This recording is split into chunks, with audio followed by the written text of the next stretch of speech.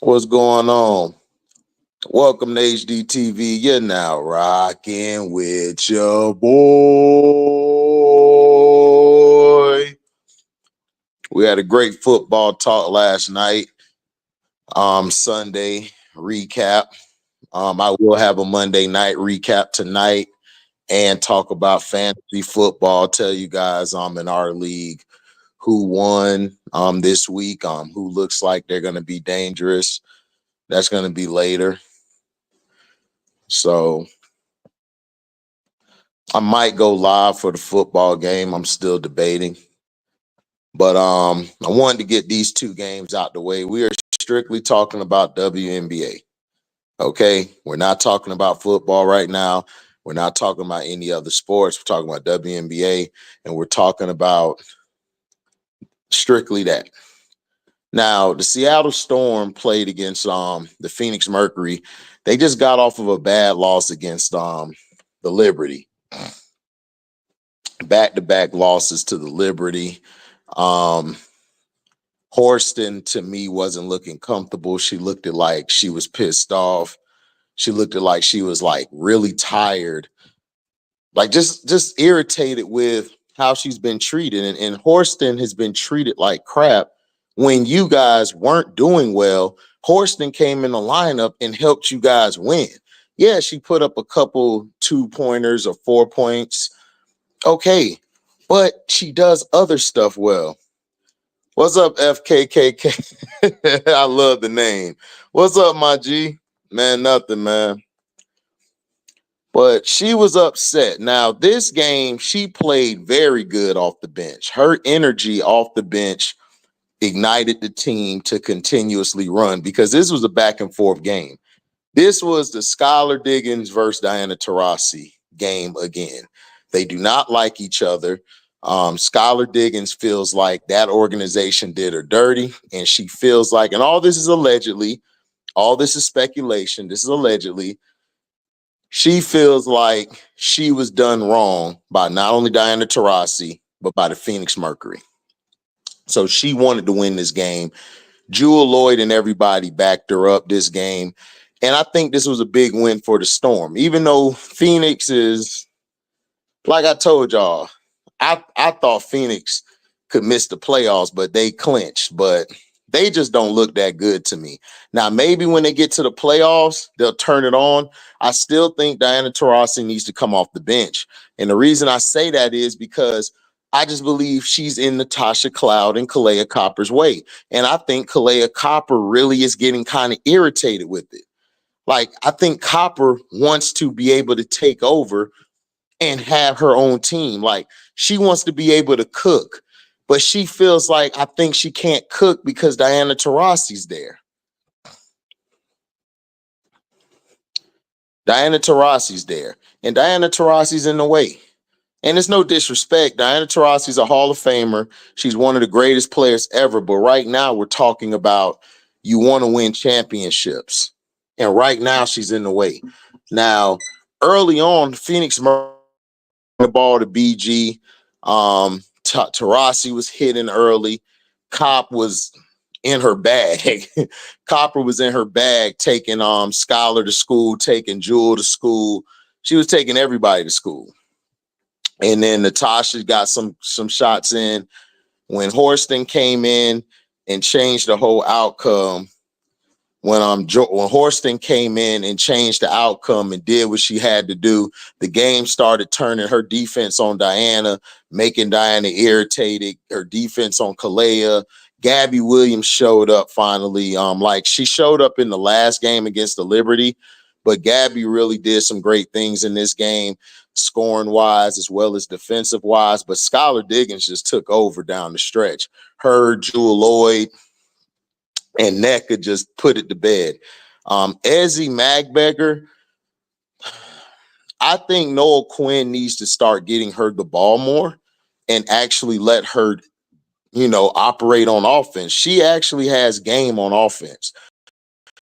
It's just that it's so many cooks in the kitchen, she really can't get going. And to me, I think they need to try to get Jewel Lloyd going. I mean, They need to try to get Skylar going early or Gabby going early. I would let Gabby go early because Skylar and Jewel Lloyd can make their own shot. They can create their own shot. Also, Skylar Diggins' point guard play was great. She facilitated very good in the second half. She out point guard Natasha Cloud, you know. And defensively, Skylar's been a dog on defense. She had some great defense on Cloud. Copper was giving it to her a little bit, but second half, she helped Horston out, play some defense. The Phoenix Mercury, they're just the older team. I think they're just waiting to get to the playoffs. BG, I think, tweaked her ankle or tweaked her knee. So she sat down and she came back. She played for a little bit, but they knew they were going to lose this game. So BG just sat down along with Diana Taurasi. They sat down and was like, okay, we lost this game. But when Seattle's on point like this, Seattle's very dangerous. The problem with Seattle is they don't get consistency from their bench. And they don't get consistency from sometimes Jewel Lloyd will be going off, or then it'll be Skylar going off, or then it'll be NECA going off. They don't have a balance yet of those three. Those three are going to have to step up and ball out if they want to win. If they want to go far in the playoffs, they're going to have to step up. Now, defensively, I'm not really worried about them. I think they're a solid team defensively because everybody on the floor can guard 1 through 5. So that's not an issue. But I think their supporting cast, the supporting cast has to get going because a team like New York, the only reason they lost to the Liberty was because the supporting cast and the bench just didn't give them nothing. They just really didn't come in and make the plays that needed to be made. And then down the stretch, you know, Skylar, Jewel, both of them kind of were off. So this is going to come down to Skylar and Jewel Lloyd. They're going to have to decide, okay, which one of us is going to close down the stretch? And which one of us is going to carry the load throughout the game? NECA is older now. NECA needs to be the third option. The third option. She has to be the solid third option. So Skylar, Jewel, and Gabby, Skylar, Jewel, and Gabby have to figure out, do we let Gabby go off first early in the game? Let her get going? Because I think you need to let Gabby get some buckets up. Because these two showed you yesterday, Saturday, this was on Saturday. They can show you how to get the job done when they needed to get done. What's up, Jay Edwards? So I just think the Seattle Storm, Noel Quinn needs to figure out, okay, do we go with Gabby? Should we go with Gabby early? I would go with Gabby Williams early and let her get her confidence up, let her get her rhythm going. And then I would let Skylar and Jewel Lloyd just take over when it's time to take over. Now, they did have Gabby Williams run point a little bit as well in this game. And to me, Gabby could run the point, but I want Skylar with the ball. I believe Skylar is a better decision maker than Gabby. That's just my opinion. Somebody may disagree with me. That's cool. You could disagree with me. Just give me your take. Give me your take and why you feel Gabby's a better distributor than Skylar. I think Skylar's fine at running the point, and I would let Gabby, get some shots up, let her get the ball, do her thing, and then, let it flow within the offense. Noel Quinn has to decide on how to let the offense flow. Because Jewel Lloyd, whenever it's time for Jewel to make a shot, Jewel makes a shot. She hits her shots when it's time to. Skylar hits the shots, when it's time to at times. But she makes very good decisions in the clutch. That's why I don't want her to not be on the ball and moving the ball around. But Phoenix, I think Taurasi needs to come off the bench. And if Taurasi comes off the bench, I think they'll be dangerous because you got too many people who need the ball. Diana Taurasi and Kalea Copper are always in each other's way. I don't know if you guys see it, but both of them love to attack from the elbow, or they love to attack from the top of the key, or they'll take it baseline. They are two players who kind of resemble each other. The only difference is Kalea Copper's a way better defender than Diana Taurasi ever could be. But they got to figure that out. And BG, they've got to get BG going. They got to. You got to get BG the ball. Brittany Griner is 6'9". That's it. So if they're going to bring traps when she gets the ball, start passing and start cutting to the basket. Stop settling for threes. The Phoenix Mercury settled for too many goddamn threes. And it's killing me because this team is actually better than how they play. They're a lot better. And they keep doing the same stupidness. We're going to shoot the three. Brittany Griner gets trapped. We're going to shoot the three. When we're in doubt, shoot the three. That's all they do. All they do is shoot the three. Hold on, I'm finna turn my camera off. But you guys can still hear me. But all they can do is shoot the three. It's like, when are we going to stop shooting the dang three all the time? You know? Can we stop shooting the three all the time? Can we actually start moving the ball around, like cutting to the basket? Because the more you cut to the basket, the more the defense will be sucked in. So when that person cuts to the basket, they have two options. They can either score from that position or shoot a mid-range or do a floater, or they could get it out to their three-point shooters by making the extra pass. And that's the problem with a lot of these teams today. It's like they're scared to be the stopgap. So if I'm BG, I'm on the baseline, I got the ball, and Kalea Copper or Cloud cuts to where the free throw line is or the paint is in the middle of the paint, then I could just dump it to them. Now the defense is going to have to collapse because I want them to shoot that floater or shoot that mid-range. And if they continuously hit that shot, it's going to open the three-point line up. You have three levels. You have three levels of basketball. You got the inside, you got the mid-range, and then you got the three-point line. That's what you got.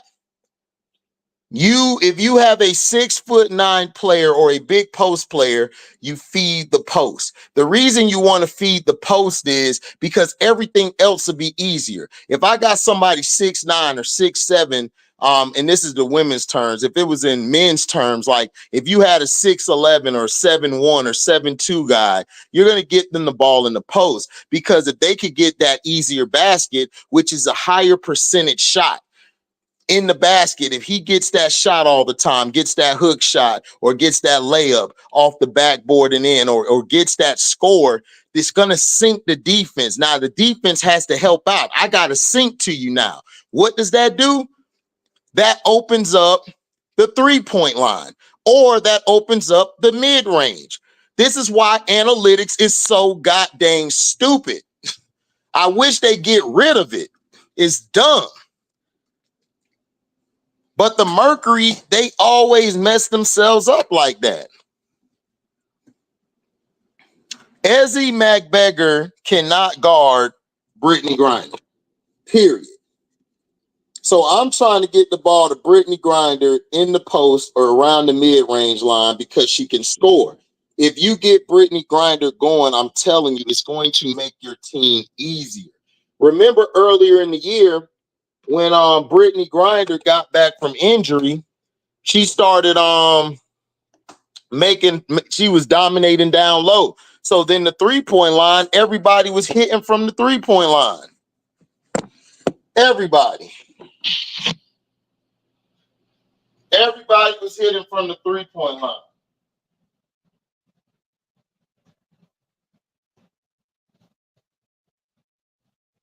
And the reason they were hitting from the 3-point line is because Brittany Griner actually took the pressure off of the shooters because the defense was sinking to the paint all the time. They were sinking to the paint. So you've got to establish that. In this Storm game, they put pressure on Brittany Griner. They were trapping her and forcing those shooters to shoot on them. But the thing about the Storm, if you go against a good defensive team to great defensive team, they know how to recover. The thing about defense is, yeah, you could cover somebody or you're on somebody, you're guarding somebody, but it's also about recovery. So if you sink in, it's about, okay, we're here to double team or trap. I'm going to throw it over here. You got to be able to go and replace that person that just went to go trap. When that person goes trap, you usually send it from the person that's over next to you, not the person that's right there next to you, but the third person away from you. You know? So what's up, Josh Cochran? I'm not talking about football this stream. We are only talking about WNBA. You have to ask me that question tonight, Josh, when I go live. For when I do post game of the Monday Night Football game. I'm not talking about football right now. We're talking about WNBA. Now, the thing is that you want somebody when they're coming to trap, you want them to come. Once they come in trap, that next person's going to recover, guard that person. Next person's going to guard. That person's going to leave once the ball is away from Brittany Griner to whoever she throws it to, because now you got to get to that person on the backside, because that person on the backside will hit that three if they're wide open, because that's how Seattle is. Everybody on Seattle can shoot, is a 3-level scorer.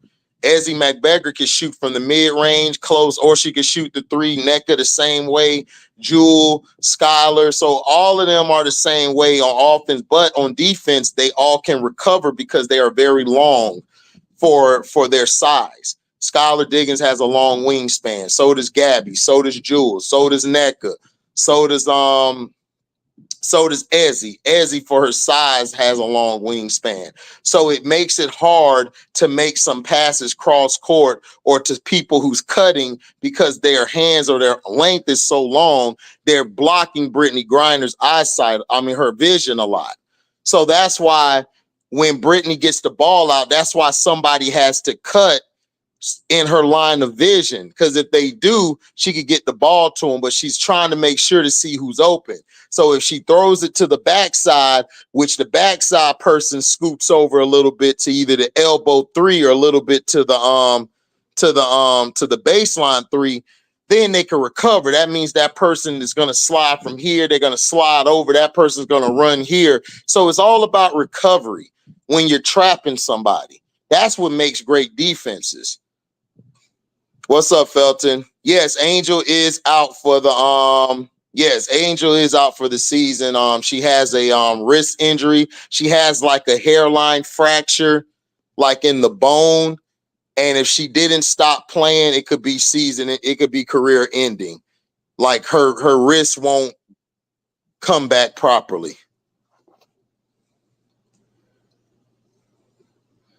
What's up, Trap Junkie? I seen you on the Showtime with YouTube then.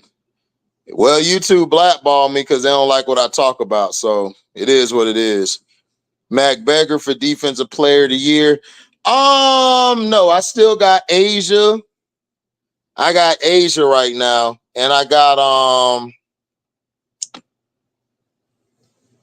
got Asia, and then I got Dejanay Carrington. I think Dejanay ought to be in that conversation before McBeggar. But I like McBeggar, though. The problem with McBeggar is sometimes she'll have some good games.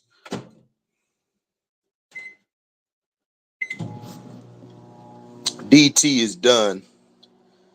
Yeah, she's done, but she still can give you about 13 to 15 points a game.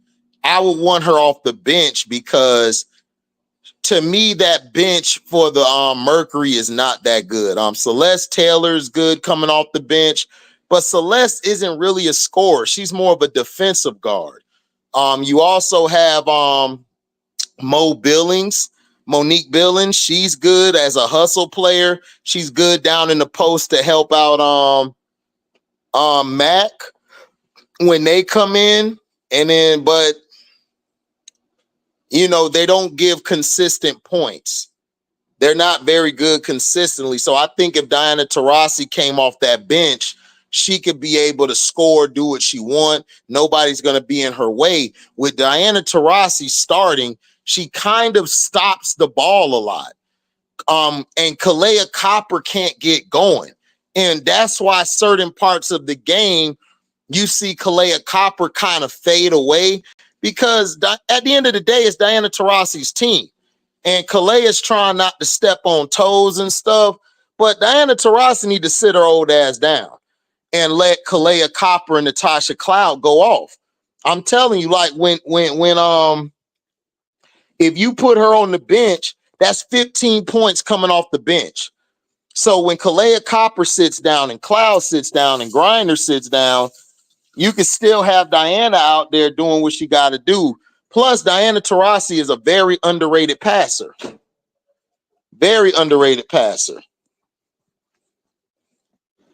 Damn sad part. I know CC fan. Man, FCC fans. If I see a CC fan in here and they are trolling about Angel, I'm blocking you. And I'm reporting you to YouTube. That's sickening what they did, because if CC got hurt, we are not finna celebrate. We're not celebrating any injury. And to me, that's very classless. It's very thoughtless. And for people to say that the Sky are better without Angel Reese, that's a lie. Because they're missing 15 to 20 rebounds a game and at least 12 to 13 points a game. So that's a big loss. So now you will get blocked. Felton, if you see anybody in here trolling about Angel's injury or talking these narratives about the block they ass. You got a wrench, all my wrench people, block them. I'm not playing that today because that's disrespectful. You guys are not a part of the game. Y'all aren't even real CC fans. Y'all ain't nothing but a bunch of redneck cowards who know if we saw you in real life, you wouldn't have that same energy. So if you come in my chat with that bullshit, I am blocking you. I don't give a damn. You can make 100 accounts. I will block all 100 of them. We're not doing that here. Damn, they blackballed you. Yeah, they done shadow realm me and stuff. They don't put a lot of my stuff out there to be found. Like, you got to come directly to my page to find me. They're pissed off at me because of some of the videos I've made, exposing a lot of the NFL, exposing the NBA, how they handle their business. So they're kind of pissed off at me. Yeah, Asia should win both the MVP and Defensive Player of the Year. I agree, they should. I mean, she should. She should win. Do you think the playoffs will look like? They're going to push the Fever. I told you. They're going to push the Fever. They're going to try to make it either Aces versus Fever, or they're going to try to make it Liberty versus Fever. I'm telling you what they're going to try to do. But I got to look at the brackets, because I think if the Fever win the first round, I think they play the winner of who the Aces play. So they're going to match up the Fever against the Aces sooner or later in the playoff. And they're going to try to match them up in the championship game against the New York Liberty.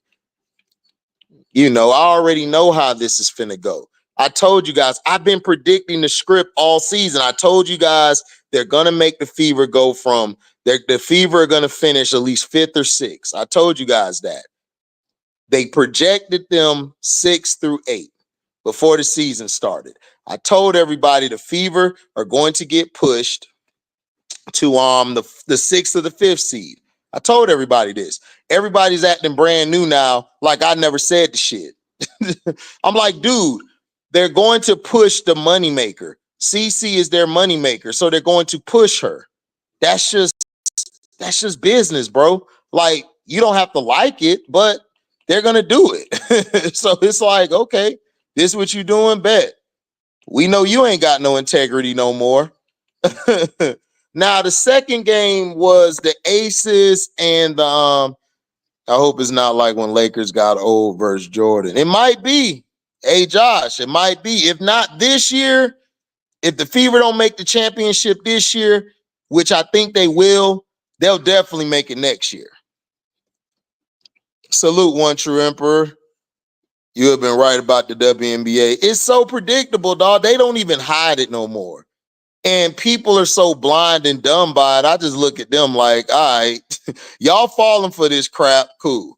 But the next game was the Aces and Liberty, and this was basically the heart of a champion going against somebody who's trying to get that first championship ever in New York. New York is the only team that has never won a championship. They've never won a championship. And the Aces should have won this game. Sydney Colson missed the layup, an open layup. And then she came back. Then on the other end, Phoebich hit the three, put them up three. Then coming down the stretch, Kelsey did a nasty cross step back, wet elbow three. And no, my bad. That was another time. She passed it to Sydney Colson. Sydney made up for that layup and made the three. But dog, you can't make up for that layup because after she made that three, they would have been up two. And then down the stretch, they still had a chance to win. Kelsey Plum was fouled, but they didn't call it. Jackie Young was fouled. They didn't call it. So we know what time it was. They had to get New York this win, so New York feel confident. I still think the Aces could three-peat this year. Asia, but it depends on Asia's injury. The severity of her injury is going to see what's up because she had a boot on. And a lot of times having a boot on is not a great sign. It's not a great sign. So we have to see because, listen, Gustafsson is terrible. Kia Cole's terrible. Stokes, Kia Stokes. Kia Stokes got to work on the offensive game. She got to work either on a post game or a mid-range or a three-point shot. She got to work on that. Sydney Colson's problem is, not Sydney Colson, but she got to work on that. Kia Stokes has to work on that. Gustafsson, her problem is Gustafsson just isn't that good. Like, she's just not consistent. I think if she played the 4 more instead of the 5, I think she'll be fine. But because she reminds me of Dotson in Washington, but Dotson is a little tougher, a little bigger, and has a better shot. I love Gustafsson as far as her trying to get the scrappy plays, but I don't see it. But this team will only go far if Asia come back. If Asia come back, they'll be fine, but they still could have won this game. Sydney got to make those bunnies at the end of the game. Kelsey and J.O. should have went to the line and hit some free throws that'll help them out, but I already knew they weren't finna get that call. Not in New York. Brianna Stewart and Ionescu put on a clinic down the stretch. Earlier in the game, it was kind of nip and tuck. JJ was kind of carrying them early on. Laney Walker, Beige Danae Hamilton, man, listen. She is one of the best role players I've seen this season. And in the past, she did this last year. She did this the year before last. Hamilton can play, and she guards the best players. She guards either Plum, Young, or Chelsea Gray. Her defense is very immaculate. She gets in people's head by her physical play. She doesn't take any shit. She plays all 3 levels. Love the game she brings. Love the defense that she brings. And Burke did something. Burke came in, had some good minutes, hit some shots for him that was big. Fee bitch, even though she didn't really have a great scoring night, she hit that big three down the stretch, but her defense, her inside and out defense, able to switch between positions, able to come off of screens and go to this person and play in the post as well to help out JJ or Hamilton or Burke. And also Kayla Thornton. Kayla Thornton is a monster. I love Kayla Thornton. Her and Hamilton are like the same to me. Except she's a little bigger than Hamilton, but they're able to switch between 1 through 5. And that's what makes them dangerous. Is like, it's not that they have JJ Ionescu, shout out to her. She closed the game with that big shot, with a big three and a big layup, a big score on the inside. Breanna Stewart kind of keeps the flow of the game at a steady pace. When it's time to speed up, she can speed it up. She's done a fantastic job. So New York's going to be dangerous. It's going to be hard to beat them because they're deep. New York is very deep. They are very deep, and they're going to be very hard to beat in 3 games. I mean, in 5 games. The first round is 3 games. It's whoever gets to 2 games. The second round in the finals is 5 games. So that's going to be interesting. Fever is out in the first round. They don't play defense against Minnesota. They're going home against Connecticut. Maybe push the series, but in the end, maybe next year in the finals for them. I got the Fever either losing, but they're not even playing Minnesota first round. I think they got Connecticut. I could see them beating Connecticut and losing in the second round. Or, like I've been telling y'all, I could see them pushing the Fever to the championship. I'm telling you, I can see it. I've been telling y'all about that all year, what they're gonna do. Coasting too busy on Wild and Out. You talking about Coasting was on Wild and Out? Yeah. Then Lainey Hamilton get hurt again. Yeah, she got hurt again, but she'll be back. I mean, I don't think it was I don't think it was severe. She has to, but she'll be all right. I disagree. Love the Fever, but the youngest starter team in the WNBA will never win. Sun will beat them in a hard 3-game series. You could disagree, Israel, but they're the money makers.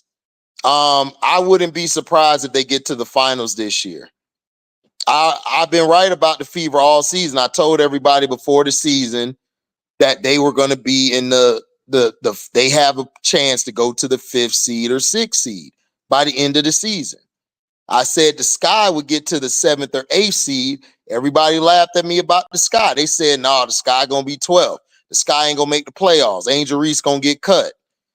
They told me the Fever, they ain't going to make it. Caitlin ain't going to translate. I said, bro, the Fever are going to be in the 5th or the 6th seed because I've watched the Fever the past 3 years. That's why when people try to tell me it's just Caitlin, no. The Fever has been building a team for a while. They finally struck gold when they got Caitlin, and all the pieces fit now. So now they are able to win. And plus, the WNBA has changed how you defend Caitlin. So if you breathe on Caitlin, it's a foul. They're giving her the Michael Jordan and LeBron rules. They're letting her get away with offensive foul, and they're letting her flop all over the court, and they're giving the other opponent fouls. So I already knew this was going to happen. So I feel you. You could disagree, but I mean, I wouldn't be surprised. Yeah, I'm ankle injury, Scrub. She hurt her ankle. She went, she was like going to she got the rebound, and Brianna Jones for the Sun fell into her ankle and rolled it. So we don't know the severity of her injury. It might be real bad.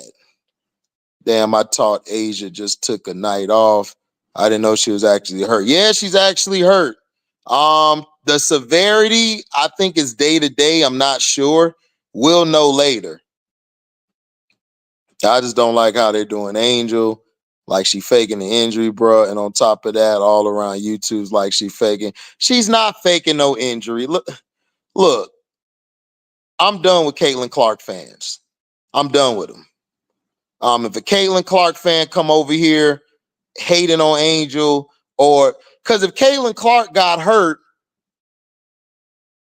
I'm not finna celebrate her getting hurt. I'm gonna be very sad for that. She's still a young girl at the end of the day. And a lot of people don't understand that. Like, she's still a woman. She's still a young woman.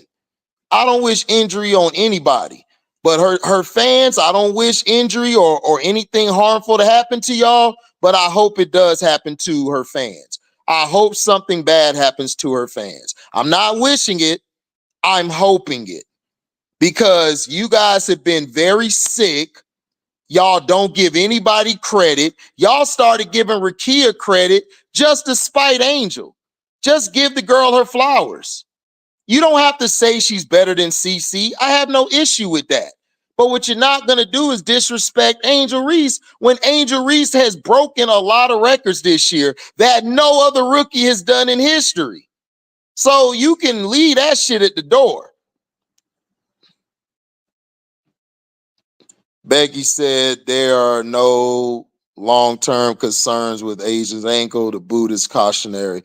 Thank you, Miss Goody Two Shoes. Miss Goody Two Shoes said that she's good. So, all right. So let's get ready for the playoffs. If the Sky clinches the playoffs, they're going to have the toughest games to play. They play New York first round. If the Sky win out or win the next three, I think they clinch. And they'll play New York first round. They could actually play good against New York. They're not going to win, but I think it goes all 3 games. I told Showtime Kennedy Carter's top 5 player in the W. She is unguardable. I disagree. She's not the top 5 player in the W. She's probably top 10. Or I say top 10. Top 10, maybe 15. But top 5, it's kind of hard to say.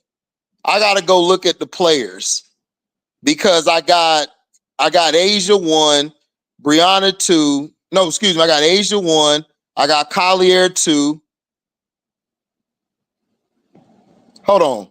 Yeah. Asia 1, Collier 2, Brianna Stewart 3, Alyssa Thomas 4, and 5. I think I got Kalea Copper 5. So I got to go look at my list. Damn, hope she can recover. Miss Goody Two Shoes said, Scrub, that there's no long-term concerns with Asia's ankle. The boot is cautionary. So she's probably good. Angel not playing her to WNBA. You can hate her game, but you can't say 2000 the CC and AR. Yeah, it did. Look, CC brought a lot of eyes. Angel brought a lot of eyes. The problem I have, Israel, isn't with Caitlin Clark. My issue is with the people that surround Caitlin Clark and her fans. They are very racist. They are very prejudiced. They are very ignorant. That's my only issue. And I do not like them. I do not like CC fans. I will block every last one of them if they come here with that bullshit. I have no issue if you praise Caitlin Clark. I've said that to you in the past. What we will not do is tear down black women to uplift the white women. That's very, very COON and very B dancing. And I don't respect that. That's very UT out here. And you know what UT means if you're around me. What's up, A-Dub? HD, what team has played some of the best B-ball to you down the stretch leading into these playoffs? The Fever, and the New York Liberty have played the best B-ball down the stretch. Yes, the Liberty and the Fever have played the best basketball down the stretch. I would say them too. And then the Minnesota Lynx. I got the Minnesota Lynx as well playing great down the stretch. Those are the 3 teams.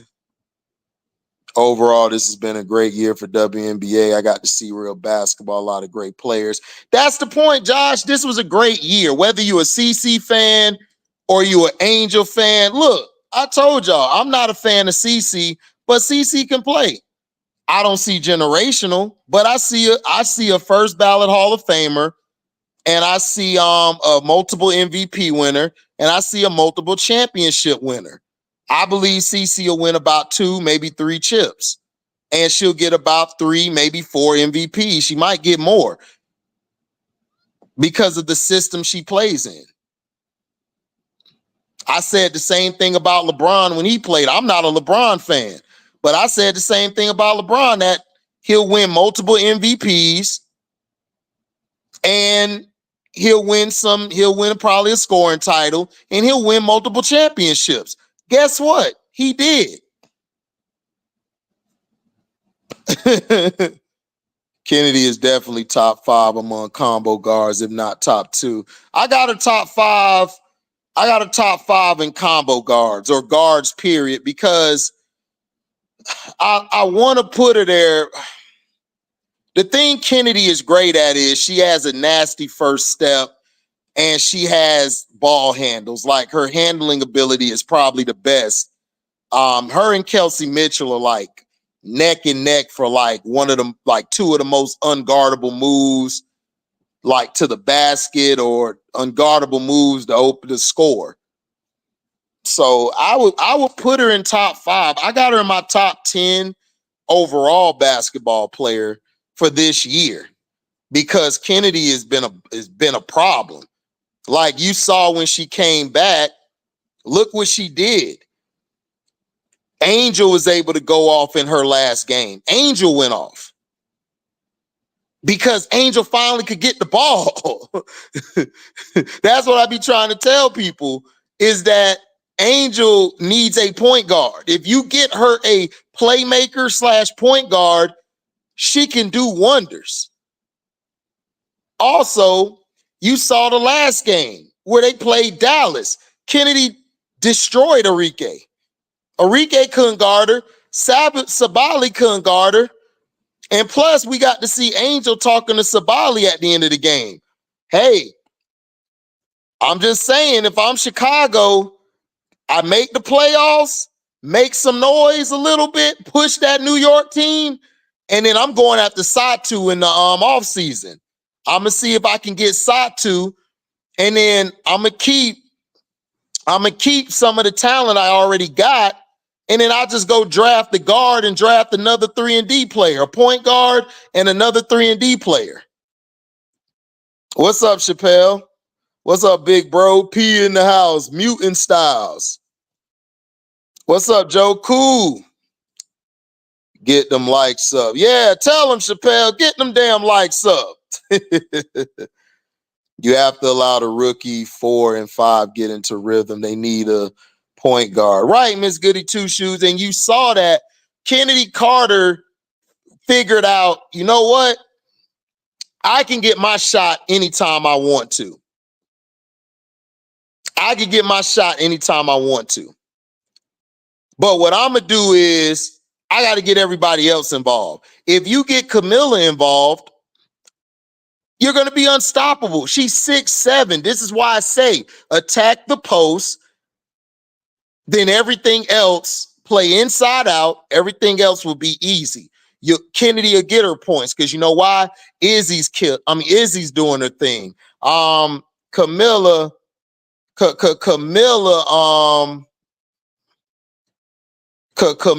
is tough. You know, and Brianna Turner came in and gave you some problems. So you gotta move the ball. You gotta feed the post. If you feed the post, you will be great. The game will be so much easier. This is what I told the Fever. The Fever did that in the second half. They fed Aaliyah Boston. They fed the bigs. They were able to complete the comeback. That's how you play basketball. You don't need to shoot a damn logo 3 or shoot all these bad threes. Let it come to you. This is why Steph Curry is great. Curry don't just jack up a 3.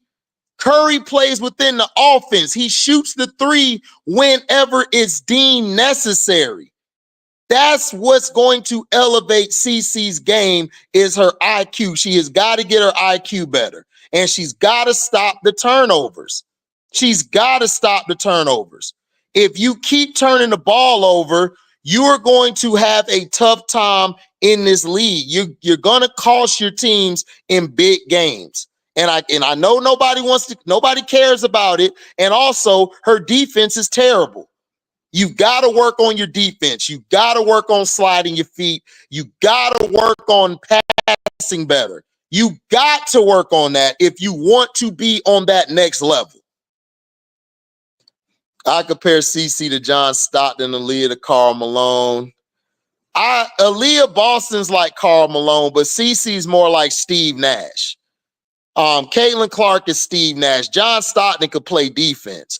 JC Sheldon out there in Dallas reminds me of John Stockton.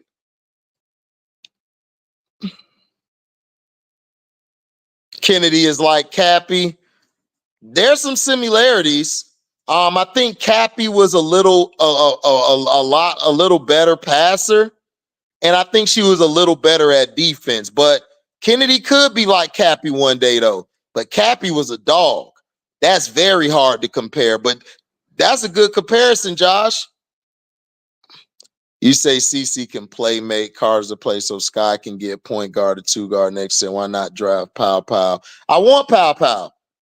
Israel, we agree on this. I want Pow Pow because I would move Kennedy to the point guard position, and I would just draft the point guard, or I would draft like a Pow Pow, and then I would go and I would just move Lizzie Allen to the bench.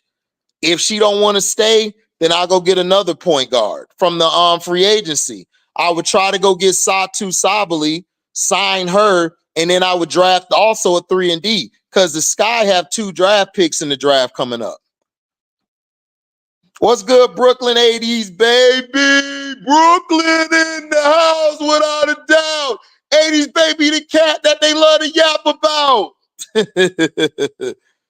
Nah, man, chilling. HD, is she still pushing, getting away with it? Yeah, she's still pushing and getting away with it, but she the popular player, dog. They're gonna allow her to keep pushing off, but yeah, she's still pushing off.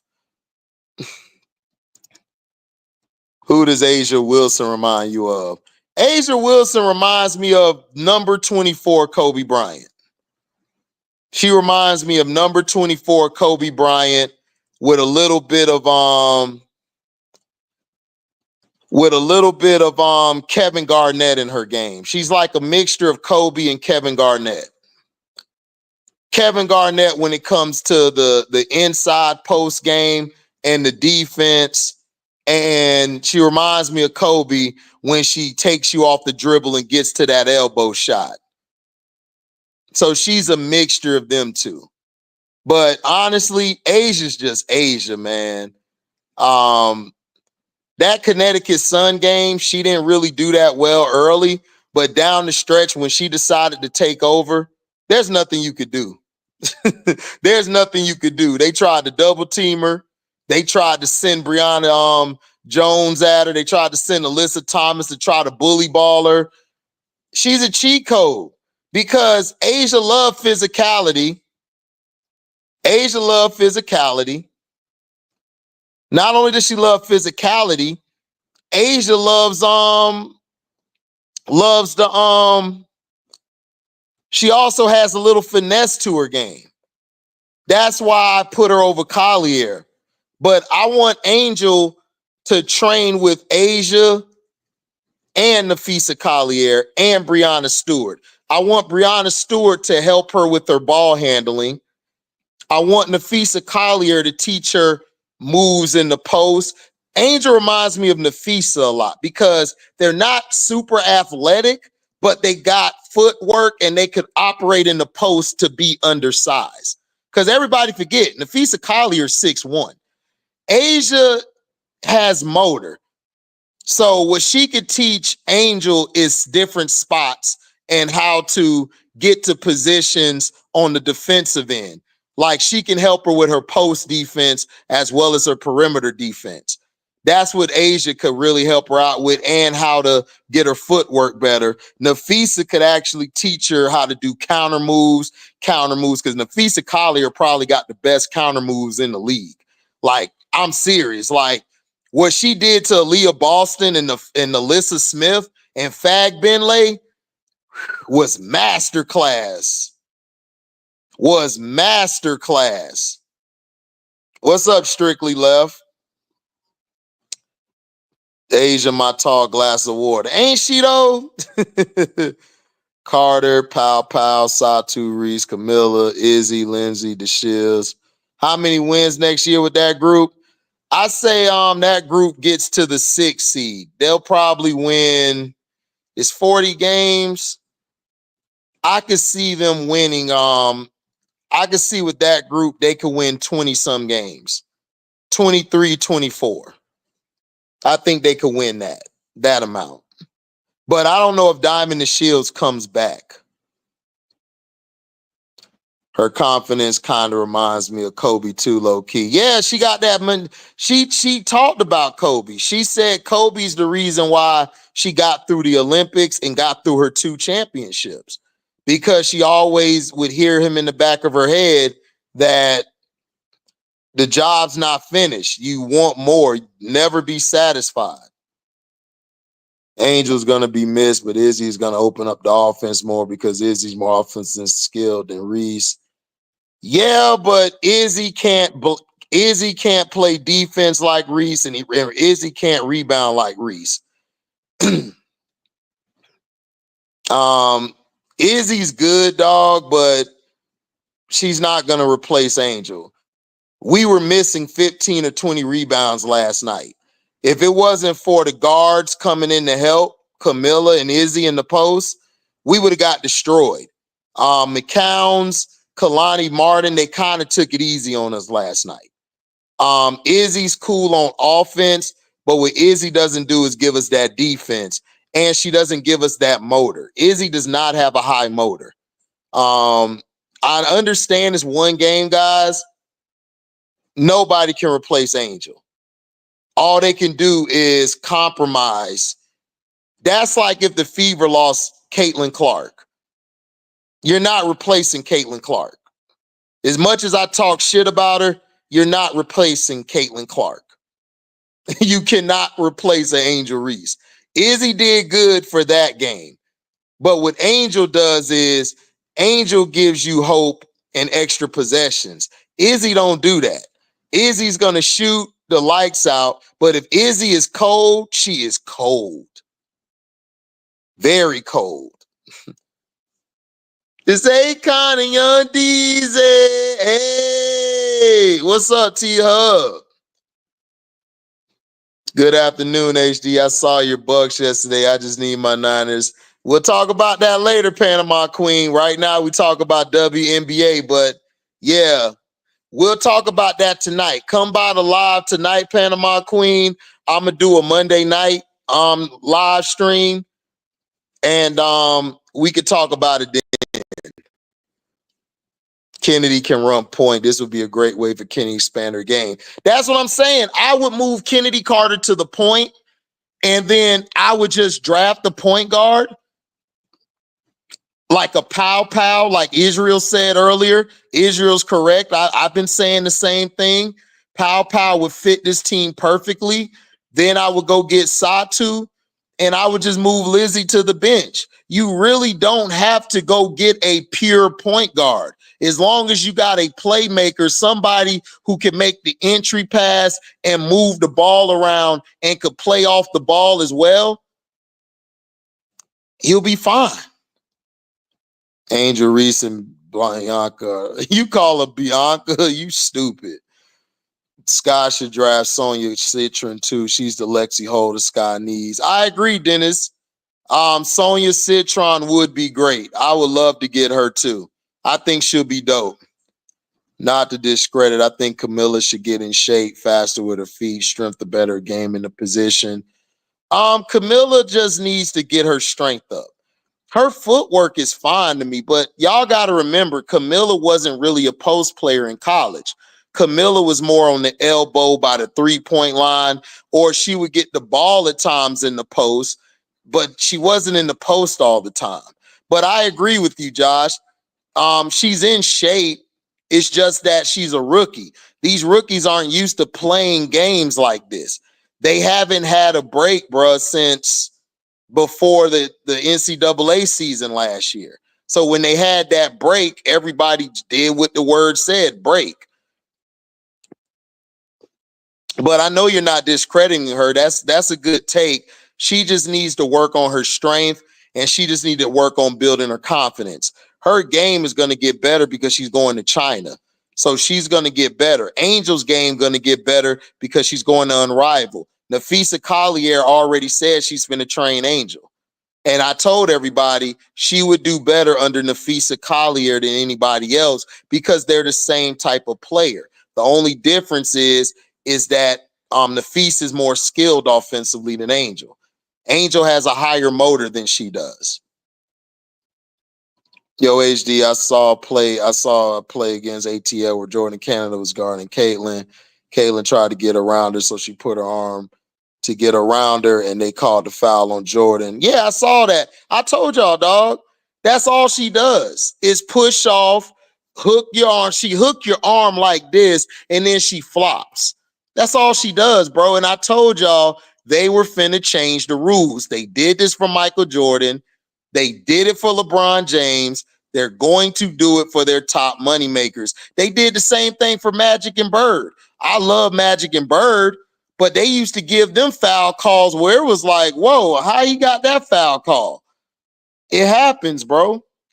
She's the league, and they're going to cater to the league. What's up, Big G? They mad at me right now because I got Plum over CC, but she is to me. I got Kelsey Plum over CC as well. Kelsey Plum plays defense. She shoots the ball at all three levels. And if you watch her in the New York Liberty game, her defense on Sabrina and what was the other girl name? Hamilton and Phoebe, she did a great job switching. So yeah. CC is a great transition player. She's the best transition player I've ever seen. That's all she is a transition player. In the half court, she's okay. She's good at the pick and roll with Aaliyah, but outside of that, she's Kelsey Plum. I would take over her. T-Hub. Probably me. I probably snored last night because I fell asleep on y'all when we went to the back chat. Angel needs to work with Izzy. She has very good footwork. She doesn't have the mobility. I don't want her work. She works with Izzy, Political Lil, and shout out to Political Lil. She went to the game. Yeah, she could work with Izzy, but I want Angel to work with Asia and Nafisa Collier and Brianna Stewart. She needs to work with those three. Collier is going to teach her counter move on counter move, how to post up, how to get the spots. Brianna's going to teach her how to bring the ball up, on how to back down at the elbow three, sometimes at the elbow or the baseline. Also teach her how to attack with the ball in her hands, how to get to the next level, dribbling the ball. Asia's going to teach her how to stay high energy, how to mentally be tough. Asia's going to teach her mental, how to get through the game, how to be physical, how to pick your spots, how to choose when to attack, not to attack. Izzy's cool as well, but I want her to learn from them three. Satu is a young Lamar Odom. Yeah, she is. She is a unicorn. Lamar Odom was a unicorn before he started snorting. HD, have you watched Notre Dame wing? Maddie Westbell has a mid-range. Maddie Montdresser got. Yeah, I seen her. I think she'll be good. I like her too, Brass. I want to get her as well. Everybody want us to get Anessa from LSU, but I think Anessa's going to be gone before we get to her. Yes, you do go left. You cursed last night. I had to end the live because you cursed. Tina Charles also should work with Angel and Camilla. I agree. Tina Charles should work with them. She needs to work with his mix. She's going to work with Nafisa mainly and Brianna Stewart in Unrivaled. She already said in Unrivaled, she already said Nafisa and Brianna, but Nafisa mainly is going to work with her. I would like to see Angel getting more touches going forward, and of course improve down low. Keep adding, she'll grow into something special, in my opinion. Yeah, she's gonna grow, but everybody forgets Angel was scoring in the 50 percentile in college, if not more. It's just that she has to adjust because now she's going against bigger players. Remember, Angel was damn near the biggest player in college. And she only went against a few, maybe 3 or 4, 6, 7, 6, 8 girls, and she used to dominate them or give them the business. Yeah, she will get better. Sky only had 8 offensive rebounds all game. Exactly. If you had Angel Reese, that'll be 15 to 20. Before y'all decide who won in the draft, watch this NCAA tournament. I could tell a lot don't really know the talent that's in the draft because everyone keeps saying the same names. Do your research. Yeah, Brooklyn, you're absolutely right. That's why I got you. You're the draft expert, Brooklyn. Pow can shoot the 3. Yes, she can. HD, if you're the Dallas, do you keep Kalani? That team has too many bigs and they're not the best rebounding team. I would the problem with Dallas is I gotta see what Satu does. If Satu decides to stay, then I'm getting rid of one of the bigs. But if Satu decides to bounce, I'm keeping one of the bigs because I need somebody to you can't teach 6'7", dog. You're still 6'7" at the end of the day. Big bro, I meant to say that Angel and Camilla are the new Twin Towers. Chicago should get Raven. Raven's not coming out next year. Raven's coming out the year after next. I think Raven stays all 4 years. Do it. Kenny's too explosive to put handcuffs on her. Play the 2 so she could just go. I say get a point guard for 2 elite playmakers. Yeah, Brooklyn, I agree. I would get a point guard too, but that point guard is going to be a rookie. Instead of throwing the rookie into the fire right away, I could get away with Kennedy at the playmaking at the point guard position real fast. And then as the season grows, I can gradually push that point guard to the forefront because I want to make an easy transition with my rookies. This year, Camilla was supposed to easily translate to the starting lineup eventually, but she got hurt. And then she was gone for a while. Then she came back. Will was out. So Izzy and Angel had to play the 5 and the 4 for a while. Then they got Camilla and, they got better, but I want to see them gradually bring the point guard in. Unless the point guard is ready day 1 to play after that mini training camp they have. If she's able to play right away, then I agree with you. I will put Kennedy at the 2 and put that girl at the point guard, move Lindsay to the bench. I agree. Angel has unique skills that help her on both ends of the floor. Yeah, you can't teach that. Izzy's a better offensive player, but that's all Izzy is. Izzy's not a strong rebounder. I remember Izzy back at Tennessee. Izzy is more of an offensive specialist. She's a specialist type of player. Defensively, she's okay, but when she goes against the real players like Asia, Nafisa, Brianna, you're going to see where Angel is going to be needed. Right now, you don't see it because for whatever reason, Natasha Howard and them had an off night. What's up, Montrese?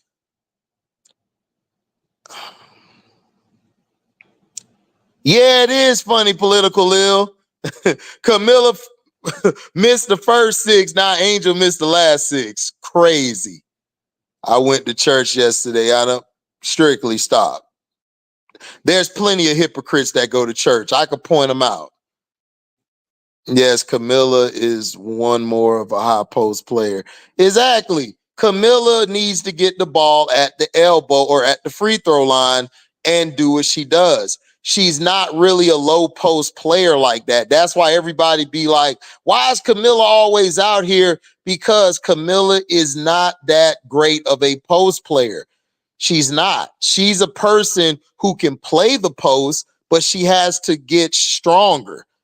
in college, if you watched her with Don Staley, Don had her at the elbow, sometimes at the three-point elbow, sometimes at the top of the key. She would set the screen and roll to the basket. She's a very good roller to the basket. Kennedy and her need to do more of that.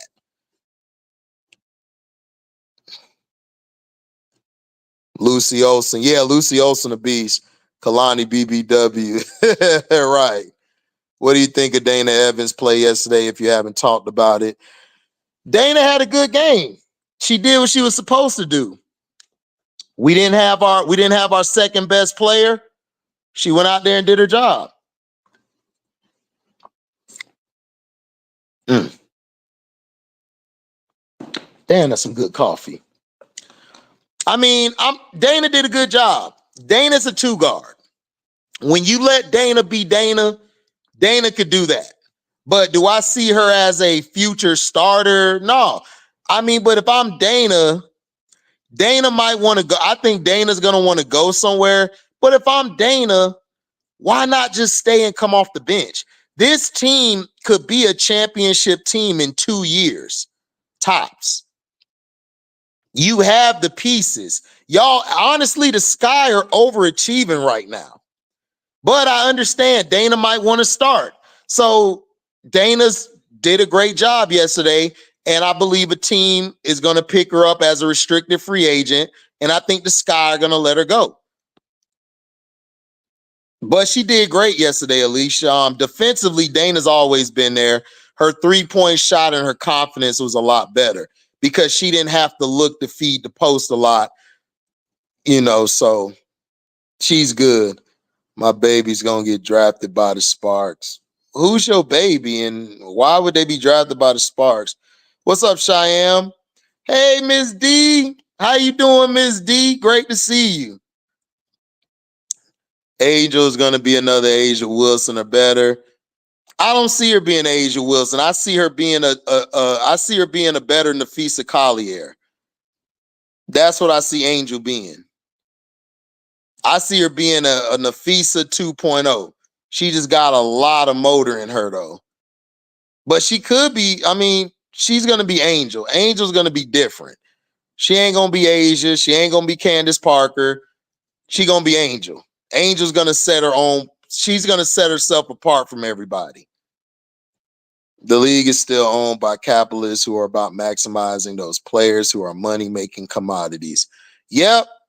Adam Silver and the rest of them chumps, allegedly. Offense doesn't win you rings. If it did, Iowa would have 2 rings.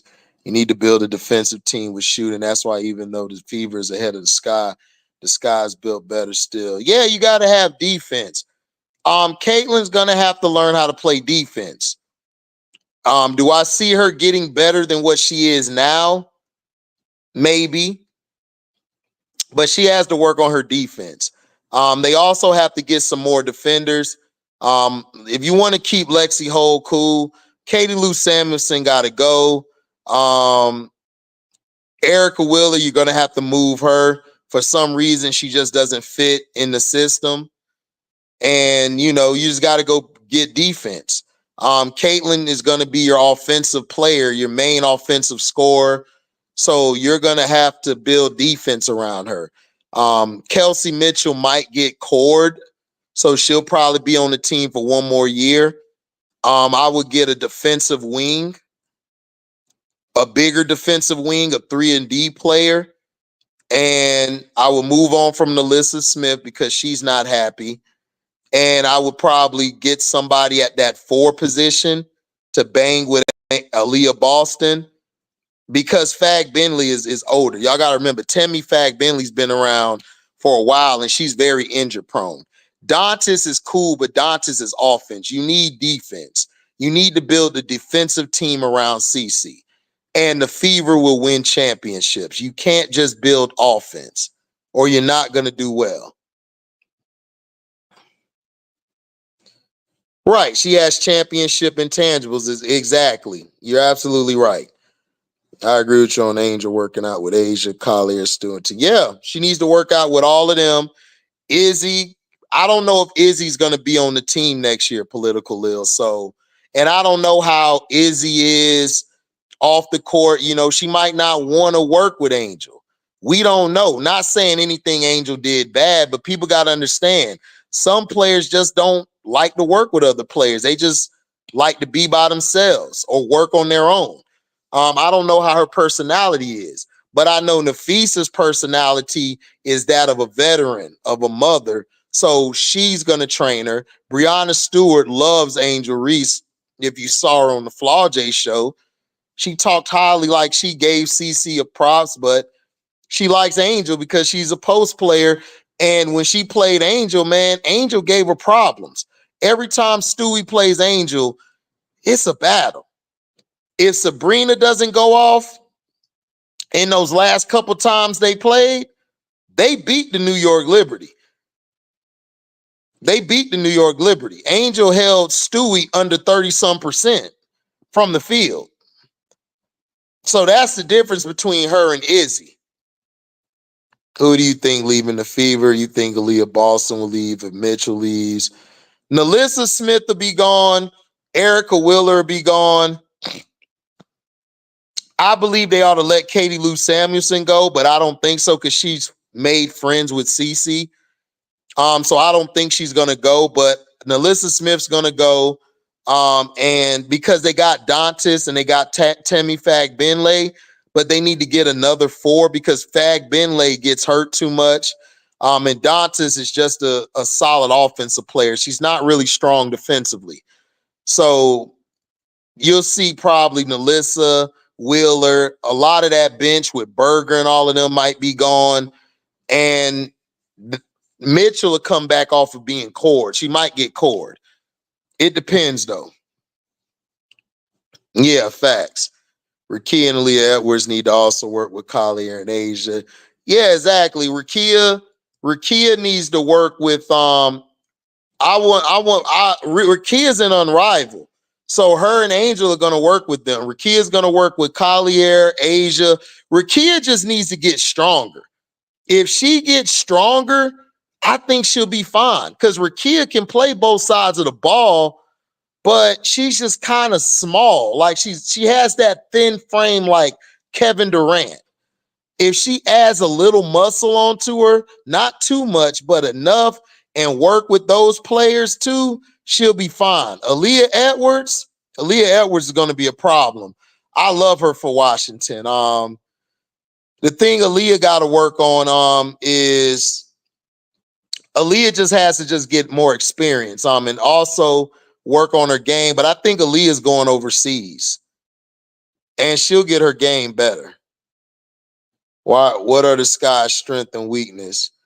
The Sky's strength is their post. Their weakness is the perimeter. And transition defense, they're terrible at too. Oh, okay, that's cool, Alicia. Man, that'll be big. Portland, that'll be big. Silver Slipper keeps slipping like he always does. He always slip. Silver Slipper stupid, dog. Like that's why I don't like his marketing.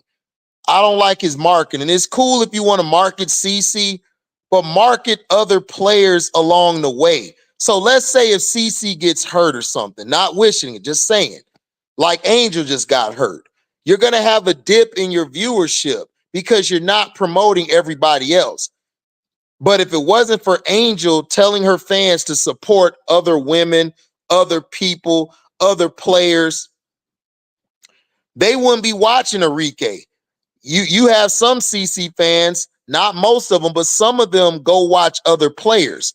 But most of them are scumbag and racist pieces of shit. Dana Evans, Tasha needs to go. Yeah, I agree. People don't realize Asia only shot 2 threes in her first 4 years. She started taking threes in year 5. Angel can become a solid 3 shooter. Definite one. You speaking to the choir. I've been saying this about people. I see Angel. This is where I see Angel being. Angel's going to be a unicorn at the 4 position. About time it hits year 3 or year 4. She's going to be a unicorn.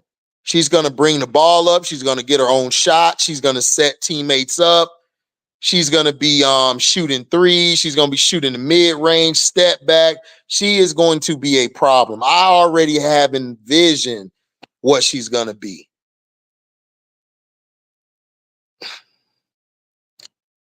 No, she's not going to be like Asia, but she's going to be Angel. You know, she's not as athletic as Asia is, because remember, Angel messed her leg up. She got a rod in her leg and her foot. So, you know, she's not going to be like Asia, but she's going to be a hell of a player.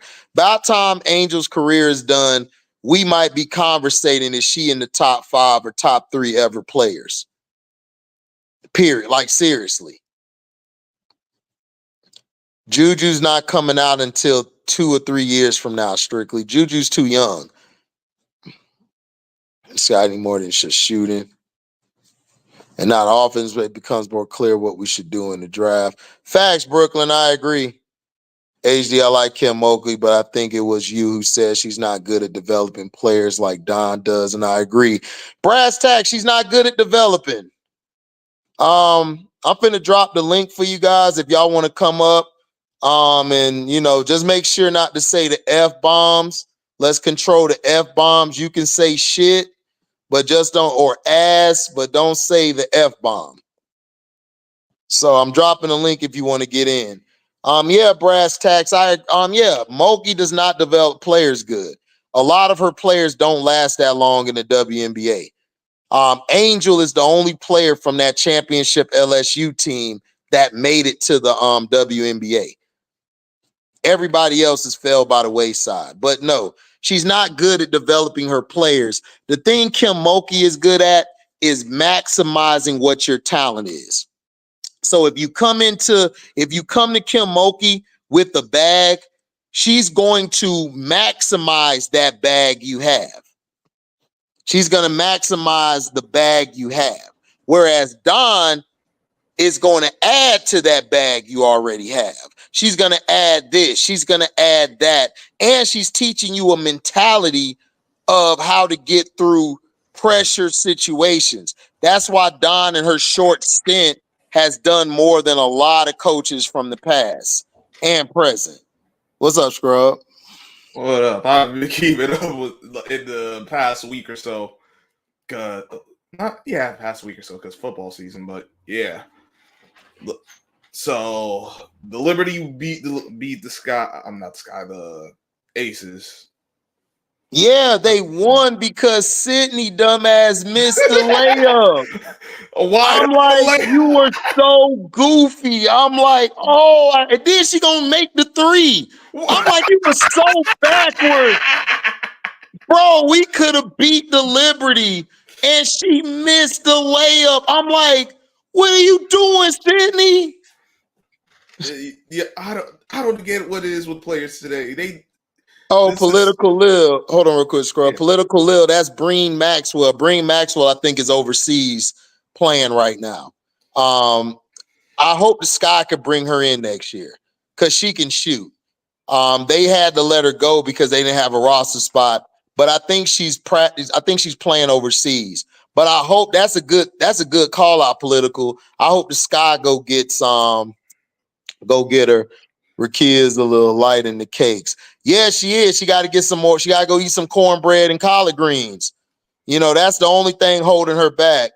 And Dana stayed in the Sky to be a starter, but she really is not a point guard. Yeah, I agree. Rakia showed up and showed out the last night. Paige will get her easy shots. I agree, definite one. Muhammad, come back later. We're only talking about WNBA basketball right now. Or you know, but later. But look at my video from last night. The last video, I talk about Deshaun Watson. Lexi Holt has impressed me. I used to think she was a roster add-on, but Lexi really surprised me with her fouling ass. Yeah, she surprised me with her fouling ass because all she do is foul. Not real. If you have Camilla, an elite rim protector, Angel, a multi-positional defender, Kennedy, a great off-ball defender. All you need is a two-way lockdown defender like Cop, J.O., and PG. That is facts, Brooklyn. I agree. I think that the Sky should get a big during the offseason. Probably later. You want to laugh, watch Awful Coaching video and Feververse links and destroy Fever defense. I was dying. And my favorite YouTube guy, he being going off Yo, on people. that dude go off Well, on everyone. awful coaching, he's okay, but he's a CC guy. Like, I like people like Simply Ball Dropping. He's a CC and Angel guy. He knows how to split up the love. And he doesn't hold back when it comes to them too. I respect guys like that. I don't respect awful coaching.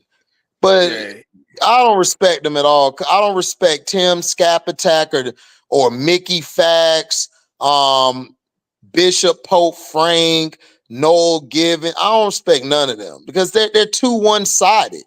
Yep. I want somebody who calls it how it is down the middle, and I can't deal with that. Oh, I hope she gets there.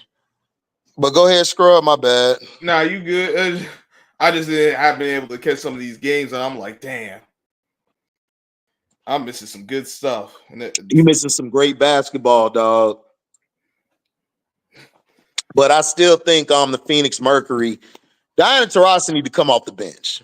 I think she would be more of a puncher off the bench because they don't have she gets in Natasha Cloud and Kalea Copper's way too much. And I think if she comes off the bench, that'll be what they need because Celeste Taylor, Mo Billings, and Mac, they'll give you some points, but they're not going to give you a consistent 10 or 12 points off the bench. And that's what they need. Yeah, they could use some more, but they need that, and they need the defense. And yes, their defense is bad. Brooklyn 80s, baby, I agree. Olivia Miles is a J Kid type. I agree. Dana stayed with the Sky to be a starting point guard, but that wasn't a good position for her. I think she should stay with the Sky on a one-year deal. I agree. Look, I like Dana playing the two. People are too hard on players because they're struggling. And I went to Showtime. Shout out to Showtime. I was on Showtime and I told people Dana's not a point. They tried to make Dana a point.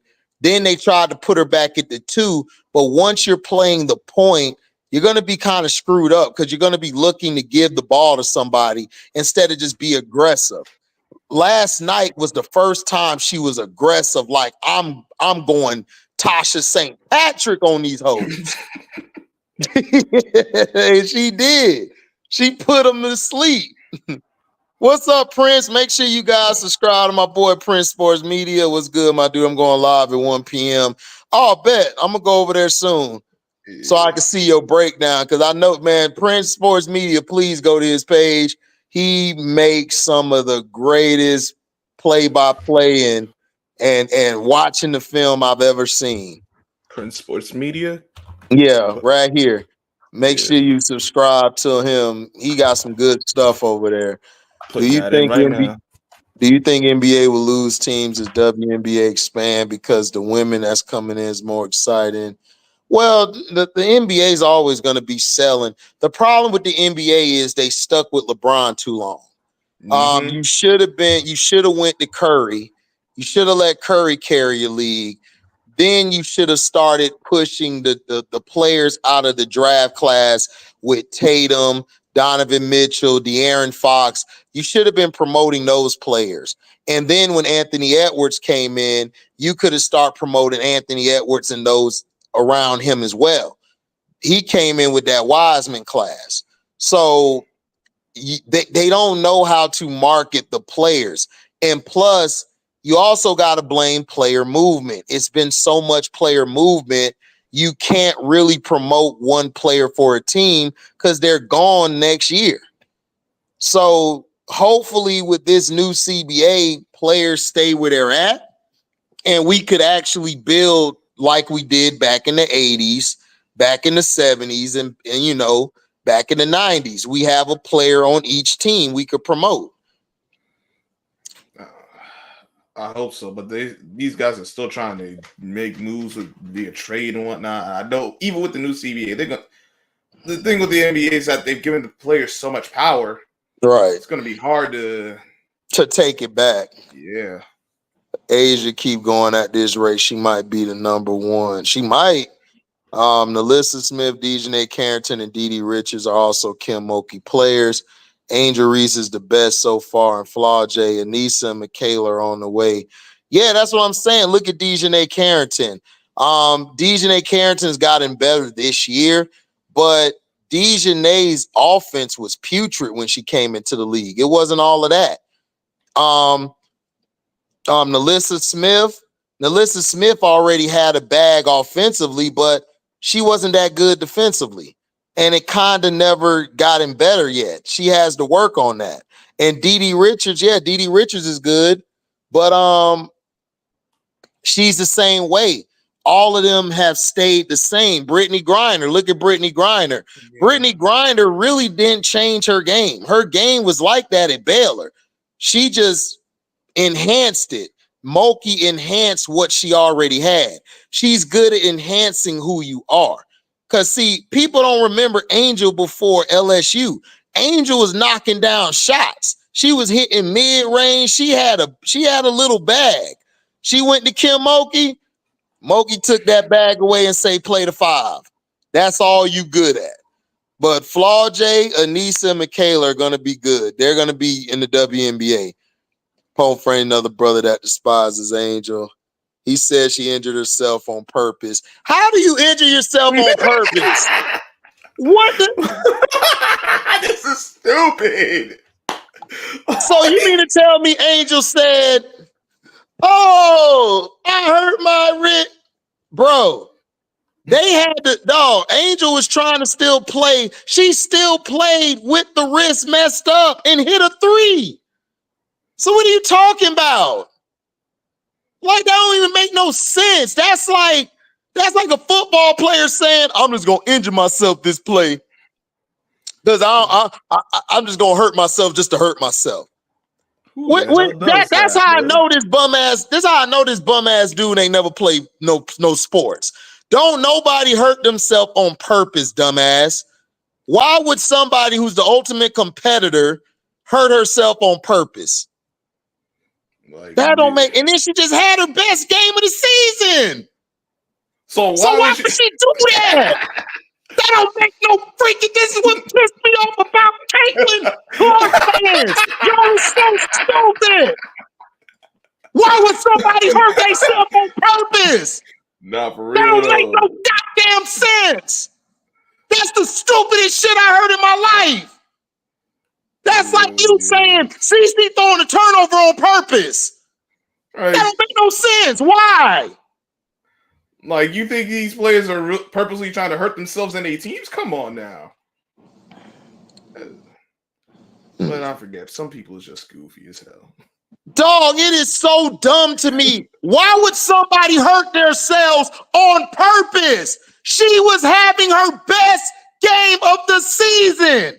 And she's going to hurt herself on purpose? We've seen guys be frustrated over having bad games or tough series, and they don't even hurt themselves on purpose. Some of them got hurt, but hey, on purpose, it's just like, damn, they got frustrated. It was a lapse in judgment, then they get injured. But not on purpose. Who the hell does that? Who would be stupid enough? I just don't understand. You guys hate on this girl. Now y'all saying, oh, Kennedy Carter's really the best player on the team. Okay, so what? Kennedy Carter is a 5-year vet. She should be the best player on the team. What are you talking about? It's just they want to say, oh, Rakia might be better than her. Dude, they have played. Let me tell you guys something. Angel and Rakia have matched up with each other all the time since kids. Somebody pulled up an old picture of them in high school together. You had Angel next to Rakia. Do you know who used to dominate all the time? Angel. You know why? Because Rakia can't guard Angel when she get ass in the post. But on the perimeter, Angel can guard Rakia.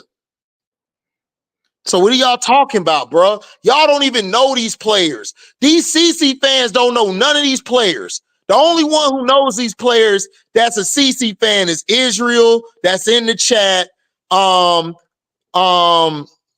What's his name?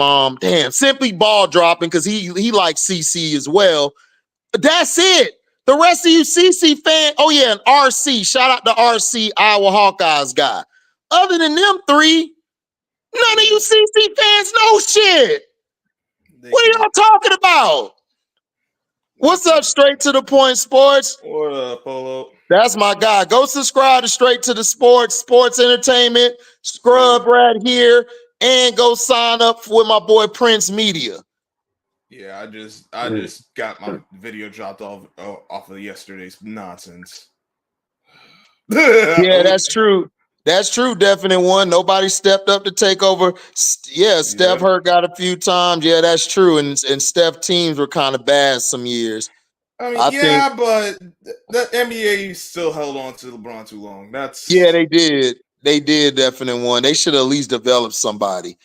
I think Angel will become a point forward similar to Candace. I could see her being like Candace, but the only thing different is I think she got way more dog than Candace. I love Candace, but Angel got way more dog than Candace had, and I love Candace. Candace a beast. I love Prince breakdowns. He really exposed Lindsay Allen's lack of IQ. He convinced me that the Sky should let her go. Yeah, I would let her go too, dog. Cause I wouldn't let her go. I would just bring her off the bench. To me, she's more of an emergency person that you can throw in there when you need to. Maddie Westbell fits the fever better than Lucy. Okay. That's what I said. Do you think Copper will try to go back to the Sky, seeing if they are trying to build a championship roster and now having a practice facility? I could see her going back. I don't know. It depends what Diana Taurasi does. If Diana Taurasi comes back for another year with BG and them, I could see Kalea Copper trying to get back to the Sky. I could actually see her trying to get back to the Sky. Pope just trying to make money. He don't believe what he's saying. I already know he don't. How do you hurt yourself on purpose? That's the most retarded shit I ever heard in my life. That's so backwards. Hey, turn your background down on that, Sean. My T. What's up, my T girl? I like West Bell for the Sky. Me too. That's who I want. Atlanta Dream made me mad. They didn't play defense with the Fever. Yeah, they didn't. They basically too up and down for my life. They too up and down. Like the Dream, like 1 minute they play like, man, this team could give New York and them problems. And the next day it's like, do y'all even want to be here, dog? Because it's like y'all want to be here sometimes and y'all don't. Like they're very, very up and down to me. What's up? Come on now. I think CC fans are starting to be dumber. It's just, dog. It's just okay. Y'all don't like the girl. Y'all say the girl trash. Why do y'all keep making videos talking about her? And then why would you make up a lie saying that she? Somebody got an echo. I think you got to turn off your YouTube in the back. Yeah. So I'm saying, like, okay, first of all, you say you don't like the girl. You say you don't want the girl to play. You saying she was gonna get cut. You said she was gonna be an OnlyFans model. She proved y'all wrong. Like what y'all said she wasn't even gonna get drafted. She did. You guys keep saying all this stuff. Why do you care? And why would she hurt herself? That don't make no damn sense. And she was having the best game of her career. So what are you talking about? Like it's just sometimes some people just need to shut the hell up and don't speak. Like just shut up. Don't say nothing. Like just shut up. If you guys love CC so much, just talk about CC. Oh, I know why you don't, because you don't get as much numbers as you do unless you hate on Angel. I know the algorithm. It's so easy to see the algorithm. Y'all so dumb. Because when I talk about CC and Angel videos, the Angel videos I make go higher than the CC videos by a lot. So what does that tell you? The Angel's just more interesting. Exactly. I said that out loud. My bad. Exactly, definite one. So the definitive one. So I'm just gonna hurt myself after I'm having one of my best games of my career. Like, what are we talking about? Can you explain how the draft will go next year for the Sky?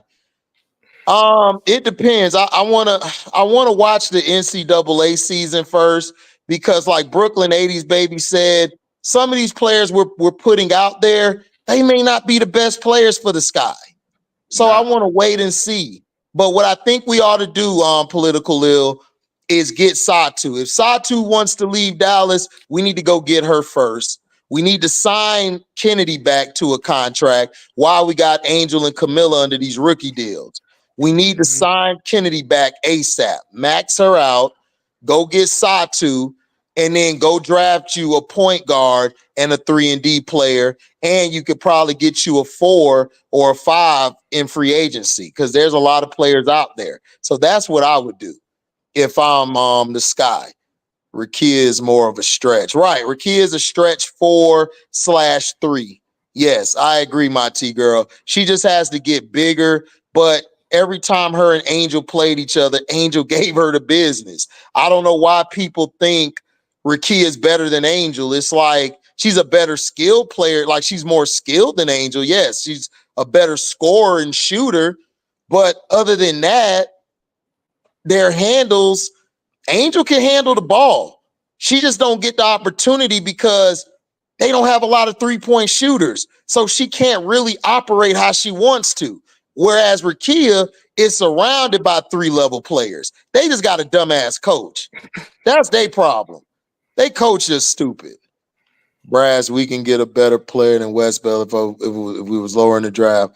I agree with you. If we get Maddie, that's a terrible draft for us. 2 of Maddie teammates who's better than are in the draft. Yeah, these CC fanboys' new thing is tearing down Kelsey Mitchell to big up Carter to make it look like Angel has the better player team over CC. Exactly. Using a black woman to tear down a black woman to big a white woman up. And people don't see nothing wrong with that. They really don't. Like, that's very disturbing to me that black men don't see a problem with that. They don't. Like, they full-fledged. Like, man, there ain't nothing wrong with that. I'm just looking at it like a player. All right. HD, I come up when one of these dudes with outlandish takes come up so I could cook. Brooklyn 80s baby is crazy with it.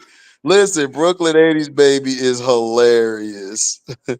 The Sky need bigger guards. I hope they go after Paige. They're not going to be able to get Paige. Paige is going first pick overall. They're not getting Paige. I love Paige, but no, they're not going to get Paige. Which team's coming this next year? It's going to be the Canada team or the Golden State? No, Golden State Valkyrie. They're coming next year. Canada team come the year after next. Yeah, so is Paige definitely going over there. Okay. No, she's not going over there because they're picking the expansion. What I heard, the expansion team picks number 5 in the draft. Oh, wow. Okay. So basically, I'm thinking the LA Sparks might get Paige. You might have Paige or the Dallas Wings, one of them. But I think Paige is going to be they're trying to make it Paige, Rakia, and Cam next year, which is going to be dangerous. That would be good. They just need a new coach then. I think the Dream need better forwards with defense and 3-point efficiency. They should get Jordan Horston or Joyner Holmes from Seattle. The Dream problem is to me, whose team is it? Is it Ryan's team? Is it Tina's team? Or is it Alicia's team?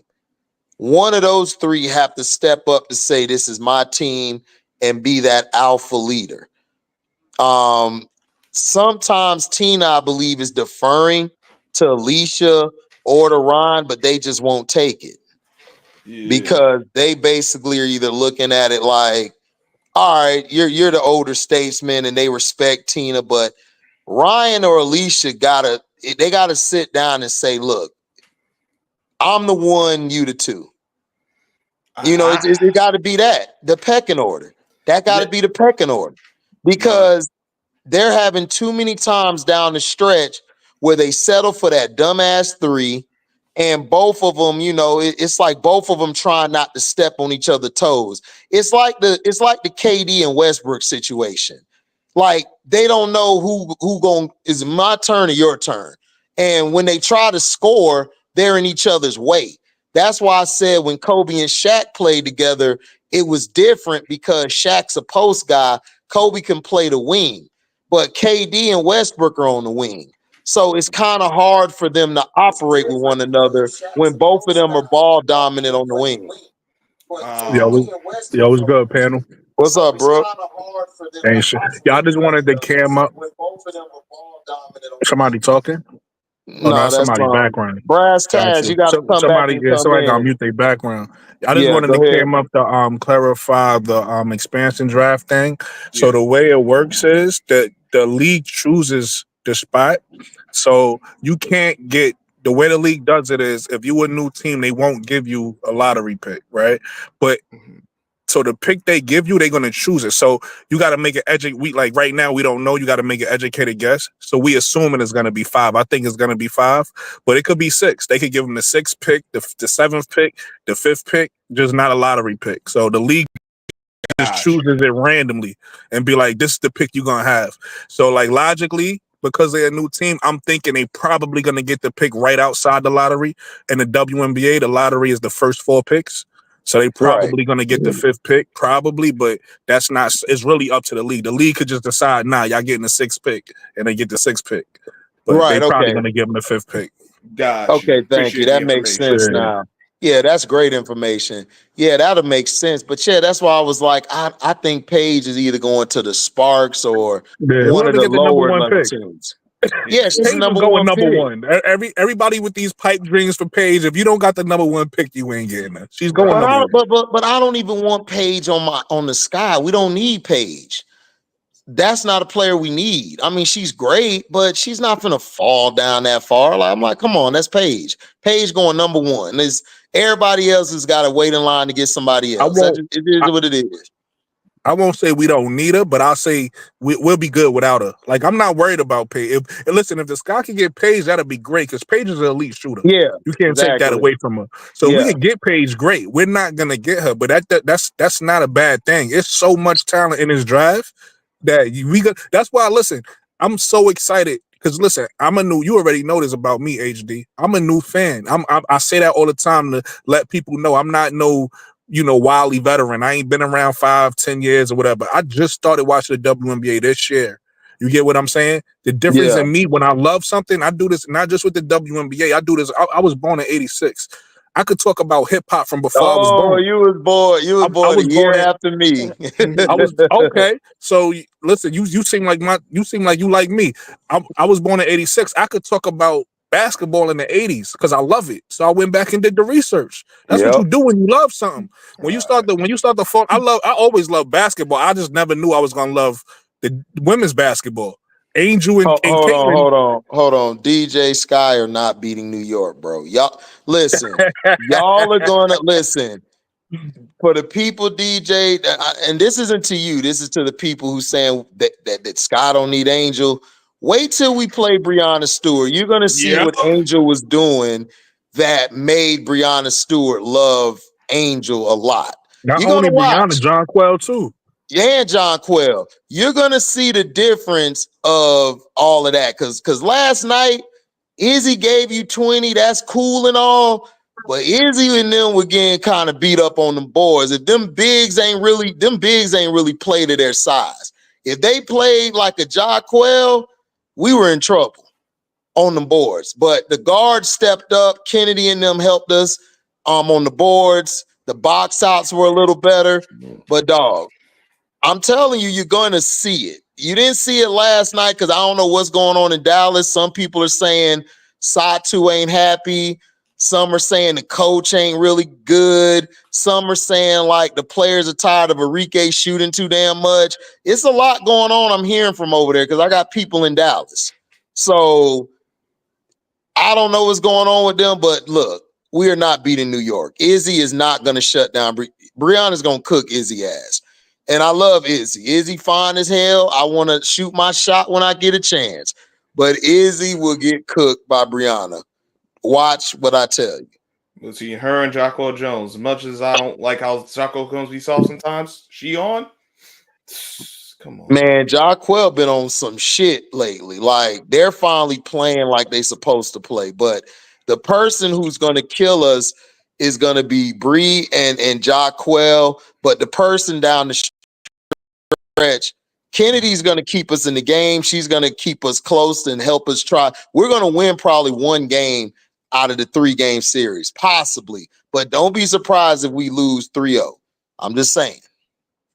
I mean 2-0, excuse me. It's a 3-game series. I mean 3 games, so 2-0. Is that Leaf? It should be a great experience for Camilla. Even though, listen, y'all know me, man. I'm team get the 3rd pick. So if we start losing, I'll be happy. Everybody be trying to get mad at Brooklyn. I'm like, man, listen, I like Brooklyn. If I had a team, Brooklyn be my GM, boy. Brooklyn be my president, and GM be like, it's an HD, son. Nah, man, we can't do that. We got to drop a little bit. We can get this and get that. All right, make it happen. Tell Teaspoon what's up. But look, HD, watch this. Watch this. I'm going to show every Sky fan why they probably agree with me after they know this part of the information, right? So this year we got lucky because who knew Dallas was going to be trashed, right? If Dallas was as good as they supposed to be, they would be in the top, top 7, 8, whatever, and we would lose our pick. So luckily, we in a perfect this house money. Dallas has a number 2 pick right now. That's why I keep saying the 3rd pick. As long as we above Dallas, we good. Next year, we in the same boat. A lot of people don't know that. Minnesota owns our pick next year. And look at the seed Minnesota's in. So Minnesota is the year. I mean, next year is the year we gotta win, because if Minnesota is a 2-3 seed next year and we sitting here at 6, 7, and 8, we losing our pick. So next year the pressure really gonna be on for us to win. So y'all sitting here worried about the playoffs now. Y'all should be worried about getting better now and being in the playoffs next year. Because next year, if y'all sit here and look at players y'all could get, because look, everybody talking about who? Raven Johnson. Everybody talking about who? Flage. Guess what? They come out next year. Guess what? We might lose our pick next year, and y'all gonna be sick. You get what I'm saying? People not thinking like that. People thinking game to game. It's like, no, you got to realize we got a GM that just did good things for us. So now we got to figure out how to utilize it the best way to help our team get better. We keep talking about we want to be the championship team. We want to get better, but we worrying about losing in the playoffs instead of getting a high draft pick. Like, that's crazy to me, but hey, to each his own. Yeah, exactly. But my T girl, no, I'm saying Rakia, 6'2", but I've watched these girls since high school. I watched WNBA ball since '97. I know Rakia is great. I love Rakia, but every time her and Angel play against each other, Angel gives her the business, and Rakia start off fast, and then Rakia got that mouth on her. See, y'all don't know because she a fine ass chocolate sister. Rakia get to talking, Angel be like, "Oh, really? All right, give me the ball, go down low and start banging her ass and knocking her ass around, and then start calling her too small talking, and then walk down the court talking about get your money up." So they've been doing that since high school, her and Rakia. They've always gone against each other. They've always been compared to each other. And, Rakia said something like, "Nah, I think I'm better," or something, man. Angel be like, "All right, I see what you're saying." And Angel go at her every time they play. And Angel always shut her ass down. It's like a competitive, nature. Like it's two alphas going at it with each other. That's all it is. Yeah. But look, let me tell you, in HD, that's old school at its finest. HD, you gonna be able to understand this. When Angel do that to Caitlyn and that competitive nature come out, that the world don't understand that, and they start hating Angel, like, why you being so rough on this girl, right? But when what's Angel? Hold on, I don't mean to bring race into it, but anybody from the hood gonna understand this. Angel is a pretty black girl, right? She's a beautiful black girl. She nice at what does she do, right? Yeah. What's Rakia? Another beautiful black girl, nice at what she do, right? And where we come from, when it's competition, we throw everything out the window. We go at each other. You know what I mean? That don't mean we hate each other, but we're gonna go at each other. But this is the thing, though, Brooklyn. Not to cut you off, Caitlyn has said this on plenty of occasions. Me and Angel been talking shit to each other since high school. So Angel used to beat Caitlyn all the time in high school, Maryland, LSU. Like, they've always went at it with each other talking shit. It's just that you got white people who never watch the game, or these YouTuber guys like Pope Frank who never watched the game. They wouldn't know this. This is why they're so vile and so ignorant, because they don't understand it. They thinking, oh, this girl here ain't all this. It's like, dude, Angel has been an SEC player twice. She was a Big Ten player of the year, and I think not a Big Ten player of the year, but she was in the running, or first team Big Ten player of the year. So it's like she's always been that girl. They just don't like her because her game isn't aesthetically pleasing to watch to a casual fan. A casual fan, I said this before the draft. Scrub was in here when the draft happened. What did I say? I said Caitlyn is going to be the most popular and fun to watch player. Didn't I say that? You did. And I said she's going to win MVP. I'm not MVP, but Rookie of the Year. Didn't I say that then? But I'm a hater of Caitlin Clark, though. Didn't I say that she was going to win Rookie of the Year, right? Yep. And I said Rakia is the most skilled player of all of them in the draft. Didn't I say that? You said that too. And I said Angel is the most impactful and more dog in her than all of them. And I said if Indiana wasn't the first pick, I would have picked Angel first pick overall. That's what I said that day. That's what I said. So I've always given CC her props. I never hated on her. I just say it's part of her games that I don't like. I just think she needs to work on it before the refs in the league make her like LeBron, where she's going to be lazy and not actually work on her game. She's going to just run people over and do whatever she wants now because the league is going to allow it. I don't want her to get spoiled like that.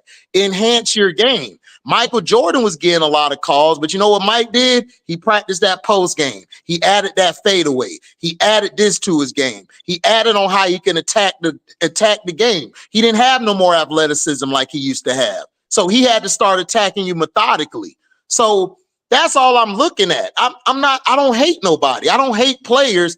I just see what you can be. And if I feel you're not doing it, I'm going to criticize it. I don't care if you got 30, 12, and 15 and you shot, nigga, you turned the ball over too much and your defense is trash. I don't care. Like, I'm sorry. That's how my coaches taught me growing up. They didn't praise me if I had 20 and like 10 and like I had 6 turnovers. Yo, they're gonna cuss me out about that. Yo, hold on, Brody, because I just want to finish my point real quick, because I want people to understand what I was trying to say. I was really talking about Angel. I was really talking about Angel and Rakia. And what I was saying is, when you come from where we come from, yeah, we go at each other like that because it's competitive nature. That's what we do. But at the end of the day, I bet money. I don't have no facts behind this, no evidence, but I bet money Angel and Rakia love each other because of seeing another black, beautiful woman be great at what they do. You get what I'm saying? They go at each other like that because that's their job. They played on the same team in USA. Yeah, they played on the same team. My point is, you go at it like that because that's your job, and y'all gonna go hard, and whatever the case may be. But it's love at the end of the day, right? But what I'm saying is the world, not y'all, not social media concerts. I'm talking about the world. Angel does the same thing with Caitlyn, and the world go crazy. The world, it's like, why you bullying this girl and all? That's just what we do, where we come from. We go hard. You know what I mean? And when it's competitive. That's all. I just wanted to put that point out there. Yeah, I mean, that's all. I mean, look, go ahead, Strictly. Please don't go left. Go ahead. Here we go. As a response to both y'all kings statements, I was gonna say it's not about. I remember even during football practice, one of my coaches was like, "It's not about how you start; it's about how you finish." What matters is when you get to that fourth quarter and when it gets to crunch time, what you gonna do? And you know what I'm saying, HD, like you're right. You can average 20 some, 15 or 8, but if you can't do nothing in the playoff and you're averaging 12 points, something wrong. Something wrong with your game because you're not listening. It ain't nothing wrong. I mean, my thing is, I look at the big picture. I don't look at 2 or 3 games. I look at down the line. If you're averaging all these turnovers, when we get into a big game in the playoffs, you turn the ball over, we lose that game. LeBron James is a perfect example. His first years wasn't because of the talent he didn't have. They lost the game because he had almost 30 turnovers for the series. Nobody talks about that. 30 turnovers. Do you know what that means? 30 turnovers. Then the next year he lost. He lost in the game against the Spurs. You know why? He had almost 30 turnovers in the game. So when you're turning the ball over and you're not shooting efficiently, that's 2 things that messes you up on the court. So that's what I'm saying. If you average between like 2 to 3 turnovers a game, and for the assists she gets 8, almost 9. Hell, sometimes 15 or 19. She might have a crazy game with 20 assists. That will help you win games by either blowouts or by 10. But the more you keep doing these turnovers and you get in a deficit, luckily you were playing Atlanta. Atlanta always give up the damn lead in the stretch. You would have got blown out by a good team. So that's all I'm saying. Is just work on that. That's not me saying, yo, you a bum, you trash. No, she's not. CeCe broke records, so she's far from trash. She broke records, so she can play in this game. But I just don't see what everybody is glorifying, but glossing over all of this stuff she does. But then when it come to Angel, I'm gonna just tear her down and talk about all what she don't do good. But I'm gonna talk about what CeCe do great. That's where I have a problem. If you're going to talk about CeCe greatness, talk about Angel's greatness. If you're going to talk about Angel's faults, talk about CeCe faults. Be fair. That's keep all the I'm same saying. energy on both sides. Just keep the same energy. That's all I care. That's why I like Simply Ball Dropping. That's why I like Showtime. They keep the energy on both sides. They're not finna pick one person over the other. They're going to call it down the line. I've seen Showtime make videos about Angel Reese's shooting some bad shots and need to work on her shooting game. I've seen him criticize Caitlyn about her turnovers. Then I've seen him make a video praising Caitlyn getting her triple doubles, making her statement in the game, coming back balling after the break. I've seen him make a video talking about Angel, how great she's played, her breaking double records, her doing this. But what I don't like is people who don't watch the game or played the game, like Adrian Ross or Pope Frank and all of them, telling me that she's padding her stats. How are you padding your stats? But see, this is how I know they didn't watch in college. They didn't watch in college because Caitlyn and Angel Reese used to get double doubles all the time. I think Caitlyn got a triple double a few times in college. So I've seen Angel since high school get double doubles. She had a 20 and 20 game before. Multiple times had a 20 and 20 game in college and in high school. So how is she a bum? I don't get what people talking about. Like, a bum to me is a nigga who averaging like Kwame Brown numbers. No disrespect to Kwame Brown, but that's a bum to me if you're averaging 5 and 5 and you're picked at a certain. We're coming for you, right? And you're a first pick overall. Right. To me, Kwame Brown about to have a video on you. Hey, he can, dog. Listen, I don't dodge anybody. I don't care. They can make a video on me. I love Kwame Brown as a man, but I'm just saying, as on the court, that's what a bum in a person's mind would see as a bum. If you're a first pick or pick within the 10 rounds, the first 10 picks of the first round, if you're averaging 5 and 4, then yeah, I understand. You would think that's a bum. But I'm just saying, like, this girl's averaging 13 and 13. Come on, like, and most of her offensive rebounds, dog, she's getting from all her teammates and getting a putback or getting an extra possession. Like, come on, we gotta stop. If you think CeCe's rookie of the year, I have no issue with that.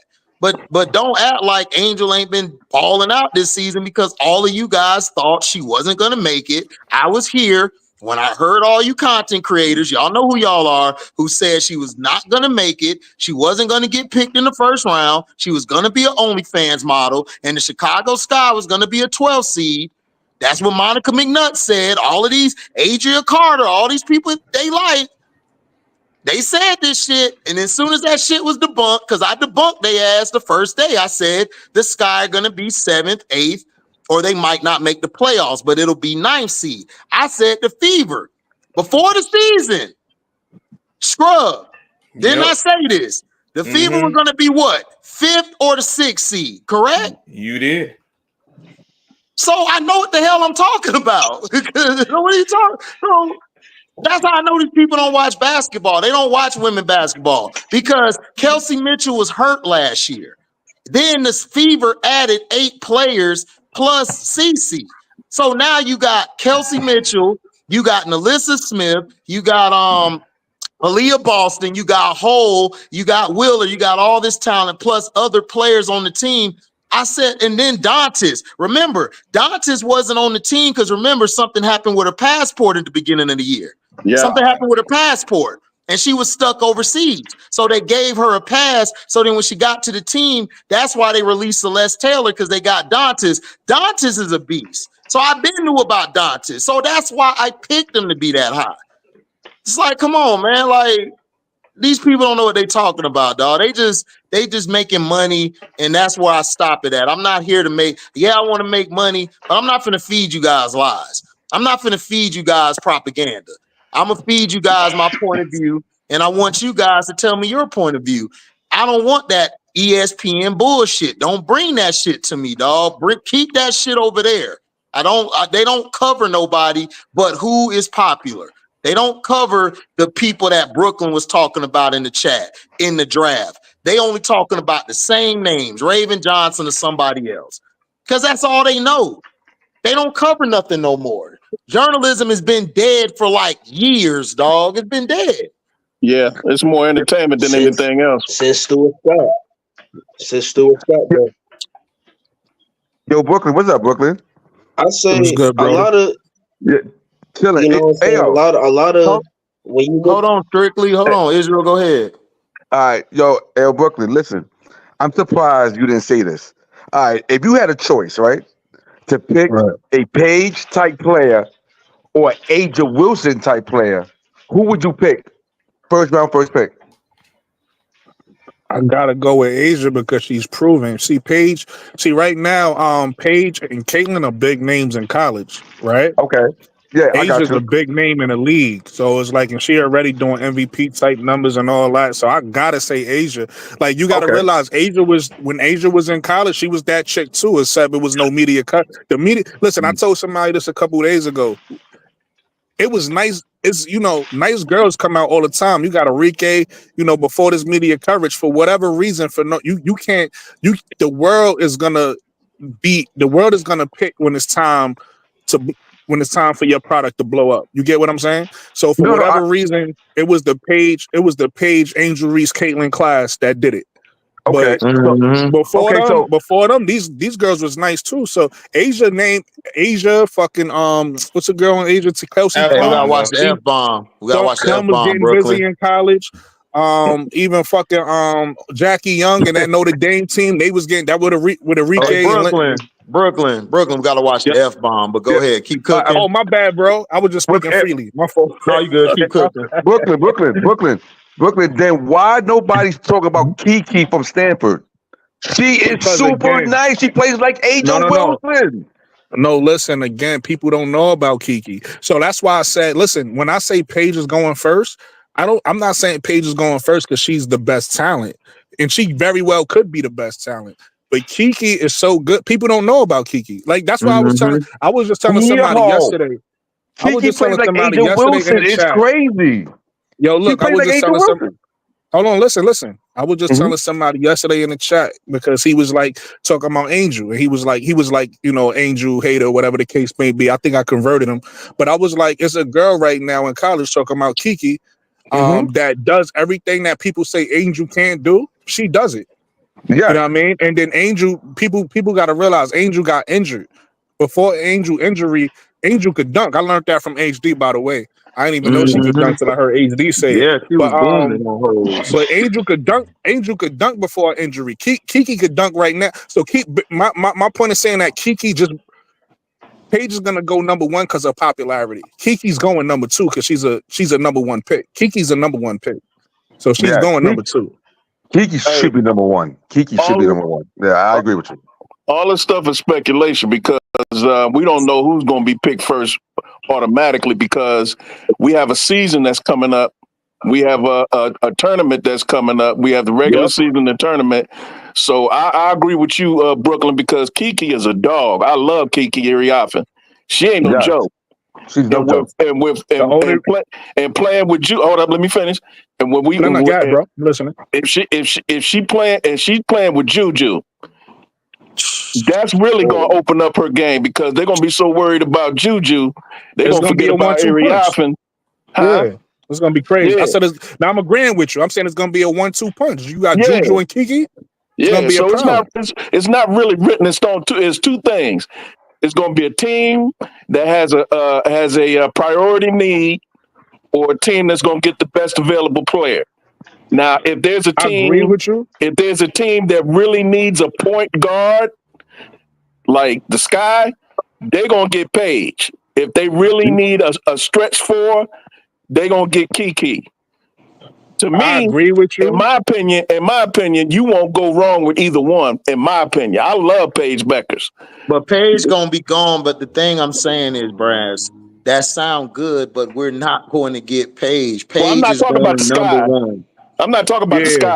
I'm just talking about. I'm talking about one thing to you, though, brother. I'm not even gonna interrupt you. I want you to keep talking. My bad. Keep going, bro. No, listen. My fault. As you talking about, no, you good. I want to hear more. I just want to say one thing to you.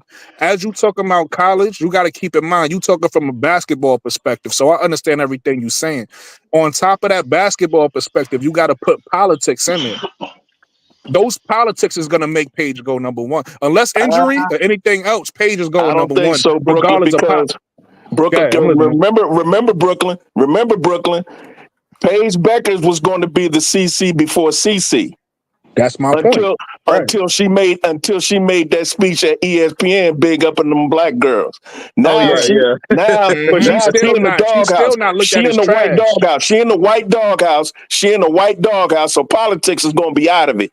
Teams are not going to go by politics. They're going to go by. They're going to go by what they need. You know what they're going to do? You know what they're going to do? They're going to have Paige over her. That's the only player they put over her. They're going to have CC versus Paige next year. That's what they're going to try to hype up. That's exactly what they're going to do. They're going to try to push that. They're going to try to push the next 3 or 4 years of CC playing Paige in the championship. Watch what I tell you. I already see what's going to happen. I could tell you right now before, and we could revisit this conversation during the draft, right? I could tell you right now before the tournament happens, there's only 2 ways Kiki go above Paige. One is Paige get injured. Then Kiki's going to go number one. The second thing is, let's just say UConn, and I don't see this happening, but let's just say UConn comes out and just plays terrible, and Paige just don't have a good year. And Kiki has a great year, she's going to go number one. Outside of those 2 circumstances, Paige is going number one regardless, bro. Like, it's politics. Her name is too popular, right? Like, think about right now what we talking about. People bring up Paige anytime there's a draft talk. Yeah, that's true. She's too popular, bro. She's going number one. People don't like, just like it said, people don't even know who Kiki is. And Kiki got busy last year, and people still don't know who she is.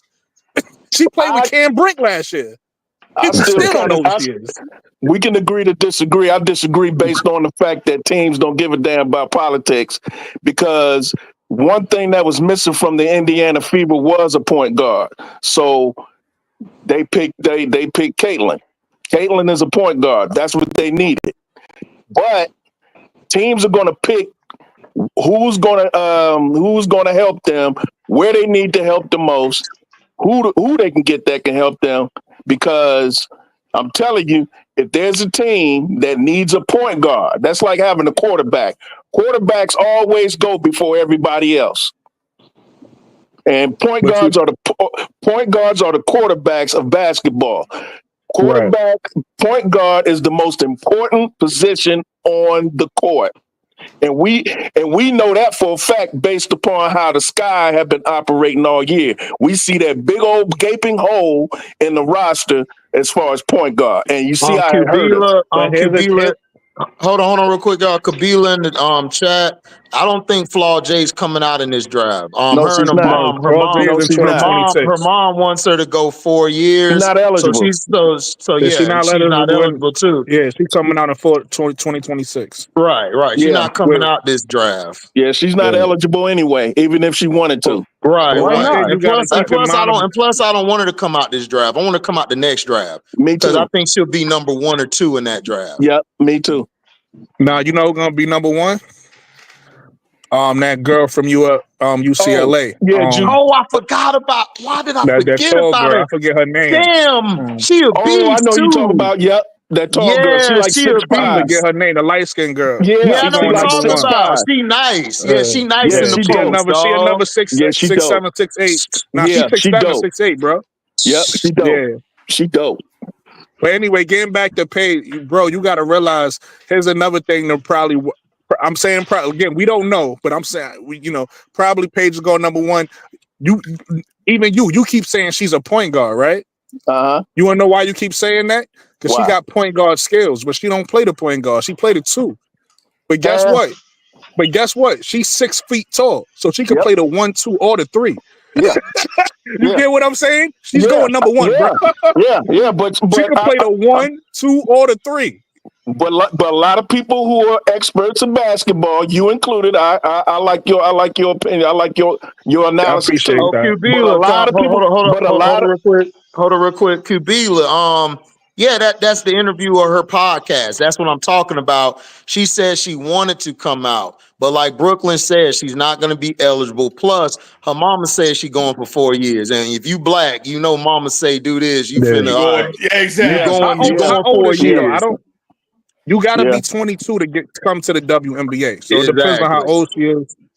Yeah, and she's still young. But she's coming out. I believe she's coming out 2026. It's not just her. See, that's another thing, right? Remember what I said about Paige this year. Everybody keep talking about Flau'jae next year. There's a girl named what's her name? Tanaya.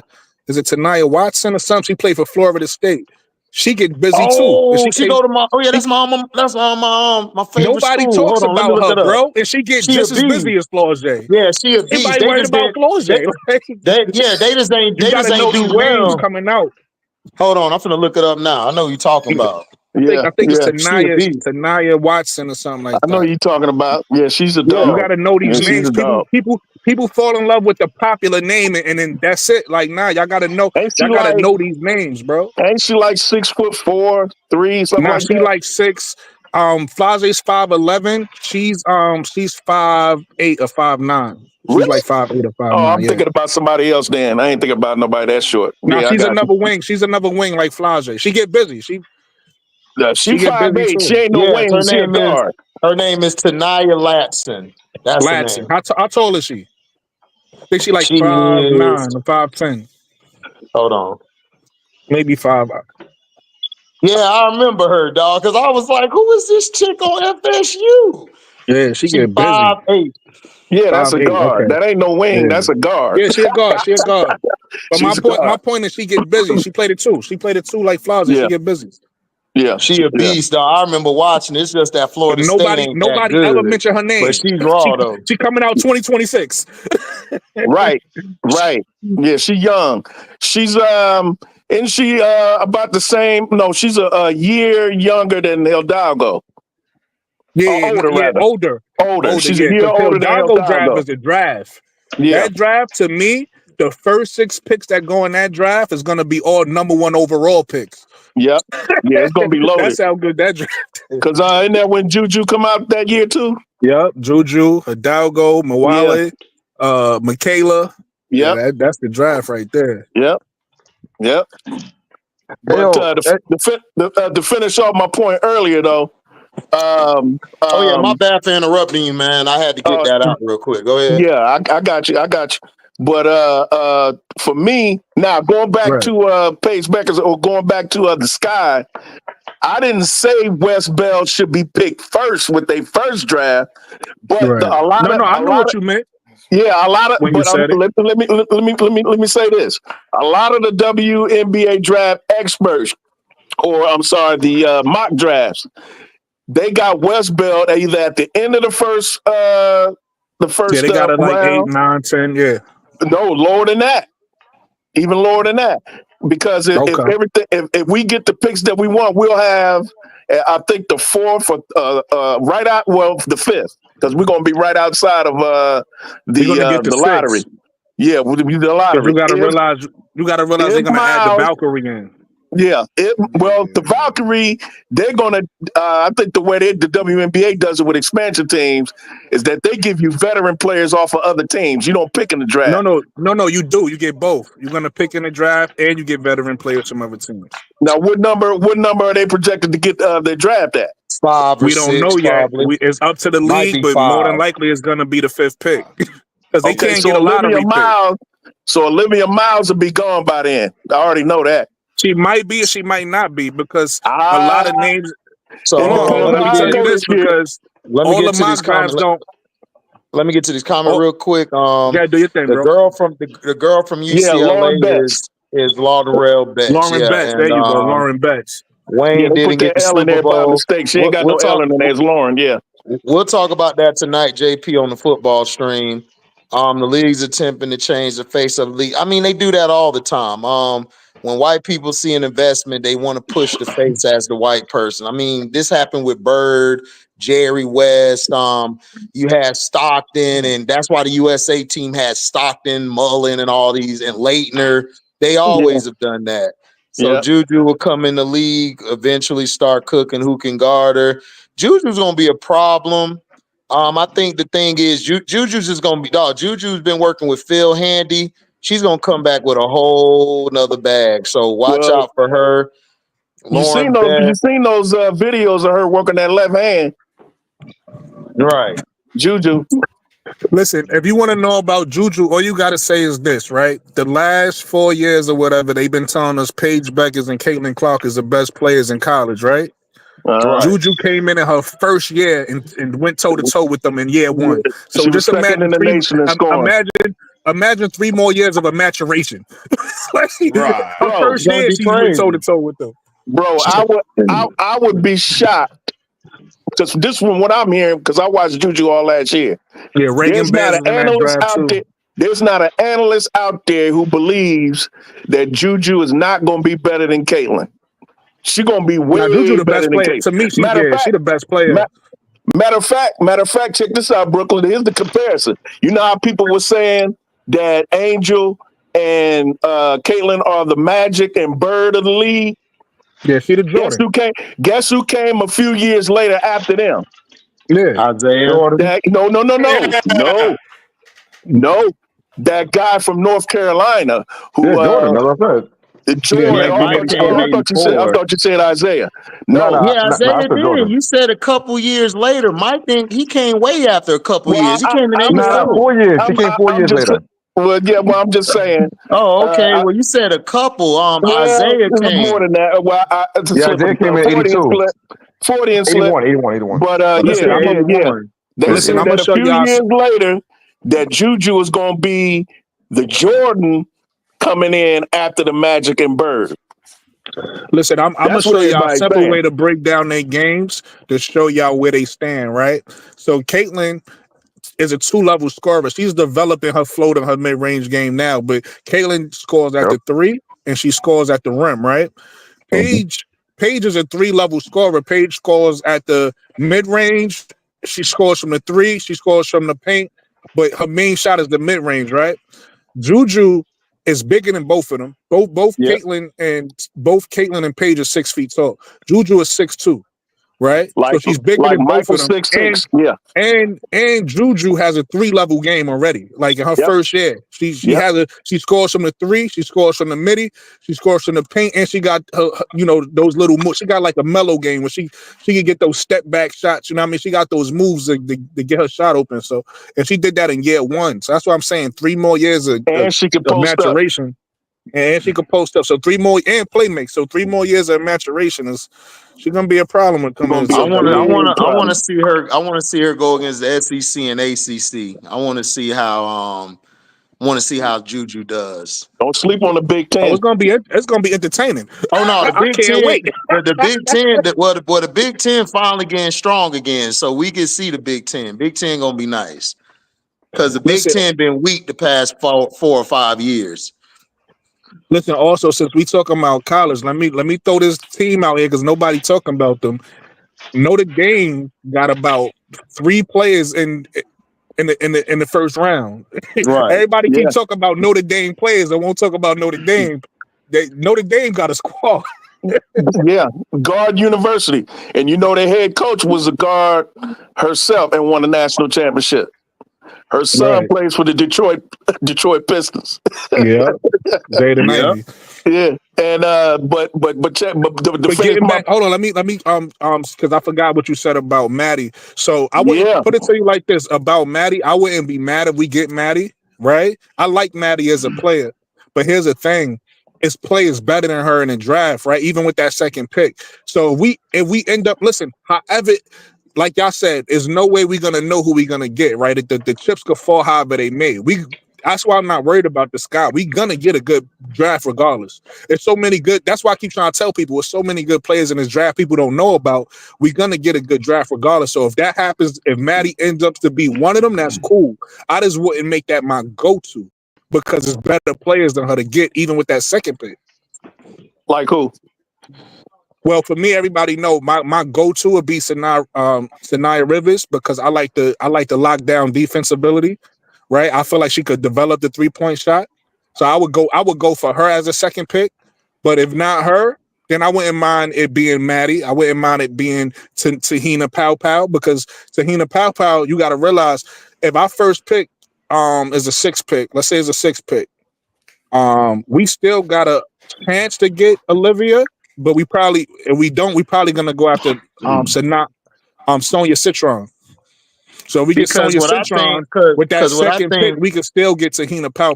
Because what I think Chicago's gonna do is I think Chicago, like if Satu comes available, I think they're gonna try to go after her.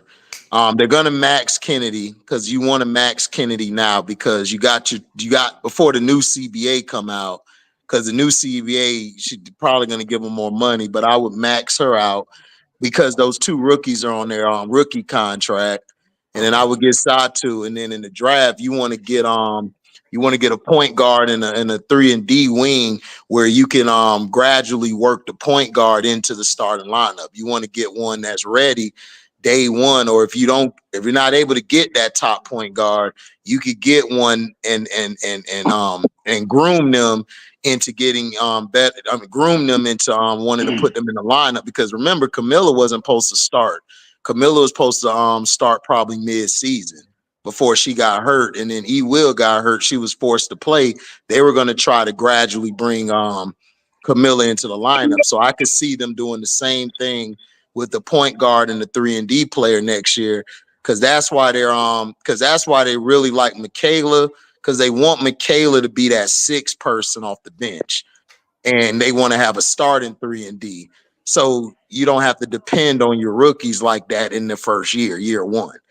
Because really, we were supposed to have 3 rookies playing.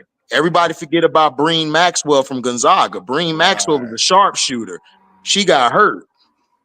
And then she went overseas and everything. Look out for them to bring her back. She might come back. And they might bring her into the lineup because they need a 3 shooter. They need a person who can shoot the 3, and they might bring her back. So watch out for her to come back. And Bannum and Mariah Jefferson might be unprotected, so we could get their contracts off the roster.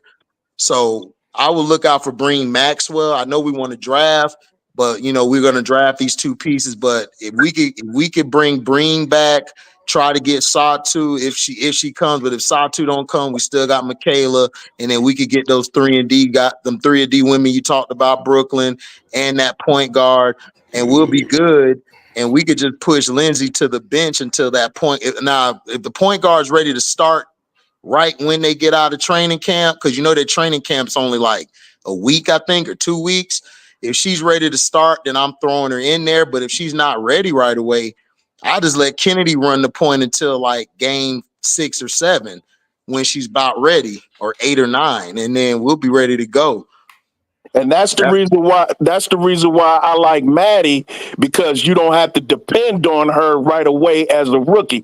She could come off the bench and be that sharpshooter, because the girl can shoot, and she's 6 foot, and she's 6'3". She kind of reminds me of Phoebus.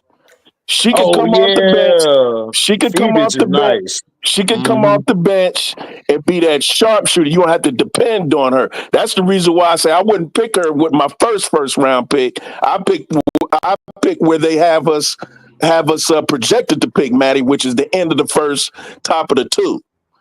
That's when I get her. Not that she's better than anybody else, but she fits the purpose of having shooters around Camilla and Angel.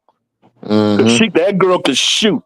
I like Centron better overall, but for a fit for what the Sky needs around Camilla and Angel, Westbelt is perfect. Because Sonya's a better shooter, though, bro. Huh? Sonya Centron is a better shooter than Maddie. From the 3? Yes, from all over. Off the dribble, from the 3. She's 6 foot. How tall is she? 6'3" versus 6 foot. Do the math. That's No, I mean Jack Squad. Hold on, let me ask you. Hold on, you said do the math, right? Hold on. I like that. You said do the math. How tall is small forwards? How tall is Centron is bigger? Hold on. Let me ask you a question. You gotta let me qualify what I'm saying. You gotta let me qualify what I'm saying. Centron is so good that she might not be there. That's my point. Centron is going to go high in the draft. Centron might be gone by then, because like I said, she's the best overall player than Maddie is, but she ain't gonna be there. Maddie's could be there at the end of the first, top of the 2. Centron ain't gonna be there. I'm telling you, Centron gonna be gone. That's my point. So okay, if that's your point, right? Let me understand what you're saying. Who do you get with your first pick then? I like Sanaya. I like if Miles ain't there. If Miles isn't there, Sanaya is going low in the draft. She's going to be around where Maddie is going to be. She's a sleeper. She's a sleeper. I like Sanaya better than most people do, in my opinion. If you get Sanaya with your first pick, you're going to get fired, bro. But I'm only saying that if Miles isn't there. You said I'm only saying that if Miles ain't there. Yeah, he's going to get fired, bro. If Olivia Miles ain't there, you know what it is? He don't know how deep the draft is. All right, so look. So the names y'all know, we already talked about Paige, right? She going number 1. Y'all talked about Kiki. She going number 2. There's a girl overseas from France that they call the female Wendy. She's going number 3 or 4. Dominique, her name is Dominique. She's only 19 years old, though. But that makes no sense. She's only 19 years old. Bro, hold on. Listen. She's 6'6", right? I'm gonna make you get it. She's 6'6". She could dunk. She could shoot. She's a unicorn. So she's going. I don't understand the rules, the WNBA values. I don't understand the rules. Why? Listen, I don't know. I didn't know she was. I don't know her age. I just know she's in a draft. So I didn't know she was 19. She's 19. I don't think she's 19 because you got to be 22 to come to the WNBA. So I don't know. I didn't know she was 19. No, I heard in the international rules states that if you it's different. If you play Pro Bowl there, at least 2 years, you could go to the WNBA draft. Got you. You eligible. Okay, well, she's eligible. Dominique Malonga. She's going to be a lottery pick. Yeah, Dominique Malonga. Dominique Malonga is going to be she's put it to you like this. You know how everything you just told me about Kiki? She can do everything Kiki could do, but she's 2 feet taller. Yes. She's going to be a lottery pick, bro. A lot of people not even counting her. Exactly. And a lot of people not even counting her in this draft. She's going to be in the draft. Then you got Anissa Morrow. She's gonna be in the draft. Then you got she's gonna be a top pick. You got Olivia Miles. She's gonna be a top pick. You got Sonia Citron. She's gonna be a top pick. Then you got another girl nobody's talking about named Janiyah Barker. She's similar to Angel Reese. She's gonna be a top pick. Then you got another girl that people got projected going late. That's crazy. I think this tournament is gonna make her higher, but it's the 6'6" chick named Nicola Lee. She plays for Kansas State. She dropped 50 and 60 in college. She's like the Shaq of the WNBA, bro. I mean, of college. I mean, she's gonna be a top pick. So if you grab Sanaya Rivers, you get fired. Bro, that is true. See, this is what happens. We don't listen. I said if Olivia Miles doesn't drop to us, if Olivia Miles isn't there with our first pick, because I agree with HD. We need a point guard, and Miles, in my opinion, is the best one in this draft. I would take Miles if she's not available. And we don't need no more 6'6" centers. I mean, we don't need any more post players. Exactly. We need wing defenders and we need shooters. I would take and a point guard. I would take Olivia Miles. I would take Olivia Miles before anybody else if she drops to us. Yo, bro, but listen, to your point, if we miss out on Olivia Miles with that first round pick, now you got to go get a Sonia Citron. If you go get a Sonia Citron, okay, like that's a strategy. I wouldn't make that strategy. But if you get hold on, listen to what I'm saying. If you go get Sonia with your first pick and then you get Maddie with your second pick, that's a strategy. I wouldn't necessarily make that strategy, but you take care of a lot of shooting if you do that. You get what I'm saying? I got you. I feel like it's a better way to draft. In my opinion, I don't think Citron's gonna fall that far. That's how good I think she is. And other people think she is. She's gonna be after those big players. Like she's gonna be right there, 5th, 6th, 7th, somewhere around there. Yeah. You don't think Angel Reese got enough pull to get Morrow? Say it again. You don't think Angel Reese got enough pull to ask the general manager to get Morrow? Yeah, Morrow could be the pick. Morrow could fit. So you got to. All right. So here's the thing about all these players. Listen. I don't honestly. Okay, my bad, Brooklyn. I'm gonna let you go. I didn't mean to cut you off, but I'm sick and tired of hearing about Morrow. I love Morrow, but Morrow is a better 4, in my opinion. She's not a great 3. She's not there yet. Now this year she could prove otherwise. But from what I've seen, Anissa is better at the 4, playing that stretch 4 position. The 3, I don't think she hasn't shown me she could play the 3 because it's not that she can't play it. I don't think she's quick enough on defense to guard the perimeter that well. That's just my opinion. Well, she do play good defense. She does. On the perimeter. I just don't know if it's at that level to guard the perimeter like that, because the perimeter players are different than the post, because she plays the post well on defense. No. I'll talk about her when you finish. She got defense. She do. She's only 6'1" though. So the thing about Anissa Morrow, here's the thing about Anissa Morrow, right? For the people who like her, because they keep bringing her name up. So can she be our 3? Yes, she can. But she will have to work on certain things, right? So this is what she will have to work on to be the 3 that fit the sky. Like HD was saying, the same thing we were saying about Angel. Angel was playing a center pretty much her whole college career. So she have to learn the stretch 4 position. She never really had to do it. Anissa Morrow played the 4 her whole college career. So if you go look at her numbers, that's another thing you got to do with these players. When I talk about these players, I research them because again, I care.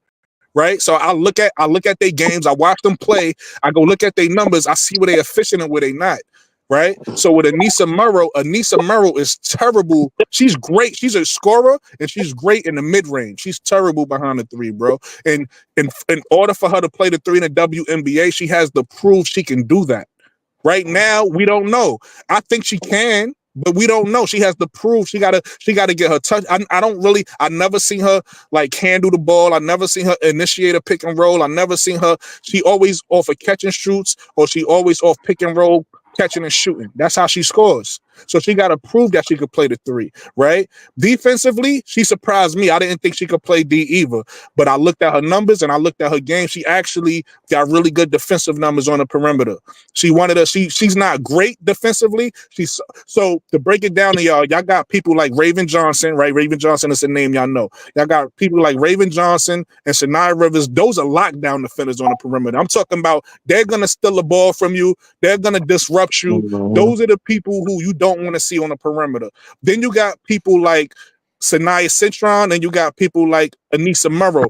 They a level behind them where they play solid defense. They're not gonna really steal the ball from you, but they're gonna be able to guard you on the perimeter. You know, actually, Anissa, I'm gonna give her some credit. She actually get a few steals out there on the perimeter, but tonight, Sonya Citron really don't. But those two defensively have good numbers defensively, and they solid defensive players. But they not lockdowns, like they not stopping nobody. They just play solid defense. You get what I'm saying? But offensively, and it's the same thing. Listen, I'm not trying to shoot down no other players, even the players I'm recommending. I think we should go get Olivia Miles and Sanaya Rivers. Both of them got to prove to me that they're better on the perimeter than they numbers say they are. Because mid-range, both of them are really good. The ones I want to forget, they're really good. The 3, a beast. Yeah, in the 3, both Olivia Miles and Sanaya Rivers numbers are really bad. So they got to prove to me this year that they could get those numbers up, and I believe they can because I watched them and I could tell like they work ethic they give me confidence that they'll get their numbers up.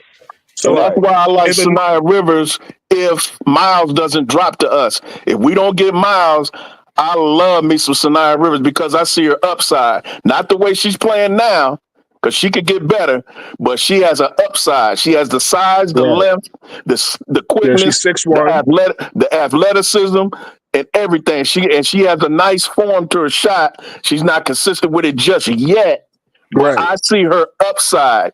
And I believe that she could play a little bit of point guard. She's not a point guard. She plays point guard, bro. That's her position. She can play that position. So I think we knock out a lot of stones with her if Olivia Miles doesn't drop, because I think she's a better defender than Olivia Miles. But she definitely a better defender. Yeah, she definitely but Olivia Miles is another one of those solid defenders. Olivia Miles is solid, but she's not a lockdown. Sanaya's a lockdown defender. Sanaya lockdown, right. Yeah, that's a fact. And she's a Teresa Weatherspoon type. I can see Teresa Weatherspoon loving her some Sanaya Rivers because she has that same mentality as Teresa, and she can play defense. You know, Teresa is a stickler for defense. She can play defense. Her shot and everything else that she's deficient, she can work on that this year. That's the reason why I said earlier that if Olivia Miles doesn't drop to us, or she gets picked before we can get her, I'd take Sanaya Rivers. Put it to you like this. If you want Sanaya Rivers and Maddie Westbeld and you want to make that work, what you're going to have to do is, and this is possible, you're going to trade the first pick we had, you're going to end up trading that back into the draft. And you're going to get something else for it. And then you can pick both of them. Because what I'm saying is the draft is so deep. Sanaya Rivers and Maddie Westbeld, that's going to be your second pick. So the only way you get both of them is if you trade back into the draft. This way you don't waste a high draft pick on Sanaya Rivers. Who would you pick before Sanaya Rivers if we have that 5th or 6th pick and Miles isn't there? I wouldn't go point guard. So I would change the strategy. I would get the small forward first. That's why I said I would go Sanaya Citron first. You feel me? And then I would get the point guard second. So then I would go with Tahina Pow. So that takes care of our shooting. That don't take care of our defense per se. Then that's where you got to focus on free agency, and then you lock it up there. I'm not as high on Pow as y'all are. I'm not as high on her. So the reason why I'm gonna tell you, all right. So here's my thing about Pow. I like Pow, but I don't think she's our starting point guard. And the reason why I don't like Pow, because I hate to compare her to this person because I think she's going to be better, but it's almost like looking at what Rachel Banham provides for us, right? I think Pow is going to be a little bit better than Rachel because she can handle the ball. She's going to be a lot better because she can dribble and pull up into her shot better than Banham. Yeah, Banham got to catch and shoot. There you go. Banham is just a catch and shooter. Right. Pow got a floater. Pow could get into the lane. But what I'm saying is the reason why I compare them to is Pow. All right, so let's just say on the days where we see Kennedy Carter playing like this, we amazed, right? But it's gonna like you already know how a season go. We all know basketball. It's gonna be times where Kennedy Carter just don't got it, and you're gonna need your other guard to pick it up. Right. Pow is not that guard, but Olivia Miles is that guard to be able to say, "I'm gonna pick it up." You figure it out. You going through a slump right now, Kennedy. You figure it out. I got this. I don't see Pow being that guard. What I see Pow being is that floor spacer for us. So it's like now people double team, people coming up, and Pow is gonna knock down that shot consistently. But the person that if everybody's struggling and now you need Tahina Pow to say, all right, I got this. Don't worry. I'm a reel off the next 7, 8. I don't know if she got that in her. She might. I don't want to take nothing away from her. But I'm just saying, so far from what I've seen, she's more of a stretch than a like what you saw. I don't know if y'all saw that game the other day. Who was it? They might have been playing. Was they playing us? I think they was playing us. Where Courtney Williams just kept getting that mid-range shot and knocking it down over and over and over. Us in the sometimes Fever. You need your point guard She to was do that. killing the Fever with that. You see what I'm saying? Sometimes you need your point guard to say, all right, everybody's struggling. The game is tight. I'm going to come in here and get us a bucket over and over and over. And I feel like people so worried about fixing our shooting that they're not thinking about a full basketball. Like in basketball, sometimes your players struggle. Like just like now, we just seen when Kennedy said the same thing you said, and I agree with both of y'all. Y'all, Brooklyn, repeat that again. Because I want people on the playback to hear that shit. Say that one more time. Sometimes people be so focused on fixing one aspect of what we need, like shooting, that they don't think about the whole basketball aspect. You got to realize in basketball, sometimes players is going to struggle. You're not going to get the best out of all of your players in every game. So that's why you need enough talent for like, again, going back to that. I don't know if everybody saw that Minnesota Lynx game versus us, right? But they got a lot of people on the court that could take over. At that particular time, it was Courtney Williams. It wasn't Nafisa.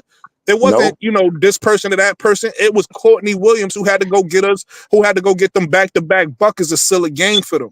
You get what I'm saying? And that's what we need. We don't need a person that's just going to shoot the three. We need a person that's, if Kennedy is struggling and for whatever reason, Camilla's in foul trouble, or whatever the case is, we need that person to be able to step up and say, okay, I got this. Don't worry, y'all. I'll hold us down for this quarter. We need that. That would be Sonia Cintron, and that's why I believe she won't be there when we pick, because of just what you said. Because Sonia Cintron is that type that when everybody else is struggling, she'll pop a shot for you, just like Courtney Williams. That's who she kind of reminds me of. And that's the reason why when teams look at Courtney Williams and say, "Damn, I want one just like that," and they see Sonia Cintron, that's the reason why I believe, in my opinion, she is not going to be there when we pick. Now, if she does, for some miracle she does, I take her over Olivia Miles. Nah, I would take Olivia Miles first. I would take her second. Yeah, Olivia Miles is better. What up, Prince? Olivia Miles. Well, now that Hannah Hidalgo there, I don't know. You take your hat. Too young. She's too young. No. I'm not talking about that. I'm talking about that team, Notre Dame. Oh, okay. What I'm saying is you can take your pick who's the best player. It's either Olivia Hidalgo, and then to me, Sonia's third. And then Maddie Westbrook they jumping on you right now, Brooklyn. Prince and Dennis jumping on you like, man, that's a horrible comparison. Hey, watch this though. Watch this. For all those people that said it's horrible, who's your favorite? Tell me who your favorite college team is. This y'all hate talking to people because people argue South Carolina, and I don't like Pop that much. But look, people argue from their favorite team's perspective and not a basketball perspective. When I talk, I don't have allegiance to no. I'm not a fan. I like multiple college teams. I'm not a fan of just one. So when I talk, I'm not biased by, I'm a Notre Dame fan, so my team is this. I'm a USC fan. I'm a South Carolina. Most people talk because they're a fan of that team and they get mad when you say anything about their player. Yeah, I love South Carolina, but I don't hold Pow up that high. I love South Carolina. But even still, for the people who's mad at that comparison, didn't hear me say I think Pow is better than Rayfield. I compared them because of the shooting. I compared them because of the floor spacing. Prince, but Pow is better. Go ahead, Prince. What's up, Brooklyn? This Prince, man. What up, brother? I'm on another YouTube right now. Hold on. But nah, man. I was one of the ones that said, man, let me come up here. This dude just compared Rachel. Let me go up. Hey, look, Brooklyn, I was agreeing with everything you said before you did that.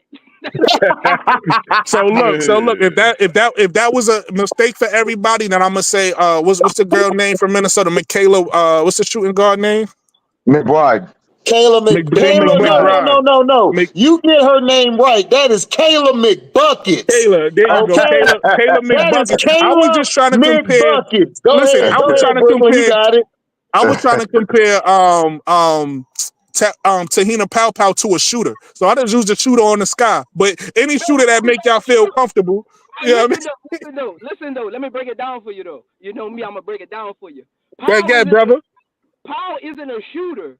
Even coming out of high school, no. Yeah, she a point guard. Even if you look at her draft, she's not labeled as a shooter. Paul is labeled as a utility guard. So she can guard your best perimeter player, depending on the height. She can hit an open shot when need be, but that's not her game. Her element is more of a slash and cut. Like her and Rachel are two different type of players. Like they're not even on the same. If they were on the same team, you would notice. That's how different they are. Like they're not even the same player. Like Paul is more of a utility guy. Rachel is more of a catch and shoot. First of all, Rachel is slow. She doesn't read the court. She doesn't play defense, and she doesn't rebound. Like Paul does. You don't like Rachel. I feel you. No, Paul is a gadget guard that has high motor, high energy. Why you think she plays so well with Angel Reese and Flaugier? It's because with the guards, she brought in the energy. Look at them last year when old girl subbed out the game. Wait, who you talking about, bro? You talking about Tahina Pow Pow? We talking about South Carolina's Pow Pow, not LSU. Tahina Pow Pow. You talking about that other girl from Australia. Yeah, you talking about that girl from Australia. Oh no, listen, I'm talking about when they played them, they're in the same conference. I'm talking about her motor. Notice that you can tell her motor matches their motor when she's on the court. You just said that she plays well with Angel and Flaugier. She's not on that team. She plays with South Carolina. I understand what he said. Hey, Prince, I appreciate. Listen. Hey, Prince. I understand what you're saying, Prince. I appreciate the breakdown, but when I was making a comparison, I wasn't breaking down both the players saying they exactly alike, right? What I was doing was saying what I think, and I could be wrong, right? But what I think Tahina Pow Pow best strengths are. I don't think her best strength is slashing and doing all that stuff that you said is in her game. I think her best strength is spacing the floor. She shoots it. If you look at her numbers, she shoots it better than everybody we just mentioned is a shooter. When you talk about Sonia Centron, when you talk about Maddie Westbrook, when you talk about a couple other players, and she shoots it she's light years ahead of all of them. Her true shooting percentage is 61%. That's amazing. So what I'm saying is what she's going to bring to the sky isn't the slashing.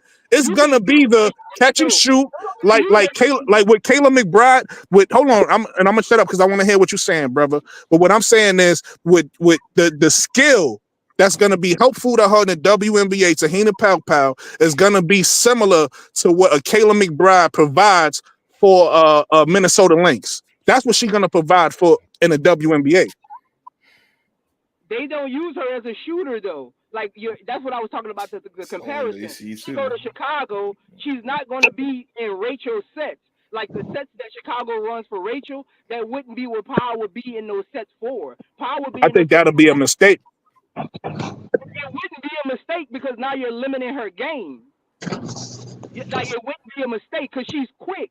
Like you're limiting her game. Watch how she plays this year. She can slash. She'll backdoor you right now. She ain't gonna just stand in the corner. You will be limiting her game. So let me ask you a question. Because you got to realize she's the shooter on that team.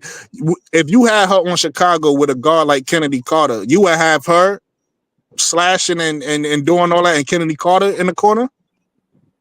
Again, you're not listening.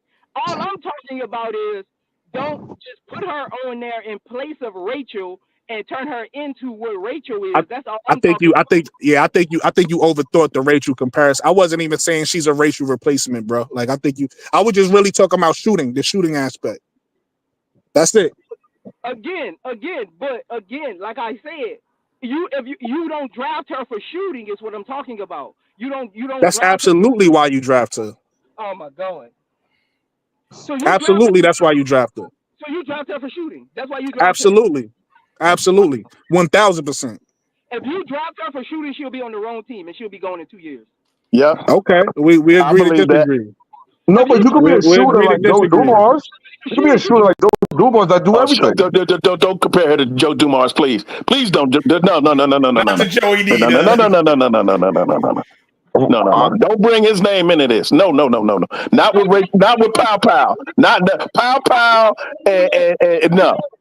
I don't think you have somebody that elite at what they do and say you don't draft them for what they do. She's better than everybody in college at efficiency. She's not. All right, so put it to you like this. Hold on. Let me explain something else to you because I'm assuming you watched the college game, right? You just told me how much she cuts and all that, right? The only other players, and I believe if I'm not mistaken, they might even be in her same draft class. But if you take a look at AZ Fudd, and you take a look at Sonia Cintron, and you take a look at Tahina Pow Pow, the thing that separates them is two things, right?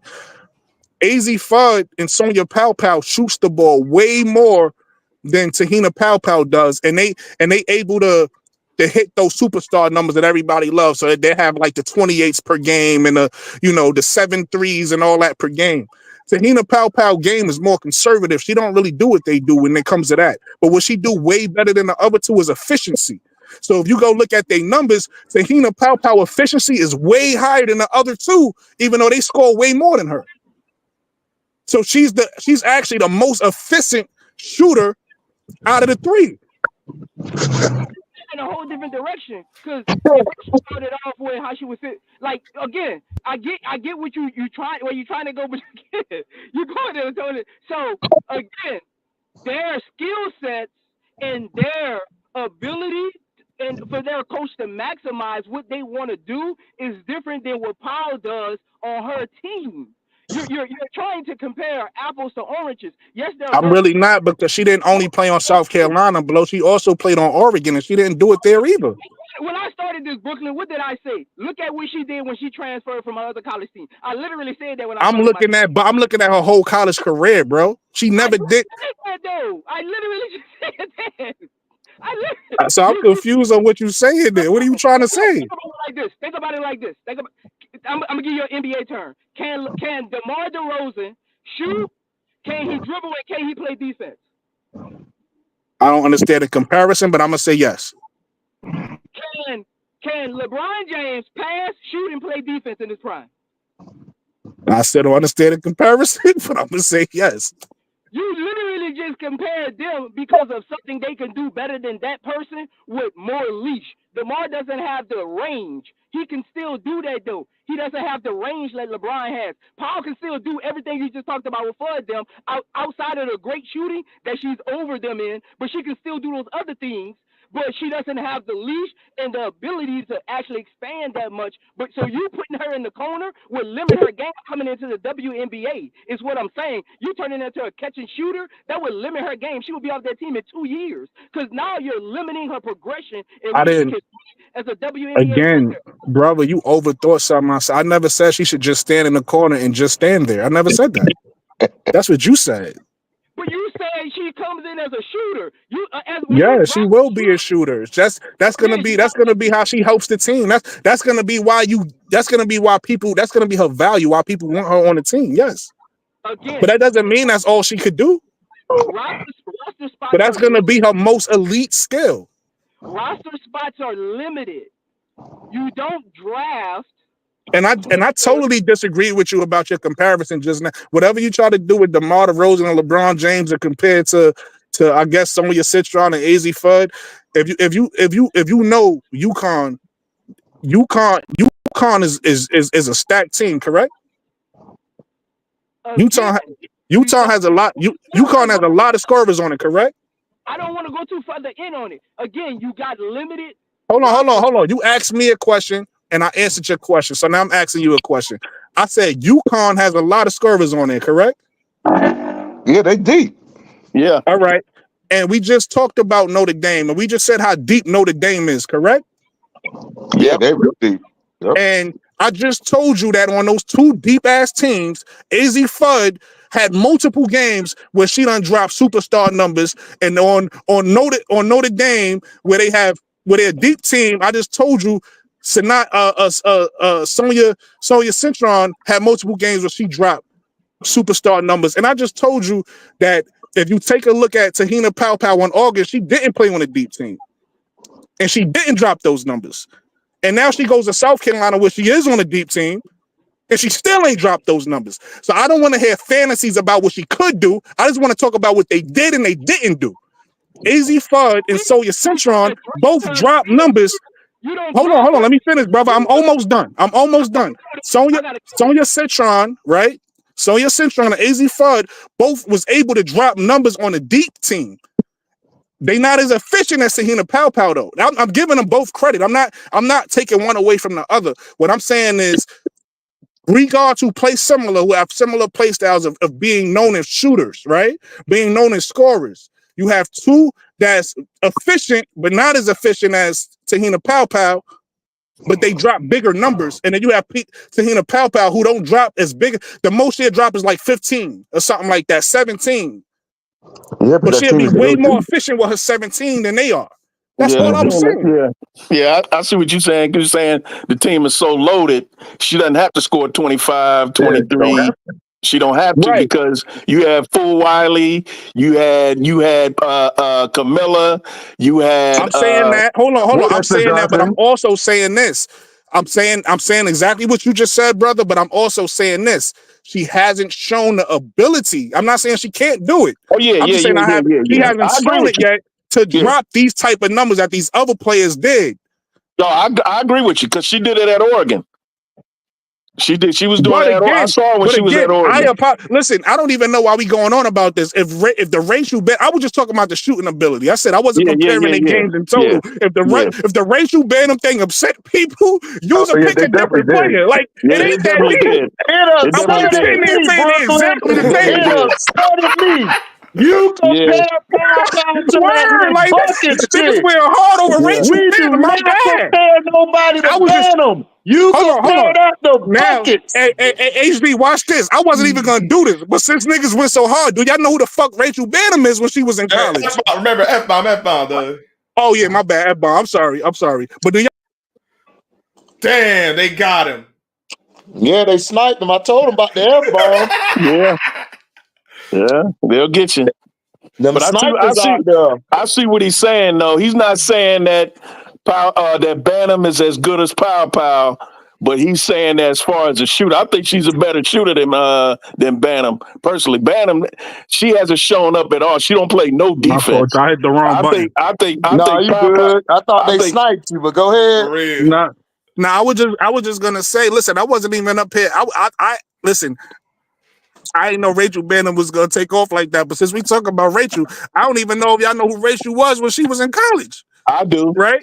Rachel had plenty of, if I'm not mistaken, what was it, 50-point games or something like that? Yeah, that's college. In college, and I think she played. Where she played at? She played in where? Oh man, I think it was the Minnesota area. Hey, Scrub, you got the computer. Google that shit. Google, nigga. You know Google. It don't even matter. It don't even matter. Damn, come on, Scrub. Yesterday. I was literally just doing that.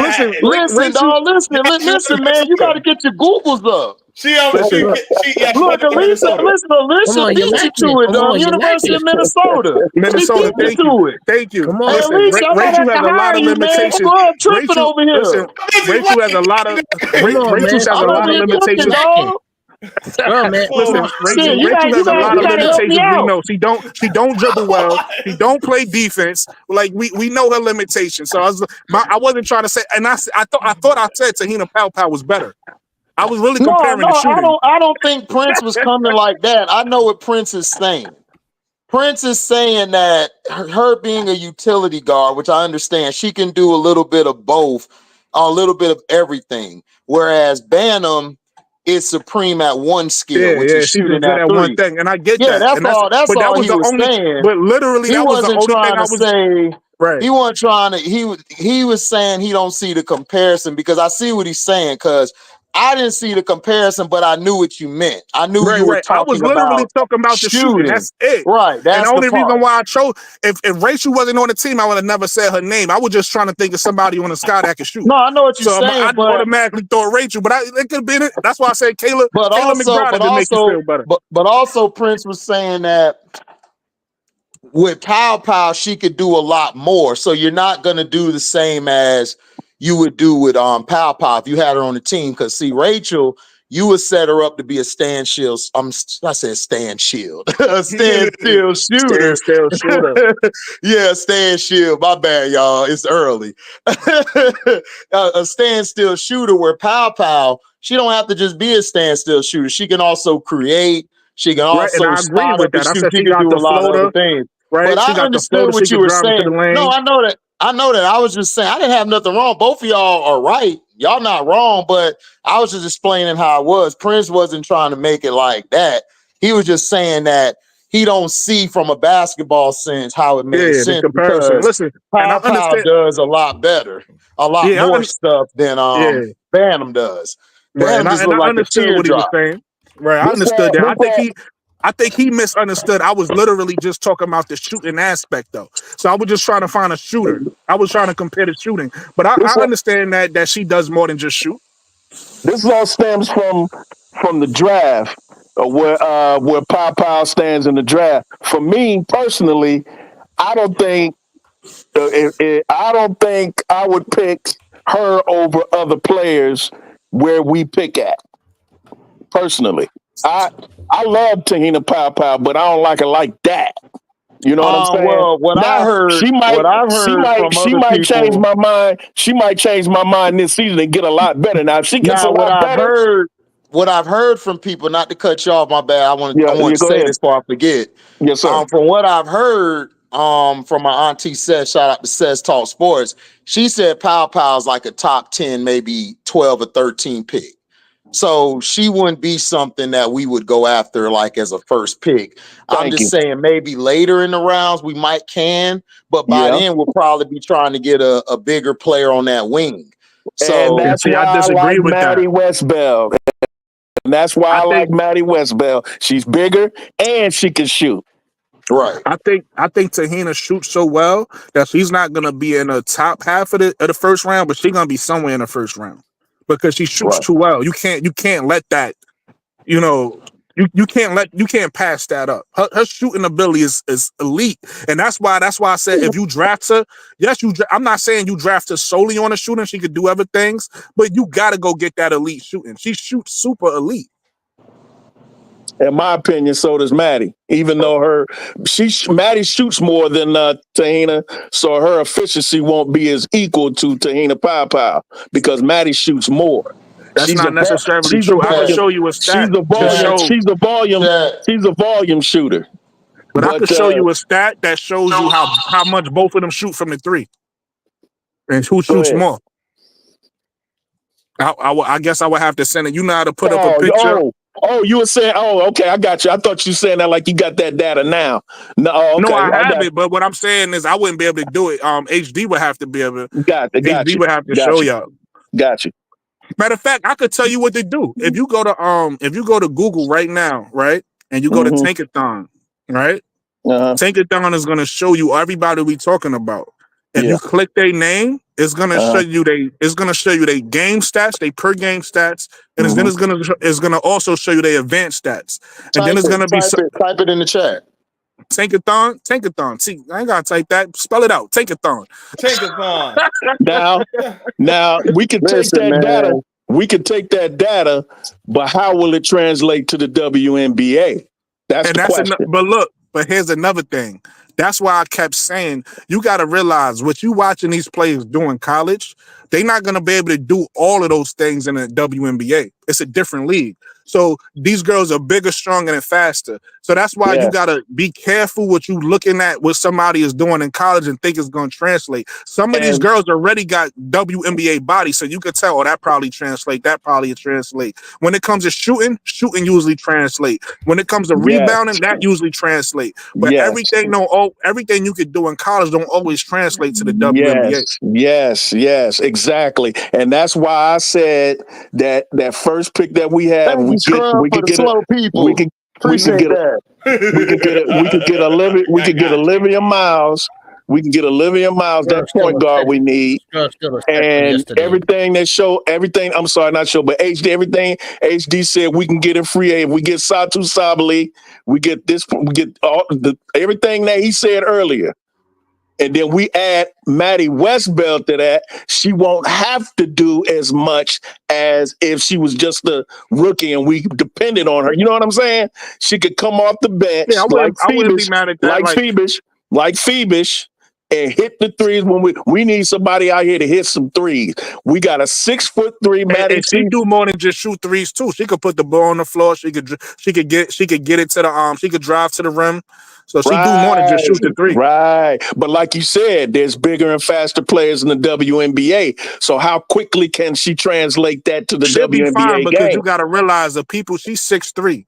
So the people she's 6'3", 6'4". So the people she's going to be going against is going to be her size. Right. It's almost like, to be honest with you, the funny thing is I didn't think about it till now. The person I usually think about when I think about her is Satu Sabali. Like she got like a Satu Sabali type game, meaning she's 6'3", 6'4". She might not have the defense Satu has, but like just to be able to score at that, she doesn't have the thickness that size, it's kind of Satu Sabali-ish. Yeah, she doesn't have that thickness like Satu Sabali. So, oh my God, boy, she thick, boy. Yeah, she thick. She thick as Kodo milk. Listen, if I catch her in Dallas, boy. Boy,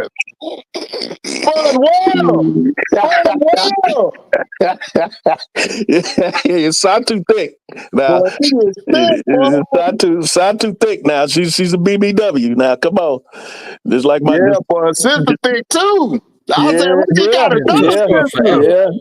Yeah, ain't working the family over there. I see y'all. Right. Westbeld, she's skinny. Well, she ain't skinny. Right. Yeah, she ain't skinny. You know, it's like, she ain't skinny, but she's slim. We got to bring her to the table for Thanksgiving. She'll be all right. She'll be all right.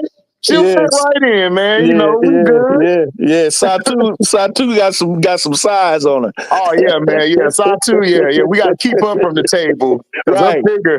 Because she one biscuit from being fat and not eating the biscuit to being even thicker.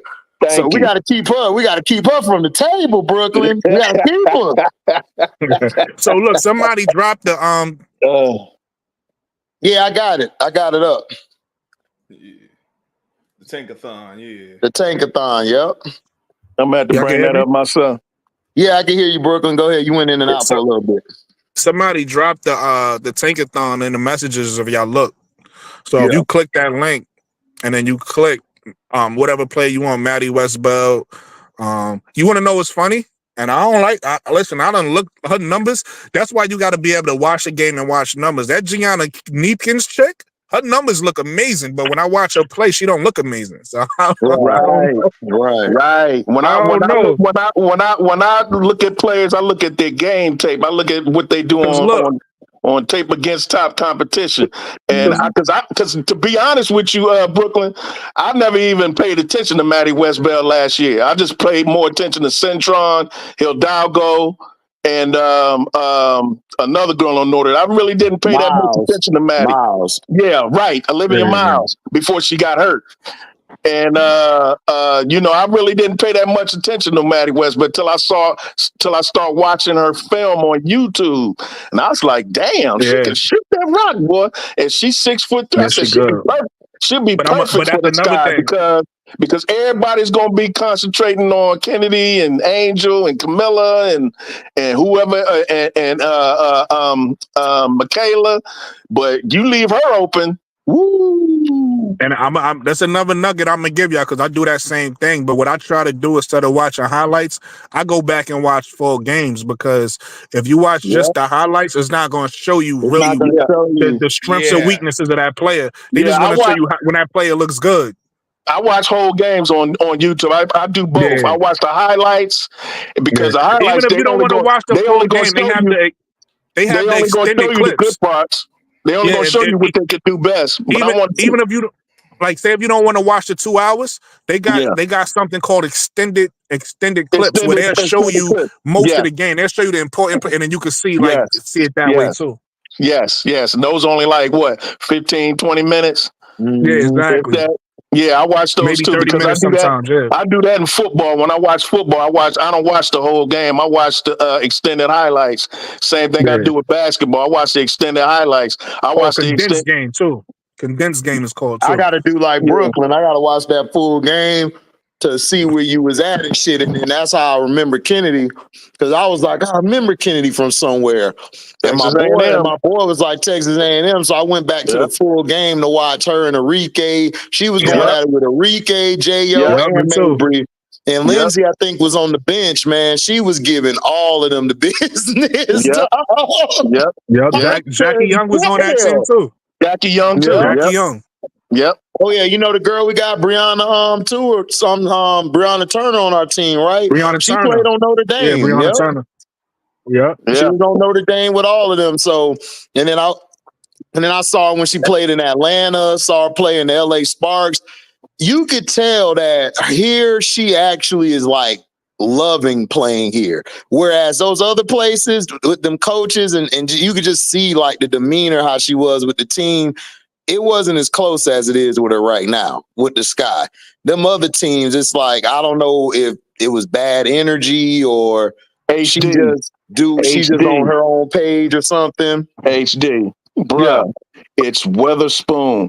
When I saw Kennedy Carter and her temperament, she reminds me, people forget, I know you don't, but I'm saying people forget how much of a dog Witherspoon was, bruh. Oh my God, she'd be ready to fight at the drop of her and Kennedy Carter are soulmates as far as their personalities. Yeah. They are. That's the reason why Witherspoon loves dogs. She ain't had nothing but dogs around her, but just that the comments had more dogs, but better dogs. But she had dogs around her when she was with the Liberty. I'm telling you, that she had dogs with her, and she was the lead dog. People forget all this, and people forget about that. Like when people talk about top point guards, they never mention Witherspoon, and it's like, bro, Witherspoon was locking some of your favorite point guards down. She's in the Hall of Fame, HD. Yep. She's a first ballot Hall of Famer. First ballot. No, I'm just saying. Yeah, I got you. I got what you're saying, but that's what I tell them. But these people be forgetting, like they already put in Cece up there. I'm like, bro, I like Cece straight, but dog, I don't think she was better than Teaspoon, dog. Like, she got a ways to go. Because Teaspoon wasn't just the beast on defense. She could score and she could shoot. She was an all-around baller. And like that's just what pissed me off about our sports that's dominated by black men or black women. They love to forget about those in the past. Like, they couldn't just come from the past and play today and just whoop these kids' ass today. Like, it's like, come on. Like, we got to stop that. Like, I remember somebody was saying, like, when Cece was doing her thing, they were like, man, she the best college woman basketball player. I'm like, what? Nigga, what? Where? You know how many beats that came? Do you know how many beats that came through college women's sports? Man. Some that didn't even make the WNBA. Exactly. I go back. I'm old enough to go back to the ABL because I grew up on right at the tail end of Cheryl Miller, and right when Tennessee was on they high. And I ain't talking about Shamika Holsclaw. I'm talking about before that because I had a crush. You talking about somebody fine? I had a crush on the late great Nikki McCrae. I had a crush on her. Oh my God, dog! I had a crush on her. She was so fine, man. And then when she passed away, that hurt my heart. But I go back then. And I've seen Katrina McClain and I've seen Lisa Leslie. I've seen I'm talking about in college. I've seen these players. I've seen the three Meeks. I've seen Candace coming all the way up through the times. I saw Cheryl Swoops when she beat my Ohio State. I'm an Ohio State Buckeye fan. She single-handedly kicked our ass. We had Katie Smith, who was currently the assistant coach for the Minnesota Lynx. She's the legend. I remember Helen Darling. Helen Darling came out of Brookhaven High School in Columbus, Ohio, who went to Penn State, and she was the first-round pick of the ABL for the Cleveland Rockers. She played a couple years in the WNBA. I remember Helen Darling. She was one of the top point guards that come out back then. I remember when Dawn Staley was at Virginia. I watched her there because that was my baby, dog. Look, you can't tell me nothing about Dawn. If you talk bad about Dawn, we fighting right then and there. You ain't talking about my baby Dawn, nigga. Don't do that. With the 90s hairdo. You know, she had the 90s black hairdo. She had the bob with the triangle, with the triangle bangle earrings. Yeah, like MC Light. Like MC Light. She had hair like MC Light. That's how South Philly in the house. You feel me? So I love. Matter of fact, and this is my opinion. To me, if you look up pure point guard in the dictionary, Dawn Staley's face should be right next to it because she was my favorite point guard. She was the purest point guard I have ever seen with my own two eyes. There's two pure point guards that just stand out of my head right now: her and Jason Kidd. Oh my God, dog! Jason Kidd was a monster, but Dawn Staley's my favorite point guard of all time. Thank you. Like that's my favorite point guard. I know people love Pancaro and they love Sue Bird. They love Sue Bird. They love Swing Cash. They was not Dawn. But they want Dawn. No, Dawn just didn't have the teams. If Dawn had the teams, the Comets had, or the Liberty, or certain teams had, man, Dawn would have had 3 chips easy because the way she set everybody up, and she would throw you open. People forget that throw you open term. She would get you open. Like she would put it in spots where you go and you catch it and then boom, you letting that bitch release. Wet every time. And then she could score. She'll go to the hole on you with the left or the right. She was fundamentally sound. And I'm so glad that people who recognize it are giving her flowers because she deserves it. Dawn should have been got her flowers. But see, this is what I try to tell you. Everybody magnetized stuff with just championships. I love championships, but dog, it's a team effort when it comes to championships. It's not just one player. And Michael Joe, I wasn't a fan of Mike, but I respected Mike's game. I love this game. But Mike had a team. I didn't like Pippen. I think he's a piece of shit and thought he won top 50. But Pippen is a solid role player that on the perimeter, he gave teams problems with his length, with being 6'8". And then he was one of the few people who played the 3 who brought the ball up, who ran the offense. So he was the first of his kind as far as that point forward. So that's what I'm saying. It's like, you got to understand it's a team. You got to build the team. You can't just like with Caitlin Clark, nobody hates Caitlin. It's the same thing with LeBron. We say we don't hate LeBron. It's just y'all don't give nobody no credit. Y'all just give them the credit like they're the only ones on the damn team. Like, dude, you got Aaliyah Boston. This is I think a 2-time SEC player of the year. And she's a national champion. You got Melissa Smith, national champion, one with Kim Mulkey. Then you got Kelsey Mitchell, one of the greatest scorers in college history. So it's like, what are y'all talking about? This girl got a team. It's like, what are we talking about? And not to mention Hall and the ancillary players around Timmy Fagbenley. She played on that Minnesota Lynx team that won the championship with Cheryl Reed back in the day, in the 2000 teams. Then you got Dantes. Dantes was on one of those Lynx teams. So you got DNA of champions on your team. So you can't keep just saying it's her. It's everybody. Everybody plays a part. Without those other players, you don't win. I give Cecily her credit, though. She did say that Kelsey Mitchell deserved to be player of the month. And you know what? And that's why I eased up being hard on her, because she said that. Now, what I will not let go is you need to check your fans. You need to check some of these fans, and you need to check that racist boyfriend who want to bring Tyrese Halliburton to the game like he black. No, Tyrese Halliburton on the other team, he just look black. He's still white on the inside. Now you can't be. Listen, if you gonna choose a black person, you need to come to the game with like Gary Payton or somebody. Then we'll talk about it. Like, okay, well, I understand, but Tyrese Halliburton don't count. You still a racist. I don't want to hear that. HD, when they say biracial, usually that means bye-bye black people. I'm going with them. Right. So that's what I want to see. I want to see you I want you to see the brother we have it at the cookout. Gary at the cookout, and Gary probably gonna fight a couple of your uncles and dad at the cookout over a game of spades. That's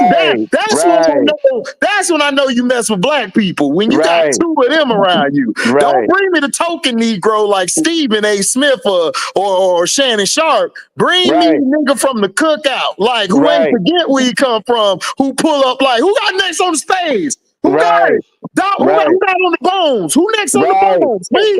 That's what I want to see. Like, I hate that shit. Don't do that. Don't insult my intelligence. But yeah, I give her respect for what she said. And she said something nice about Angel too. And it's like, okay, like, but your fans need to be addressed. That's why I said on my last video that I made about Angel, I said, Angel went out like a mother effer. And I told everybody, if you come to my comment section speaking this fake injury and this and that, I'm blocking you. And you can make 100 accounts. I'm gonna block all 100. I got the time of day to do it.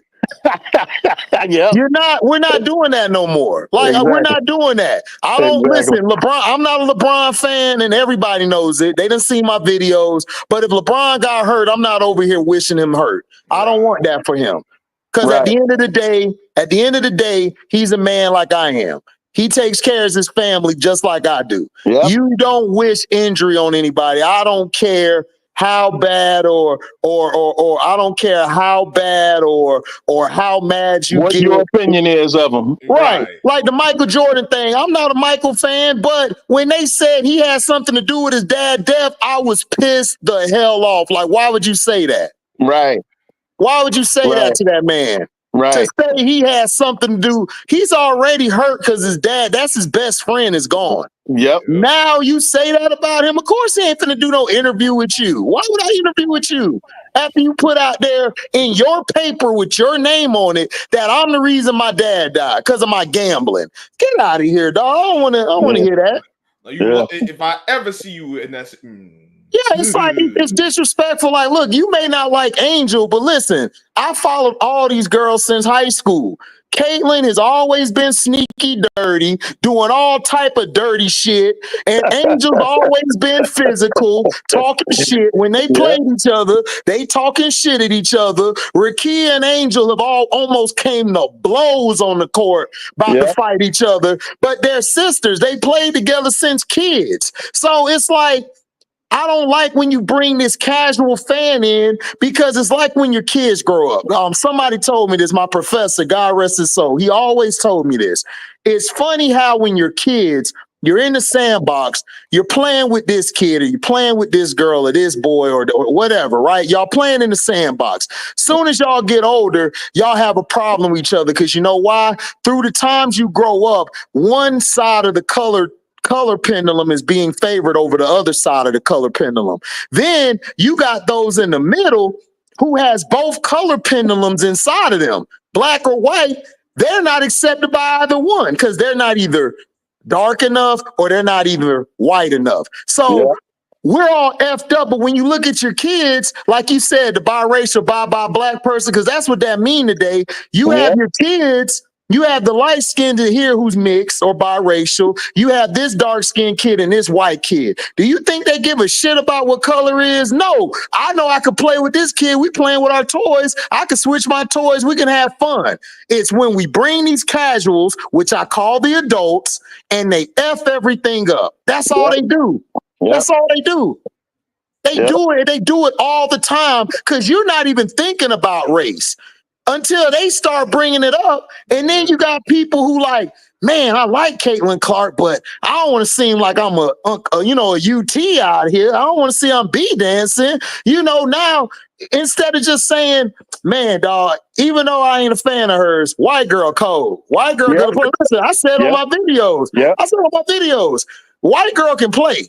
Now they're giving her calls. She allowed to push off, but white girl can play. I've never said one video she can't play. I never said that. All I said was she turns the ball over too much, and she needs to work on her floater, her mid-range game, and she need to play defense. That's all I said.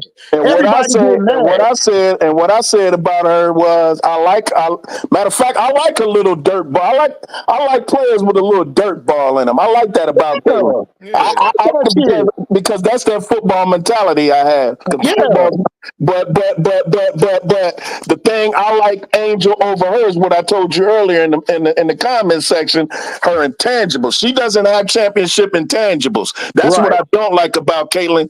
Or that's the thing that I think she comes up short in. I ain't gonna say dislike. She comes up short to me in the intangible part, because as good as she is, she's not a championship player. To me, when I saw Angel, I saw something special about her as far as her mentality, as far as her intangibles, how the team gravitates towards her, how her teammates look at her. And I noticed that with the Sky. She immediately took control of that locker room as a rookie.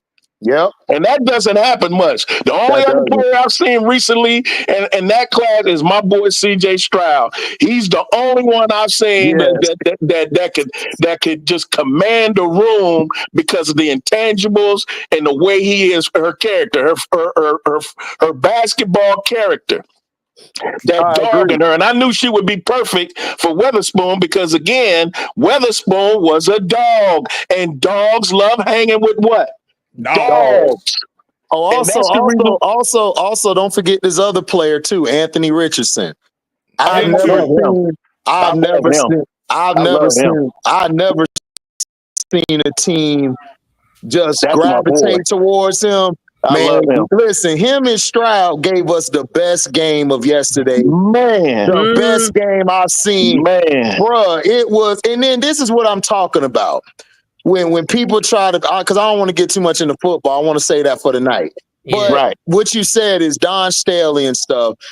Do you see did you see when Kim Mulkey came all the way to watch Angel, even though Angel ain't playing? You see Kim Mulkey was there, and you saw how Teaspoon and all them was hugging and embracing one another because dogs all know dogs. I know people don't like Kim Mulkey, like her views and stuff. Kim Mulkey was a dog. If you go back and watch those full games when she was playing, dog. Kim Mulkey, dog. I like Kim Mulkey now even more because Becky. That's why I like Becky. Cause I got a soft spot for Becky. Becky, the white girl, you. It's like all four of us brothers out. Becky gonna be down like, who touched my dog? Like Becky gonna fight you. And the way she jumped for Asia, when Asia got hurt, boy, she was jumping off that bitch like, no, my baby. What about when it looked like Asia was about to get in a fight with somebody fired on her, and Becky came out there immediately like, no, don't get kicked out. No. We need you. She knows her girl. Yeah. But you know what? I remember Kim Mulkey when she played. I was real young back then. I know I'm dating myself, but I was real young back then. That's cool. It's cool. A lot of my friends didn't make it to that age. She was because she was on the U.S. Olympic team too. As a player, people don't realize. And Mulkey said she had to tell Flau'jae and say, "Look, you think I was a slouch? Let me put in some film for you, let you just show you my credentials." And Teresa Weatherspoon probably told Angel the same thing when she got to train. They say, "I know Kim Mulkey now. She was my coach, and I coached with her." Yeah, not only that, Weatherspoon and them, they talked to Angel, like they did the pre-draft workouts and all of that. Teaspoon said right then and there, we're gonna go get her. We're gonna get her. When she got her, look at her, the look on her face when they drafted her. She act like she won the lottery. She said, you know what she said? She said, okay, Barbie, you coming to Chi-Town, Barbie? Yep. She said, I'm ready. Like, she said, I'm ready. And Teaspoon, that's what I'm trying to tell people. You trying to tell me this girl can't. Dog, this girl out-rebound everybody's career, dog. Do you understand me? And she's doing this. I think my T girl, she said it earlier in the chat. This girl, I know CC having a good year, but I just like Angel because she's 6'3", undersized, out-rebounding all these 6'7" people. Like, Camilla yesterday, Camilla's 6'7". But I've never seen Camilla out-rebound Angel ever. Never. And Angel 6'3". Right. So imagine, and before she got the Moki, like I told people, Angel had game. She had a bag. So imagine her bringing that same bag back and being able to stretch to that 3 to help Camilla in that. Dog, she gonna be killing. Gonna be curtains, bruh. She's gonna be killing. Gonna be curtains. People see, I look it down the line. I don't look at today. Like Lamar Jackson messed up. I know I'm going football. I don't want to go, but Lamar Jackson had to make a video. They lost, but everybody don't see the parameters. You had a new offensive line. You had a new running back in there. Y'all haven't played in a game together. You got maybe one good receiver in Isaiah Likely, and you almost beat the champs. If not for your bum-ass defense, who I've been talking about since Ray and Ed left, since your bum-ass defense gave up that touchdown, y'all could have won that game 24-20. And they don't have Ozzie Newsome as their general manager anymore. You got EDC, who has been doing a terrible job so far. But I don't want to strain too much in the NFL. But I'm saying this is why I love you and Scrub on here and Prince and Brooklyn 80s baby. You know, even I can't think his name, Israel. Even he, to me, I still think he glazes Caitlyn too much. But Israel, y'all know y'all stuff, and y'all actually give praise to these women, which is deserved. Like, it's not about everybody. It isn't about not being happy about the success of CC or the fans watching the game. We just have a problem with the disrespect. Just don't be disrespectful. It's cool to talk trash.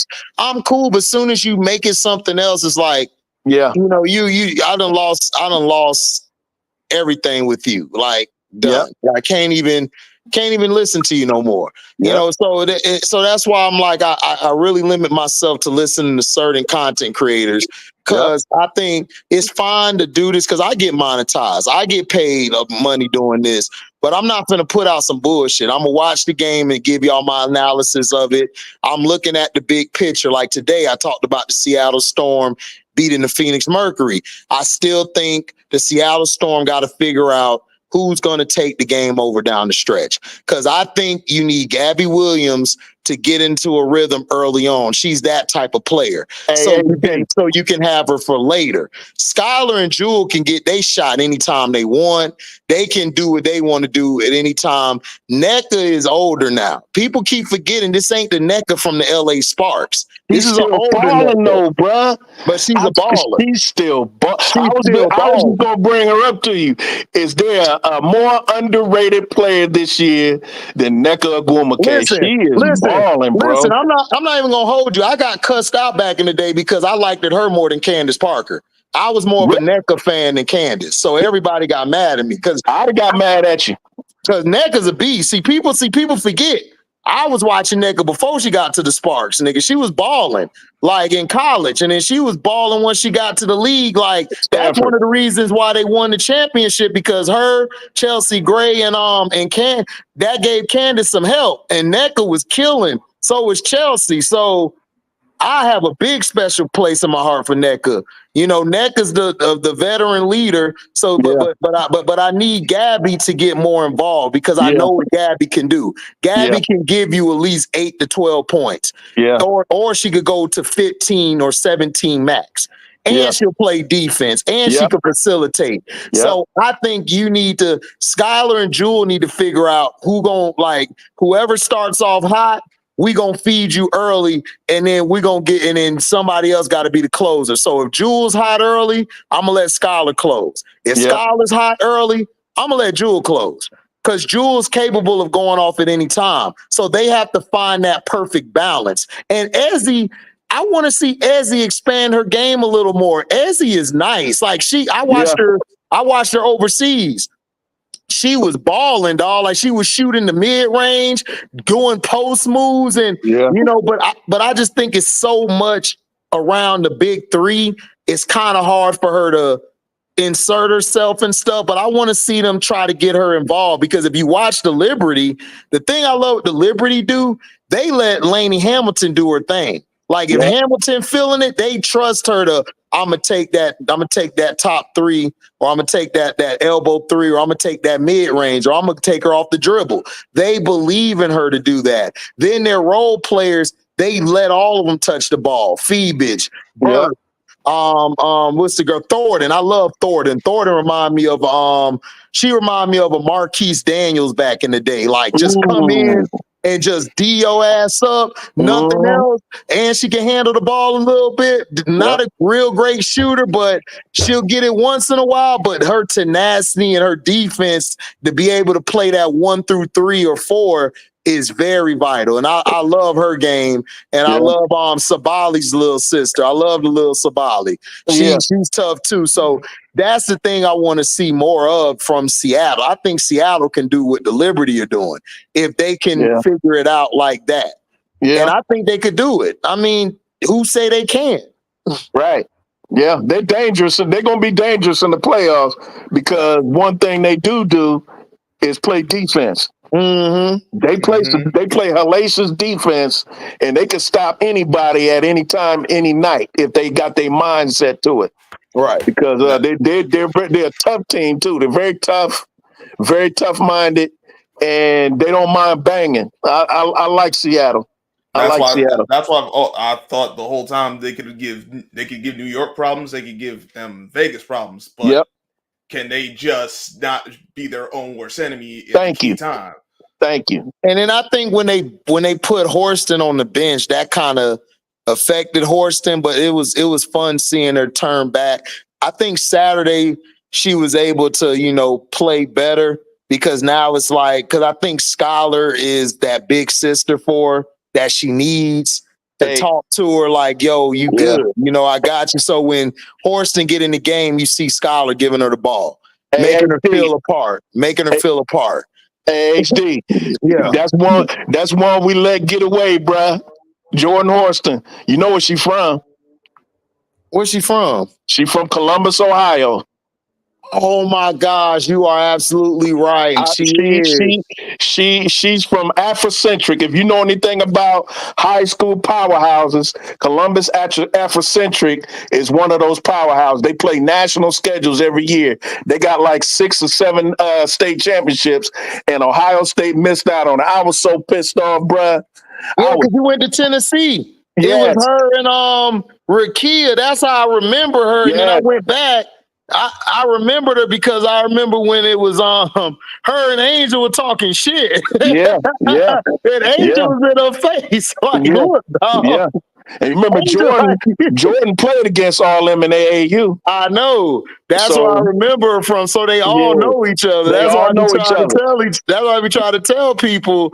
That's why when Rip Hamilton tell the stories, people forget Rip came up with Kobe. So he always it hurt them when Kobe passed away.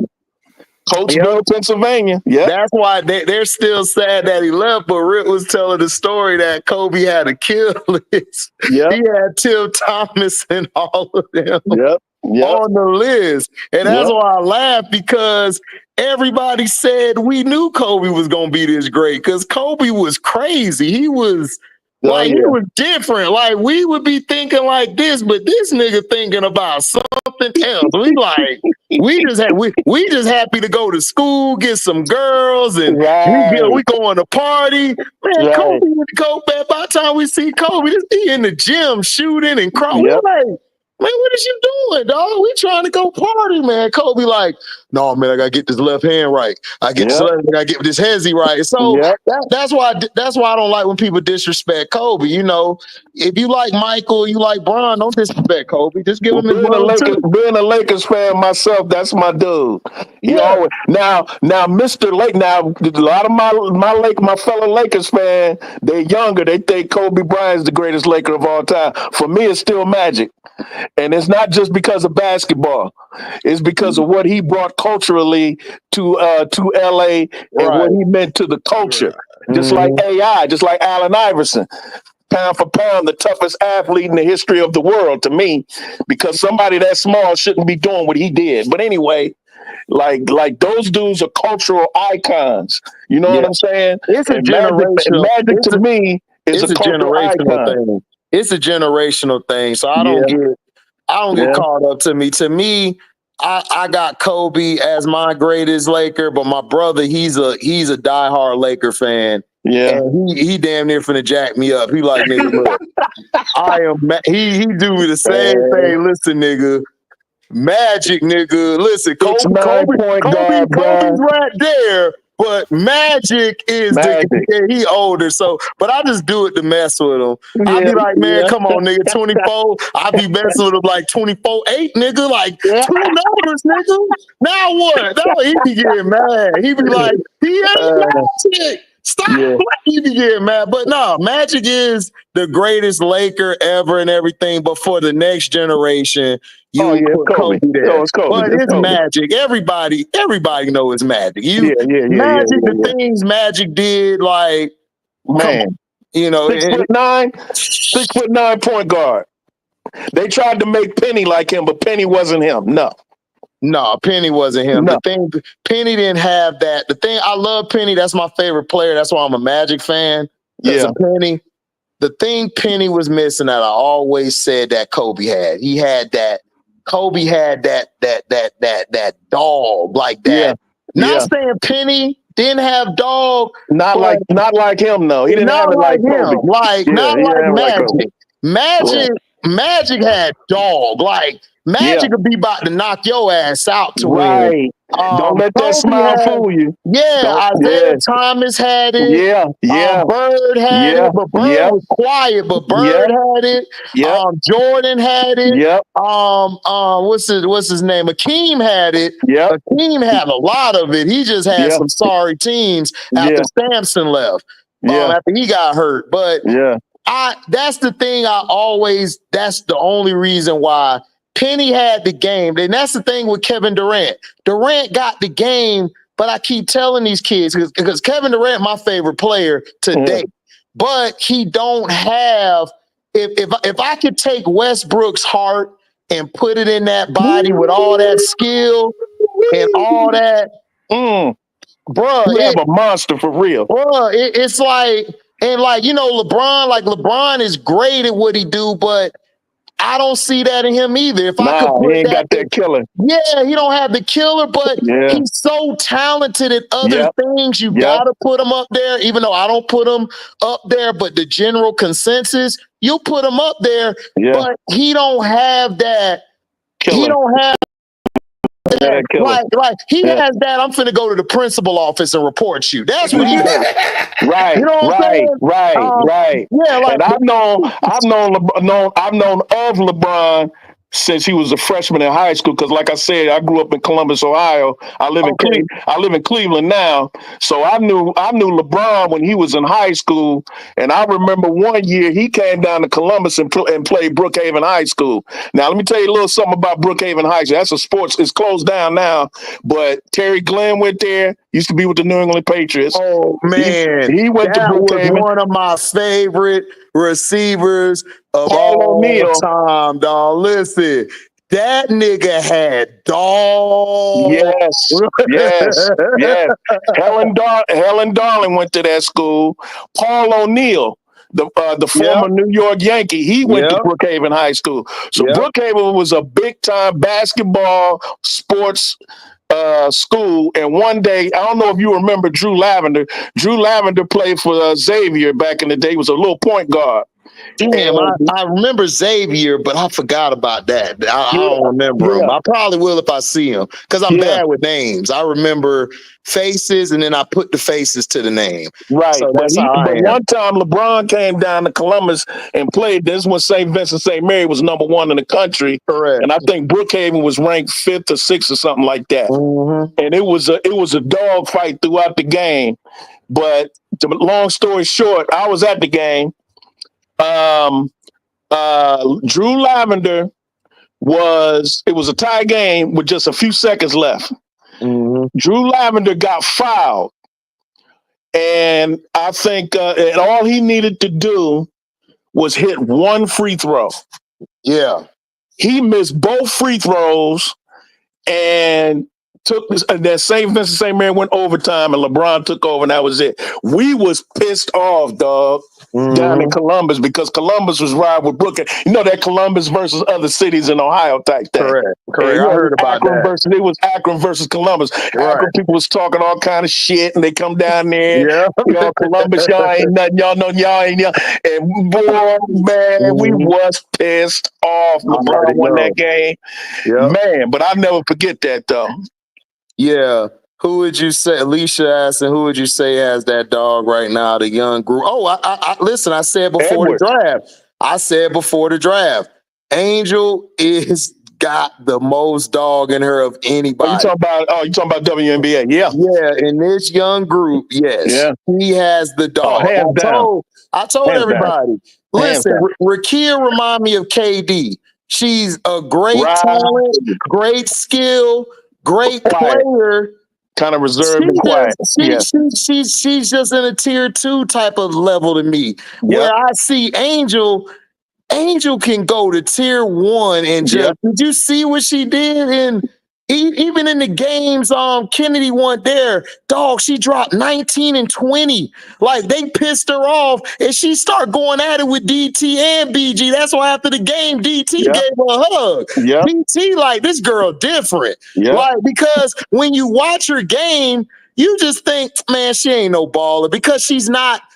Unless you're a dog like me or you or anybody out there. We know dog and we watch dog. And we like that. So Diana was like, okay, politically, I gotta go with CC, but I go with this girl on the low. BG even said, I'm playing with Angel. Because I know I'm gonna be free all night. Because BG like, I ain't no rebounder like that. I'm not the dirty work player. And that's who Rakia remind me of KD and them. She's gonna be the best player as far as skill, anything she could do.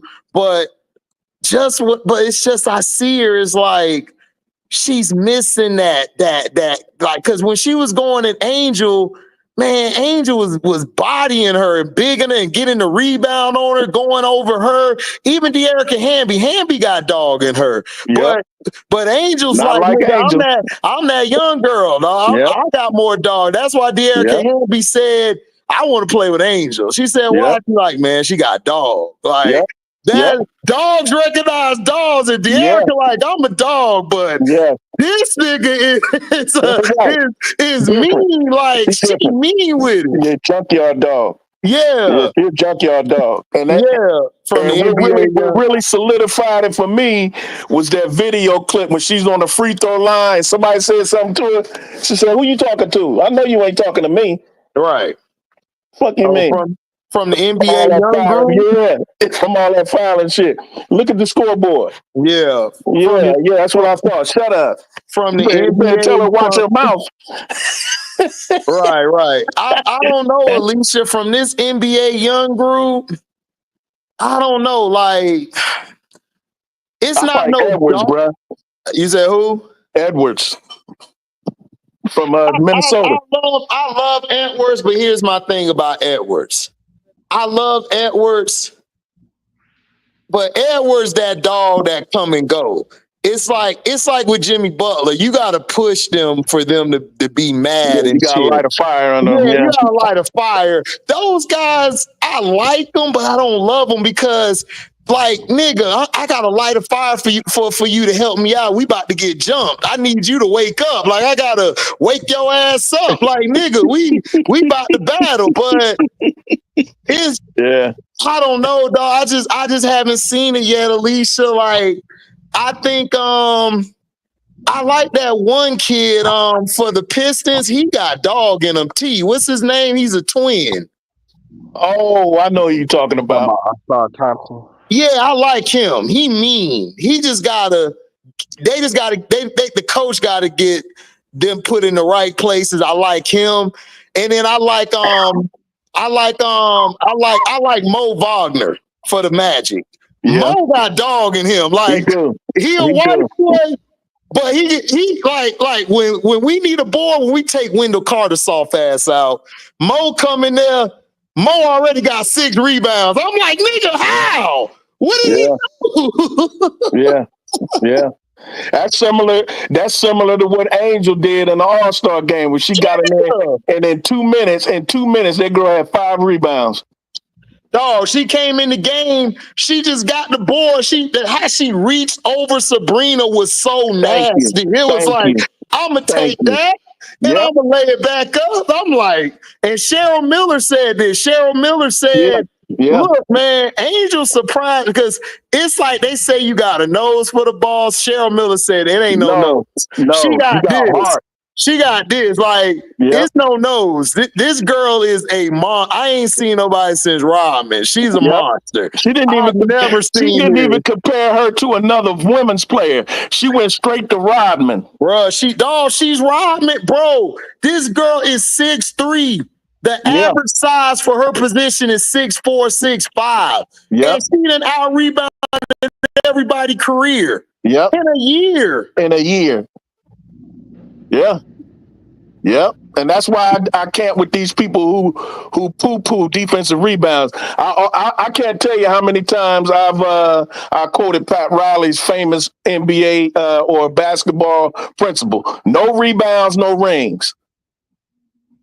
Look, if you don't get rebounds, you ain't getting no rings. It's like this. I always tell Detroit T this because Detroit T, that's my big bro here, man. He always been supporting me from the beginning to now. I always said, dog, look, you have to have that person do the dirty work if you want to win championships.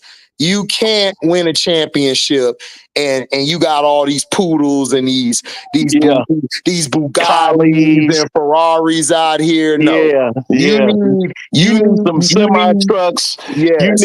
You need some SUVs. You need a Lambeer in Mahorn. You need a Rodman. You need that. You need a McHale in Paris. Right. You need that, dog. You need a Charles Oakley. Mason. You need a damn Kemp. And a Magnovich. I can't think of his name. The guy played next to him. You needed Dikembe. You need some niggas who gonna say, look, I don't care about scoring, nigga. I'll get rebounds and block shots. Y'all just win the damn game. Right. Y'all just win the goddamn game. JP, what bullshit from last night at Sino Stream? What happened? And you know what almost brought tears to my eyes? Because I love players with that mentality. Is when you told me, when you said, I think you was on shows when you was talking about Angel when she was young, how she punched some girl in the nose. Bro, you don't know how much I love to hear it. I said, I said to myself, that's my Angel. She'll punch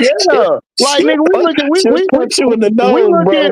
We look at Angel as the daughter, like that's our kid. That's like our daughter there. Like, hold up. Who said something about Angel? We finna go fight. Like, shit. Like, I remember seeing her when she went to the Slam.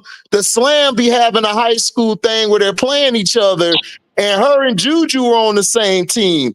Even Juju bowed to her. And Juju a beast. We know Juju a beast. Juju even bowed to her. She came out there and was talking shit already. Like, I'm in my bag because they mad because I'm in some new shoes. I said, oh, man, this girl here is a dog, bro. And she went out there and busted everybody's ass.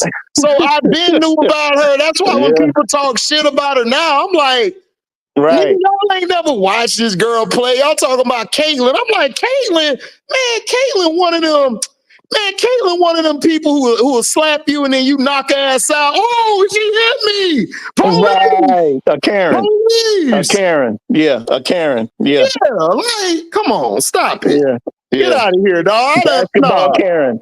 Right. And she is a basketball Karen. What's up, Detroit T? Oh, not shit, bro. What's the deal?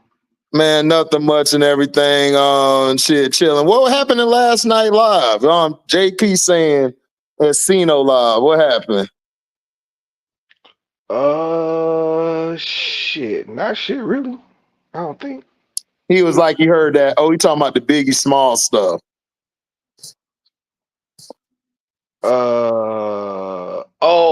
Well, my man said, what did he say? What did he say about Biggie? Hold up. He said, somebody said, oh, no. I know what it was. This nigga was like, somebody was like, nigga, isn't, because I guess Cino was talking about Drake and Kendrick, you know what I'm saying?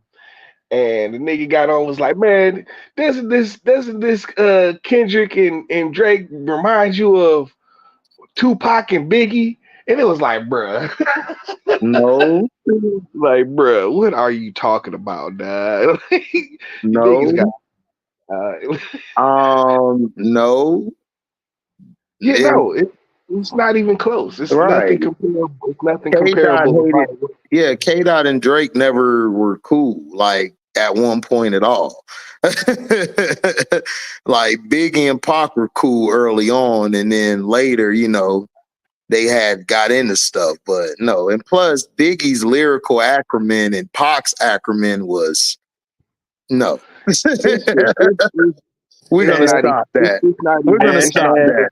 We're gonna stop that. I don't know if you know this, but remember the controversy with Biggie, Lil Kim, and what's the singer's name? The other one he was messing with? Oh, Faith? Yeah, Faith. Remember how Tupac was saying, I did this, that, and the third with your wife? Yeah. That actually is true. Because my boy that I know from Columbus, Redman is his cousin. Right. And Faith and Redman's sister are like best friends. And she told my boy that Tupac actually did, because she was mad that he was messing around with Kim, so she got him back by messing around with Pac. But even though she denied it to the hills, Rosalind, that's Redman's sister's name, Rosalind said that actually did happen. Tupac did do that. I was like, damn. Yeah, that's why Biggie said in that song, if me and Gutter had two spots, the one on Fifth and had two drops, Coolio means it's getting too hot. If they had twins, you probably had two Pacs. Yep. That's why Biggie said it, because he ain't trust that bitch at all. No. Because that's why he made that song, You Wanna Sit Mo on My Living Room Floor, play Nintendo with season Papa not home, make Papa's not home, sex all night. Mad head in the moan. Spin my cheese, smoke all my weed. Tattoo OTT say it be. Man, Biggie was a problem, dog. What are these niggas talking about in Cito Live? Nigga, Kendrick and Drake can't touch that. Are you kidding me? I had to shut that down, like, nigga, ever so. Dog, hold on. I tell everybody who got a problem, I tell them Biggie couldn't make a song. Go listen to that Biggie one song on, not the remix of One More Chance. See, everybody be on the remix. Listen to the original one. Yeah, listen to the original one. How he ripped that. That nigga said, is my mom playing tricks like Bushwick and Willie D, having nightmares, the girl's killing me. She mad because what we had didn't last. I'm glad because a cousin let me hit the ass. Nigga, what? Come on, dog. Yeah. What talking about, T?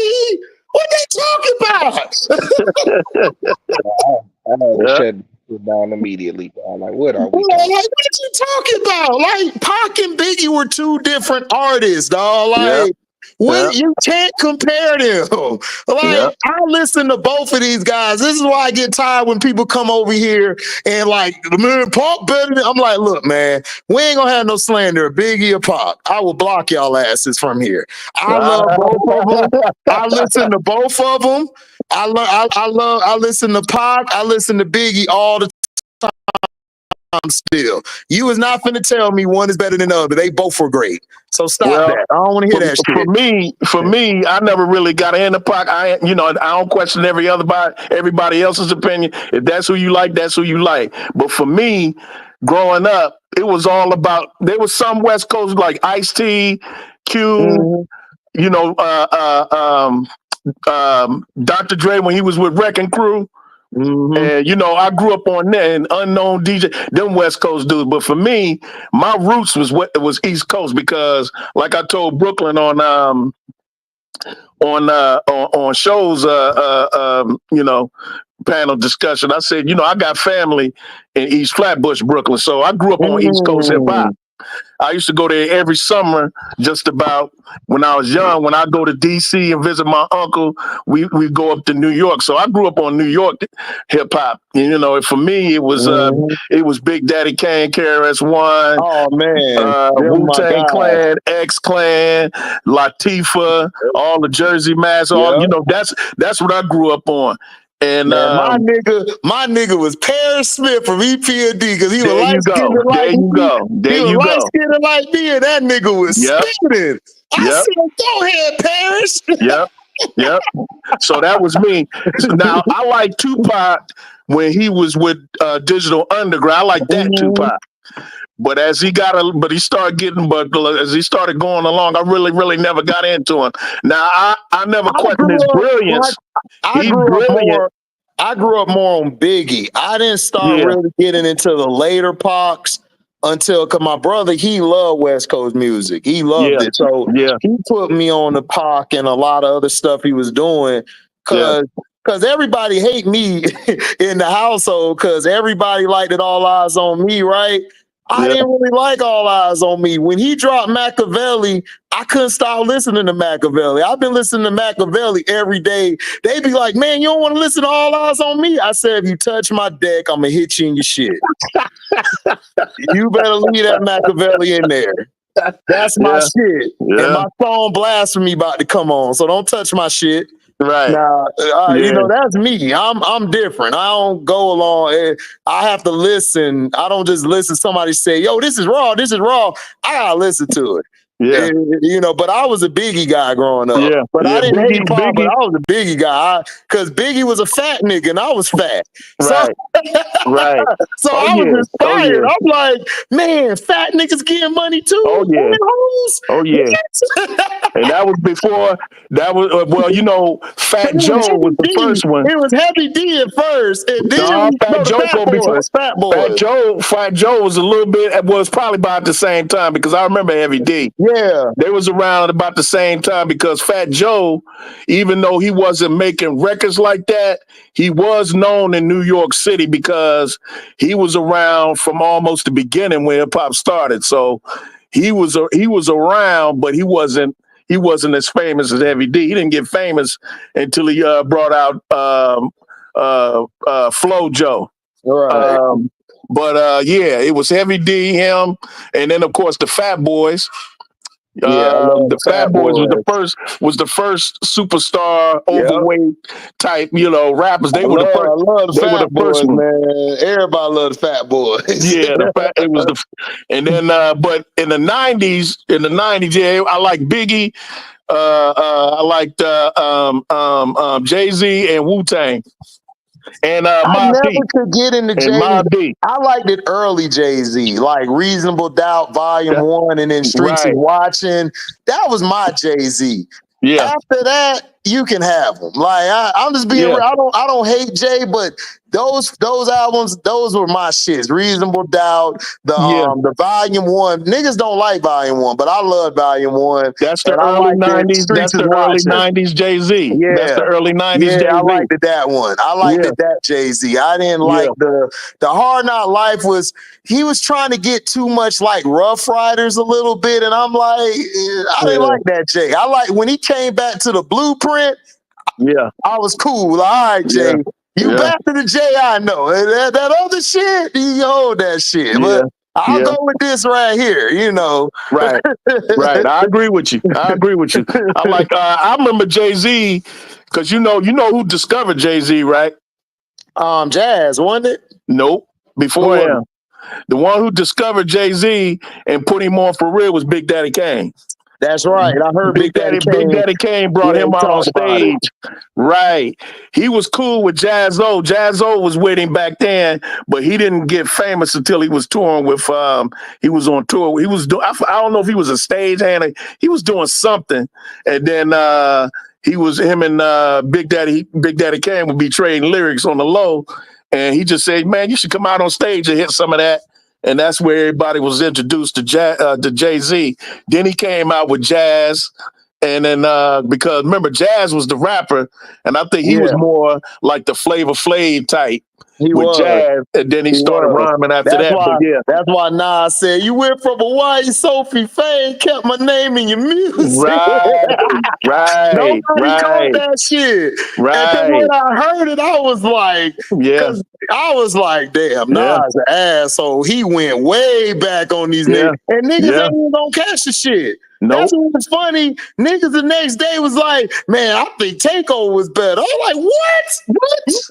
Did you not just hear what this nigga said?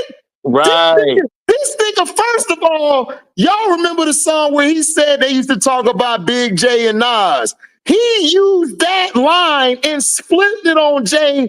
I already knew it was over. He said they used to talk about Pac, Nas, and Big. Yeah. Y'all ain't catch shit, dog. Then when he said the Foxy line, niggas really, I don't know, dog. Niggas just don't listen to bars. He said all of that, I was like, damn, this nigga know Jay-Z. Oh yeah. They came up around the same time, but Nas, Nas was Nas. You know what I mean? And his first appearance was on Breaking Adams. On a song called Live at the Barbecue. Oh, yeah, everybody remember that verse. That verse was, I think that verse was what? The best verse of the year? That's one of the best lines in the history, one of the best bars in history to this day to me is when he said he kidnapped the president's wife without a plan. Oh my God, dog. You know how hard that is? You know how hard that is? You ain't even got a plan.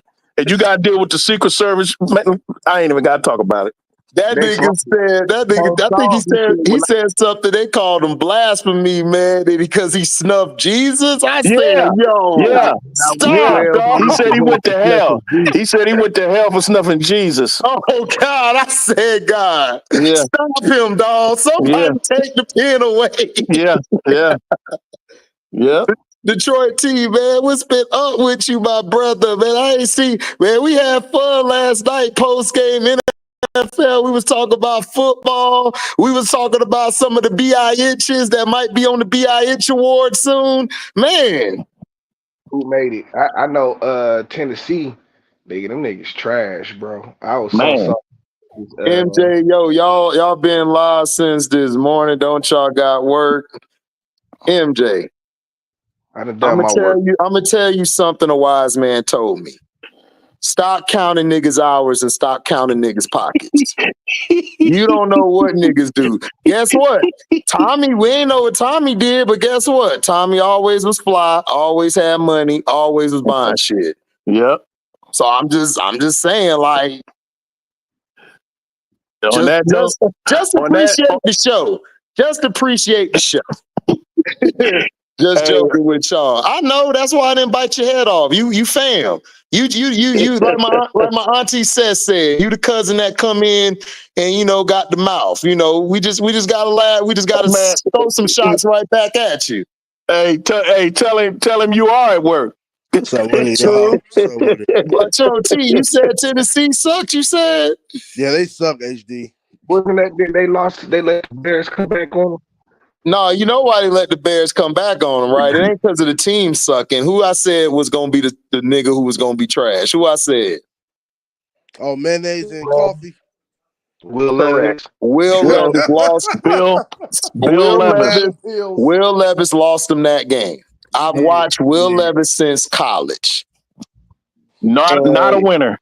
Not a winner. And a turnover machine. And a turnover machine, yes. All he likes to do is lift weights and show off his muscles.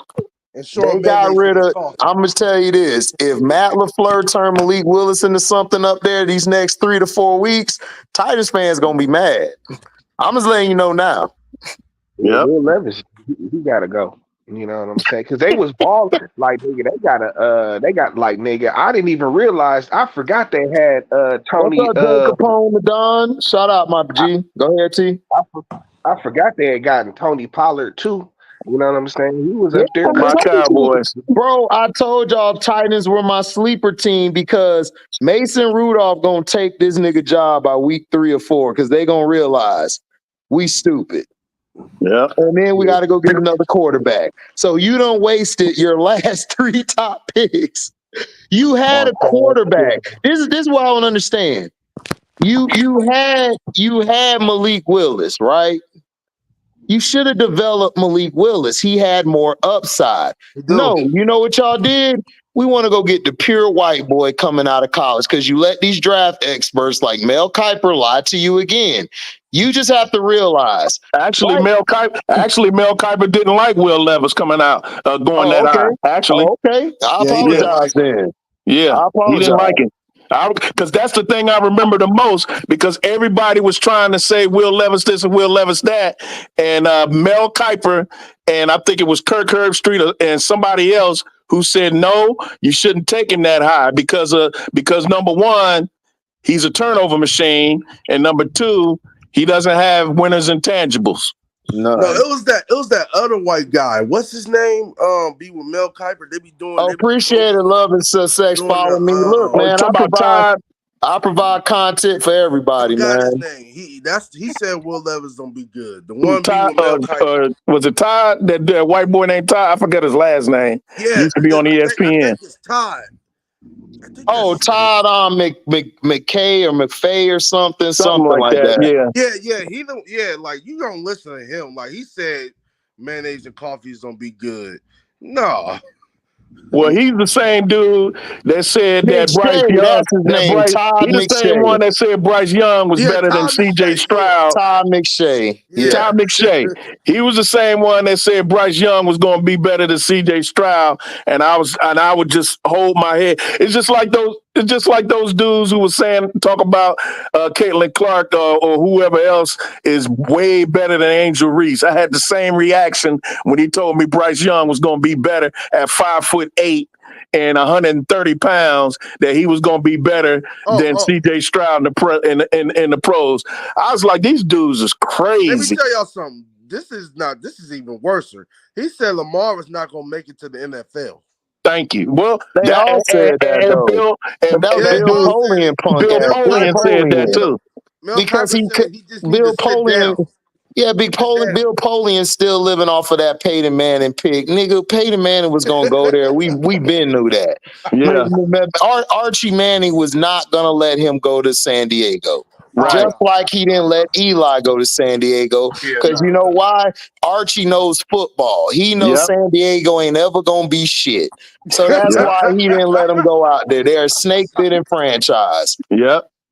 So it's like stop playing. Like I get tired of people thinking politics don't play a role behind doors. But yeah, like Bill Polian don't know what he's talking about. That's why they're mad at Lamar, because Lamar done proved them all wrong. He done won 2 MVPs. They said he wouldn't win. They said he would never start. They said he need to go to receiver. Like, dog, like, look.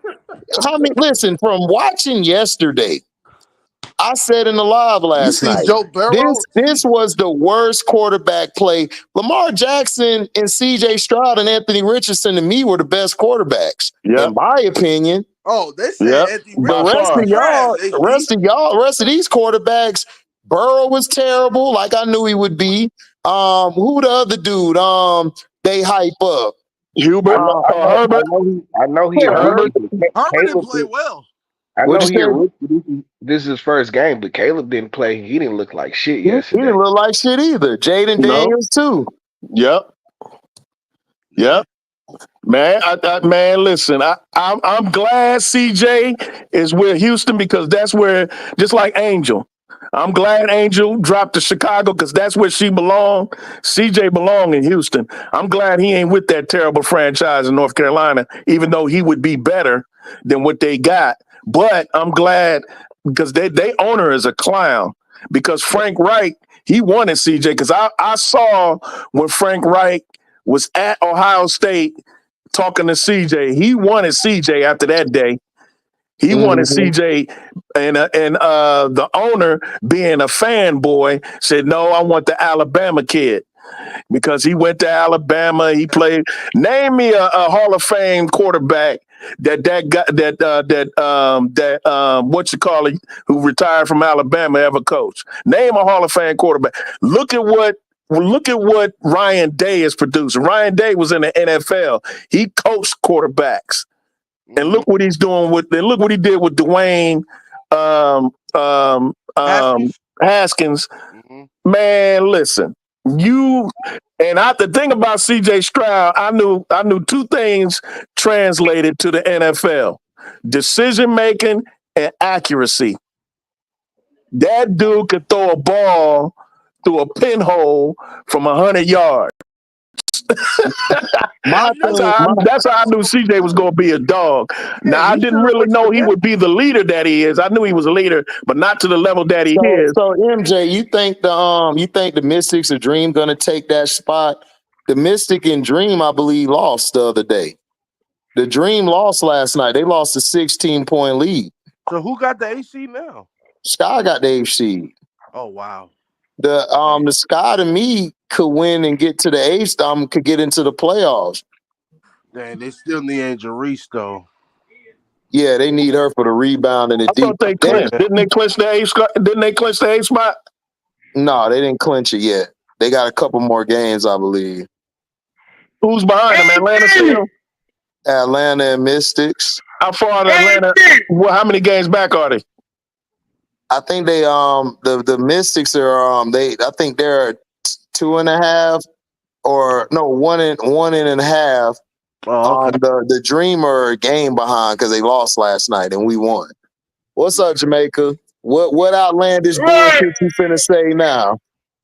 Nigga, I'm surprised your ass is doing a live at this time of the day, nigga. I thought your ass was doing 12-hour shifts, nigga.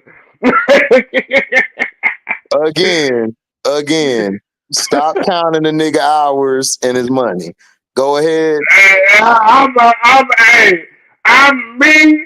I don't give a damn what this world is a nigga me. I'm gonna always be me. God damn it. I know. And that's why we love you over here. Because we know what you finna bring. We know you. We know you the cousin who come in and don't give a damn about shit. You just gonna be you. And we just gotta adjust to you. No, I thought your ass was at work right now. To be honest, I thought you was at work and shit. I thought you was at work right now. I'm surprised you're doing it live. Yeah, the Mystics play the Sky on the 11th, but they still could win. I'm just saying it's like the Mystics aren't a guarantee. The Mystics have bad coaching, and they play terrible down the stretch. And the Atlanta Dream just showed you they can't close shit out. Hey, I'm gonna be honest with you. The W for that AC, if we go down to the last game, I'm gonna force myself to watch the Chicago Sky try to clinch that 8 seed. You was not finna watch that shit. Stop lying, dog. You just be like LB and tell the truth that you ain't gonna watch it. And also be like Chris C and glaze over Caitlin Clark. I'll believe you better. I was gonna watch it, but Angel Reese ain't in, so man. No, I'm actually gonna watch this shit. Yeah, Angel Reese hurt. I'm gonna watch it. I'm gonna surprise you. I'm gonna watch it. But it gotta go down. It gotta go down to like if it's like the last game of the season and the Chicago Sky, like they got to win the game, I'm gonna watch it. Yeah, right. T, what you saying? I'm gonna watch. I'm watching it. You know I'm gonna watch it too. What you saying? Angel Reese hurt. Yeah, she hurt her wrist. She out for the season. Oh dang. No, hold on. Now, if they make the playoffs, can she play in the playoffs? I don't know. We'll see. They said she had a hairline fracture, so might not. Oh man. Okay. See, that's the big question right there. Because if she can play in the playoffs, at least play. I'm taking it as that. But if they get to the playoffs, like let's say they shockingly get to like the second round of championship, I could see her coming back. Yeah. That's what I'm saying. That if it go down to the last game, then I'm gonna watch the fourth quarter. I ain't gonna watch the whole game. I'm gonna watch the fourth quarter. Hey, I ain't gonna watch it. What's up? You see what that clown Fatlock said? Bro, I don't care what Fatlock said, bro. Fatlock is going with an agenda. Yeah, that's all. He said Lamar Jackson is a one-dimensional player. I know.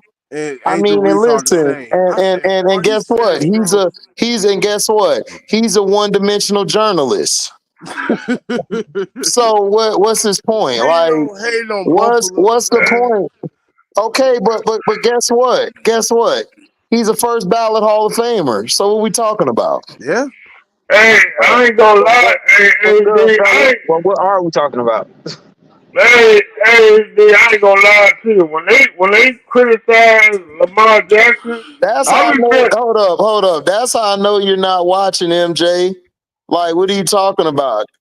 Kennedy Carter played. She's played the last 2 games. They just don't. They have a chance to win because they got Kennedy Carter. Angel Reese went down. Kennedy Carter was in that game. The game that Angel Reese went the hell off, dropped 21 and 12. So what are you talking about? Like, Kennedy Carter's back. That's why I said that they could make the AFC. They got a chance because Kennedy Carter's a dog. I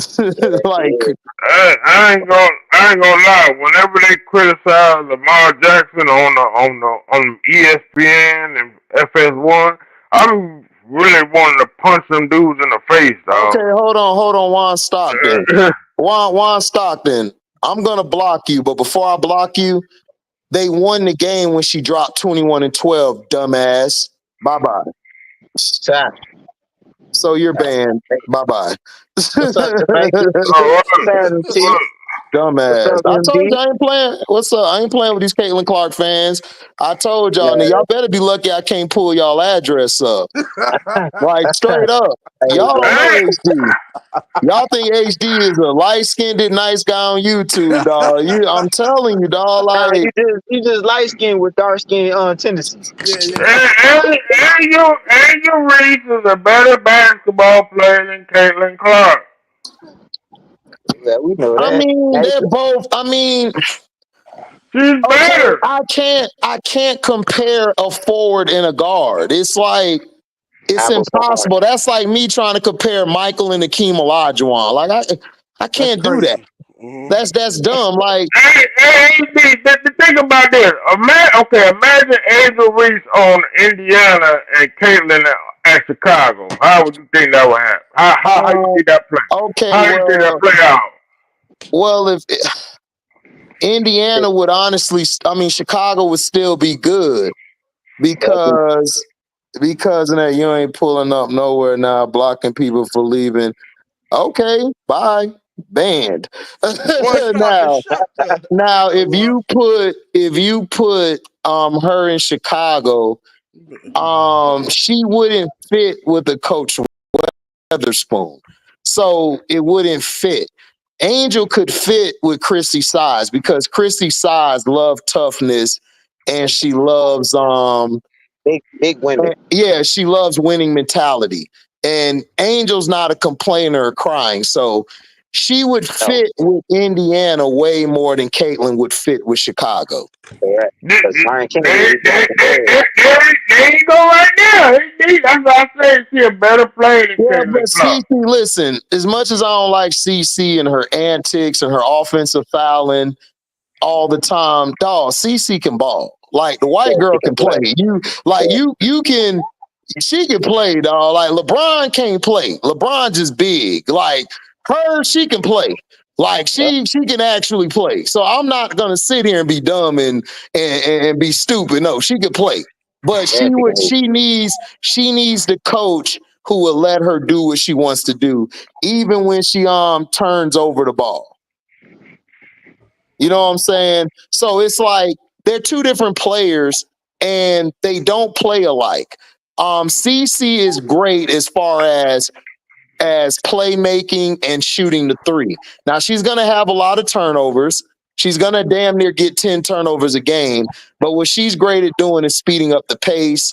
And in the half court, she's good at standstill shooting or getting to that next level and shooting on a floater. Now the turnovers will cut down next year because she's learning the offense and she's learning the game. Correct. You still don't know how to play without the basketball. Not effectively, right? Not effectively, right? Why are some of y'all trying to determine who's better? There's two different players. They're both MJ again. These fans didn't start liking Caitlin Clark until Angel Reese did the "Who Can't See Me" to her face. And ever since then, they have been hating on Angel Reese. They've been trying to compare them. Angel Reese has had a great season, a historical season, just like Caitlin has. They both are breaking records. They're both vital to their team. They are. So you can hate one or the other, but they're both great players. And Angel, before she was going, she was hitting the mid-range and the three. And she did that before she left. And now she's going to Unrivaled, where she's going to train with Asia Wilson, Nafisa Collier, and all of them. She's going to come back even better. So I don't compare them. They're two different players. Like they're way too many. They're way two different players. I don't like Caitlin Clark, but she's doing good. She's doing good for what she's doing. I just don't like her punk ass fans like the ones I had to block because they talk big and bad. But if I catch you straight up on Front Street, you're gonna get hurt. That's just straight up. Like I know you niggas think y'all tough. It's fine if you think you tough. Y'all never seen me in real life, bro. I'm stocky as hell. Like I'm real stocky, and I got hands, and I'm good with the gunplay. So I'm good at everything, dog. Like just because somebody don't come with that energy all the time, wanting to fight, don't mean they a bitch. And a lot of y'all internet niggas really think niggas bitches until they catch you by yourself. It's like I done seen y'all before. They done put up on YouTube niggas talking shit from the comment section. Niggas found y'all in person and whooped y'all ass. Man, who done pissed you off today, HD? Golly, boy. No, just all these CC fans, dog. That's all. Well, don't let these dudes get under your skin, man. Bro, they not getting under my skin, bro. I make more than their life. So why would they get under my skin? I make more money than their life. I make more money than their life. Like you see, I'm in this living room, right? I got a living room upstairs. I got a whole nother house upstairs. I don't talk about it because I don't have to. I'm me. I mean, real men don't have to talk or brag about shit. These niggas do. They need acceptance. They need them 100,000 followers, and they need that shit. I don't need that shit. Yeah, I'm good. I get what you said, HD. I was in my comments too. I was gonna beat the dog shit out of them too, the same way. They be just talking trash and saying like you don't know what you talking about. Stay away from. Well, I don't care if they say I don't know what I'm talking about. No, but they said me. They was in my comments because I said Caitlin Clark is overrated. I agree with you. I was referring to the guy who made a comment at Angel. Yeah, that's Jamaica saying that, but I mean Jamaica. That's how he feels. I don't never stop people on how they feel. Like he feels Michael's the best ever. I disagree, but that's how he feels. Shit, that's who he is. Me, I don't see one as better. I think both of them are great players in their own right. I just would prefer Angel Reese because Angel plays like I did, with dog mentality. And when I walk on the team or I'm playing, I'm looking to lead. I'm not looking to follow shit. I'm looking to galvanize the troops. That's what she does. Even her presence on the sideline last night in a wrist brace, she galvanized the team. So people don't see stuff like that. People measure stuff by stats instead of looking at what's going on in the game. I look at the flow of the game. I look at how the game's going. Caitlin has to learn how to lessen her turnovers, and she has to learn how to play off the ball more. If she learns how to play off the ball, Caitlin's going to be a crazy good player, a great player. But is she generational talent to me? No, she's not. But she's a great player, and that's fine. If you're not a generational talent, you still could be a great player, first ballot Hall of Famer. So I don't get why people get mad at that. It's like, if I see a Juju or Paige, that to me is generational. Yeah. The stuff they're doing. Breonna Stewart, that's generational. And Paige is nice. Paige is nice. But if I see a Sue Bird or Caitlin or them types, like, I don't see generational. I just see a great skilled player. Like, they're great at what they do. And that makes them better than most of the people they're around. They're better than most generational talents, if that makes any sense to people. Like, Tom Brady's a game manager to me, the elite game manager. But Patrick Mahomes is a game changer. Would I take Patrick over Brady? No, Brady's a better quarterback than he is, even though Mahomes could do more and he's a game changer. But Tom Brady is going to change the game through his elite game management. He's going to show you how a game manager, I'm going to be the super manager ever. I'm at a Fortune 500 company managing this shit. You still trying to change the game on a lower level. You understand what I'm saying? So niggas got to look at that shit from a different perspective. Nobody looks at it from a different perspective because everybody is fanboys now. I'm not a fanboy. Like, I'm going to cuss your ass out even if you're my favorite player. I don't care. That's me. What's up, Sporting Page? The Sky will be interesting without Reese. I think the Sky going to be fine without Reese because Reese is going to be there supporting them.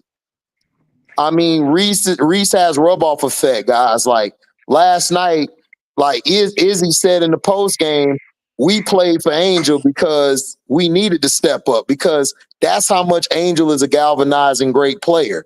You don't just lose double-doubles and like 15 to 20 rebounds. You lose a leader and you lose the heart and soul of your team. Nobody understands that anymore because we're into this 2K bullshit now. And these sports shows, they lie so much, people's brain is all messed up.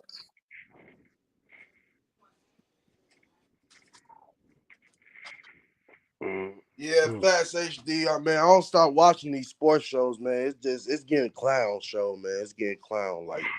I've been start watching these shows, dog. These shows are stupid because they don't make no sense. It doesn't, bro. It really don't, bro. I mean, if they were on the same team, I don't want to see them on the same team. I mean, they could play on the same team, but I don't want to see them on the same team. I want to see them on different teams. Caitlin has her team, which is the Fever. She has her team, the Sky. That's perfect. That's perfect. I don't want to see them on the same team. That's like seeing Kobe and LeBron on the same team. I don't want to see that shit. I want to see them on different teams. I'm a fan of the game, dog. I want to see them on. That's more parity. I want to see you LeBron, beat each it's other. not fun, right? That's what I want to see. They'll be on the same team in 4 years in the Olympics. Right. Y'all can see them there. Or hell, on the All-Star game, goddammit. Right. Rakia, Angel, and Camilla, are they generational talents? Yes. Rakia is a generational talent because we've never seen somebody her size be able to handle the ball and score from every spot on the floor. We haven't seen that in a while. So that's a generational talent to me. And Angel's rebounding ability, we haven't seen that since a man did it in Rodman, or if you want to talk about women, since Sylvia Fowles, but even Sylvia wasn't at that level of rebounding. She didn't have that motor like that. Yeah, she didn't have that motor. Yolanda Griffith is who I compare mainly to. Griffith is the only one outside of that could do that, what Angel does. And then she has intangibles. Her intangibles are through the roof. So that's what makes her generational. Camilla is generational because she's a 6'7" player that has footwork and skill of a guard. We've never seen that in a long time from a 6'7" player. And she could run the floor like a wing. So think about that. She could run the floor like a wing, got footwork and skill damn near like a guard. And nice hands. And she's a big dog. Like, that's generational. Crazy. To me, Camilla, the Brazilian girl, she will be the key to me. She'll be the key girl for the Sky to make the playoffs. That's gonna be the key right there. I disagree. Because you gotta think, it's her playing without Angel. Her used to being around Angel Reese, and now Angel Reese is not there. She's gonna have to get used to that after a couple of games. These last couple of games. It's not that. The thing is, the guards, the wings and the guards are just going to have to help on the boards more like they did last night. That's all they got to do. Camilla's never going to catch that. Camilla not going to rebound like Angel, bro. Angel's one of a kind. You're not going to get that from her. That motor, that perimeter defense, and that defense on all three levels, that's not Camilla. Right. I want Camilla to be Camilla. Just feed her the ball early, let her feel good about herself, build her confidence up, and let Kennedy run the offense. Kennedy will have us corrected. Kennedy knows how to run the offense because her and Spoon are damn near the same. Right. 2 women games. That's all they got to run. That's all they got to run. And everybody else, just play your role. Izzy, play your role. I don't need Izzy to drop 21 every night. I just need Izzy to give me between 8 to 12 points. That's it. Right. And defend. And goddamn Angel shots. Y'all split up between Cardoso and Kennedy. And then probably the little bit left, you get to the rest of the guards and the bench players. Yeah, that's all you got to do. Like, it's basketball, bro. It's like I was talking about the Seattle Storm earlier, JP. It's like they have to let Gabby remind me of Camilla. They have big hearts. They want everybody to do well. They don't care if they do well and stuff. They want everybody to do well. But they're so talented, you got to feature them early in the offense or you're going to lose them for the rest of the game. So you have to let them do their thing. And then Skylar and Jewel, I was saying, one of them got to decide, look, if you hot, take over early, I'll close the game. One of them got to decide who the closer going to be, which I prefer Jewel more. Yeah, I prefer Jewel. So, but Skylar like has to like understand, okay, down the stretch, we got to get Jewel involved. Jewel got to take over. And NECA and Jewel got to be able to close your game out. Correct. Meaning like, okay, I got to quarterback this. I got to pick my time when I need to score. If they're not hot right now, then I'm hot. Then we're going to feed through me. If not, I got to get them going. Mm-hmm. Camilla got handles like a guard and mobile. I didn't know that. Yeah, dog, Camilla. Dog, I watched him in South Carolina, bro. Camilla a beast. South Carolina. Yeah, Camilla a beast. I watched her in high school. Camilla could play, dog. Camilla different. Yeah, she can play. She different. Like Angel always talk about Camilla. She always bigging Camilla up because she like Camilla a beast. It's just that Camilla's quiet. She don't really talk. Like when you see her on her live, she's talking because she's around her friends and shit. But Camilla's quiet. Like she's a silent killer. But if you get her going, dog, it's over with. She finna kill. I mean, she finna do you dirty. I can't say that word, but she got to do you dirty. You know what I'm saying? The West will be done postponement. Listen, I'm not counting the Aces out. The Aces almost beat the damn Liberty last night without Asia. If Sid goofy ass would have missed the damn layup, we would have beat them damn Liberty team. You know what I'm saying? She jagged the damn layup, then gonna come back and shoot the three. How backwards ass your ass is? Like, this girl backwards, dog. Sid is goofy. That's crazy. Yeah, dog. She Hey, missed the layup. How long you doing here, B? I don't know. I'll be back in like 10 minutes. Oh, okay. Camilla spelled with a K, not a C, Felton, and she checked Barkley for his comments. Listen, man, men are ignorant, dog, to the women game, dog. Like LB and all of these people, Chris C over here glazing, Caitlin Clark. They don't watch the game, bro. They just watch who's popular. Those are novice. That's why when Chris C come on here defending them sorry ass Lakers, I let him talk because he's a novice. Like he's a fan, but he's a novice. He's a novice like most of these people are. I just let them talk. They gonna bury themselves. Oh, HD, I'm cool with LB. Who? LB cool, but LB, I told LB about them damn Giants. They should have started Tommy DeVito.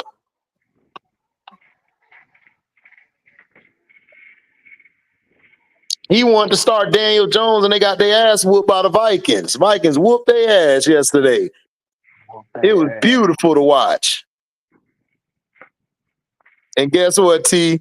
Niggas had a meme of Saquon Barkley laying there looking at the house burned down with the Giants on it. Hey, don't show that to Scrub. Oh my goodness, dog. Giants fans are pissed now. They talking about Saquon. I said, don't talk now. Y'all said y'all could win without Saquon. Y'all, this what made me mad, T. They tried to act like Saquon wasn't carrying they sorry ass the past 3 years. It's like, all right. That's because, man, they let their bum ass coach convince everybody that Daniel Jones was that guy. You know what I'm saying? When he just stood on Saquon. You know what I'm saying? He was only good because they had Saquon. You know what I'm saying? Hey, who you pick? Who you picking to win tonight? The Jets or the Niners? You said what? Who you picking to win tonight? The Jets or the Niners? Them sorry ass Niners. They gonna win tonight.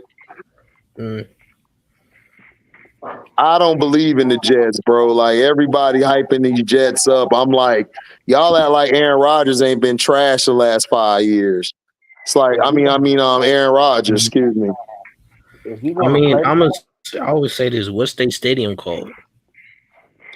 MJ, they're not gonna talk about Cardoso. Listen, they're only gonna talk about Caitlin and Angel. The reason they talk about Angel, she's a rival. That's the person they make the villain. They talk about Caitlyn because she's Jesus. She's white Jesus. That's what they call her. She's white Jesus. Just like Michael was black Jesus, he's white Jesus. They can't do no wrong. But on the court, they some dirty mother effers. They some dirty mother effers. They just sneaky dirty with they shit. And they make the fans believe they the hero. Nigga, they ain't no damn hero. If they was the hero, all us would be dead in this world. Shit. Hey, I'm gonna tell you some real shit. I seen a clip when Vernon Maxwell was talking about when he first played against Michael Jordan. And he was talking about how Michael Jordan, you know what I'm saying? Now, even though I'm a Jordan fan, but I gotta say this. You're a Jordan cultist, but go ahead. He was like, Jordan, you know what I'm saying, was elbowing niggas and doing all kind of shit. And then like, Jordan came, was like, he elbowed him in the face and all that. And then he was like, you know, he elbowed Jordan right back. And then he looked at the ref, and the ref was like, "Hey, y'all go ahead and do your thing. Y'all go ahead and play hard. Go ahead." He wasn't calling no foul. So then, like, Vernon Maxwell, he stepped up to Jordan, like, hey, mother effer, like, what, you know what I'm saying? What you doing or whatever? And then, you know what I'm saying? They had got into a little fight, and then the referee came up to Vernon Maxwell and told Vernon Maxwell, "Hey, man, I'm glad that you did that, because he do that to everybody out here. You know what I'm saying? Elbowing, doing all this dirty stuff. I'm glad you answered back. You ain't punked down." Man, I don't want to hear that shit from you. I don't want to hear that shit from you, because just on Cino Live, you was talking all this shit about Detroit. They dirty. They dirty. Jordan, Detroit team. This nigga so brainwashed, dog, nigga. I had to put that out there. I ain't gonna lie. I'm a fan. I'm a little bit of a fan of the Rockets, but I'm still riding with Jordan. I'm still riding If you really want to be honest, then you say Mike was straight up scared of that nigga Vernon Maxwell. You know what I'm saying?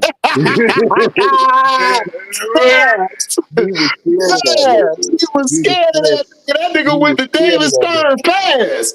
You gotta watch that nigga. Nah, this nigga, you know what I'm saying? That nigga go up there and try and do some old whoop-de-doo, glide through the air Mike shit, you know what I'm saying? And that nigga Vernon Maxwell be like, nigga, he take that shit personal, like this nigga trying to embarrass me, nigga. You know what I'm saying? He be ready to fight that nigga, dog. You know what I'm saying? They might be like, what's up with your man?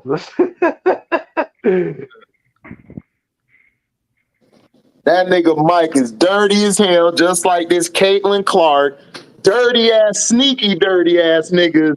And then they look at the ref like they ain't do nothing wrong. I mean, it's like, what?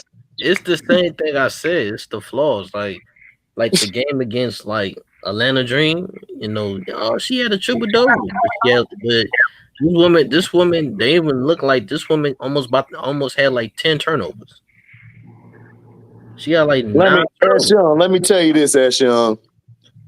And this is why I respect you, because you a young dude who go back and do your research. Let me tell you this. Caitlin Clark has been doing this bullshit since high school, right? They don't show it because they're trying to paint her like she's the goody two-shoes. This is what they did with Michael Jordan. Back in the 80s, the late 80s and the 90s, Michael was complaining to the refs and complaining to Stern, and he was out there doing the same shit. He bowled Joe Dumars before. He done bowled Isaiah. This nigga done bowled everybody and done did some dirty shit. But then when they do it to him, that's what the media want to show. They want to show that it's you. So that's why I go hard on Caitlin Clark, not because of her, because of the damn media. The media trying to make this girl like she's Jesus. This bitch is dirtier than Lucifer, nigga. I don't want to hear that shit. Like, stop with the bullshit. That's my issue. And then she turned the damn ball over too much. This girl averaging 6 turnovers to 8 assists, and niggas don't talk about that. They talk about her numbers. I'm like, dude, this is why their team is damn near about to lose every game.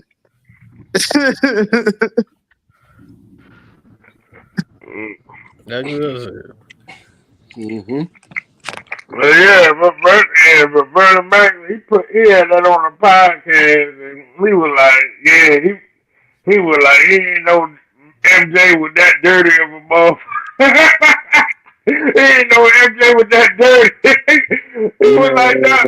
He was like, no. He didn't mind the elbow to the stomach and all that, but when she elbowed him to the face, that's what Vernon Maxwell was like, nah, I ain't having that, dog. And he stepped right up to him. He showed the film when him and MJ got into a fight when he was in Chicago. Nigga, Kobe was dirty too. T-Mac had a bad back. Kobe put his elbow right into his bad back. Nigga, I was like, this dirty motherfucker. You know, when he elbowed Mike Bibby, yeah. Yeah, when he elbowed Mike. And Mike Bibby looked at the ref like, yo. Nigga, you from Sacramento, nigga. LA got that money. Sacramento got no money messing with them. He tried that shit. Hold on, Jamaica. Hold on. What you said, T? He tried that shit on Iverson. Iverson wasn't having that shit. Hell no. Iverson was finna beat his ass. Iverson went over there to talk to him like, nigga, I'll beat your ass for real. Like, nigga, nigga, I'll beat your ass for real. Like, nigga, we can get it going right now. Kobe like, nigga, let's go then. And then Derek Fisher like, y'all need to chill. Kobe like, nigga, I'm gonna bust your ass, nigga. I'm gonna bust your ass the rest of this. Nigga, Kobe, listen, Kobe admitted he did the shit. Kobe ain't care. Y'all forget when Kobe got to a fight with Reggie Miller. Reggie Miller went at it. Lord mercy.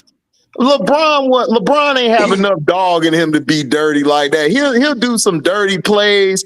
LeBron was a bitch, dog. Like he wasn't finna do that what Jordan and Kobe did. He didn't have the balls to fight with a nigga after the game. You know, he finna go run to Adam Silver, dog, like Mike would. Mike could go to Stern. Nigga, Kobe like, nigga, we could get it on right now. Kobe's that. Chris Childs two-pieced him. That nigga tried to jump over 5 people to knock Chris Childs out. They was holding that nigga back like, nah, Kobe, man, chill, dog. Chill. Kobe still wanted to fight that nigga after that. They played each other. They used to play each other at the high school or whatever, because I forgot the name of the high school, but all the Laker players or NBA players go there. In the off season, he tried to go at Chris Childs then too. Oh, you talking about the summer league in LA? Yeah, like him and Chris Childs, he was going at it with him there, but Chris Childs was like, man, they was cool and shit. Like, it wasn't nothing. It is what it is. But Kobe went out there to bust their ass though.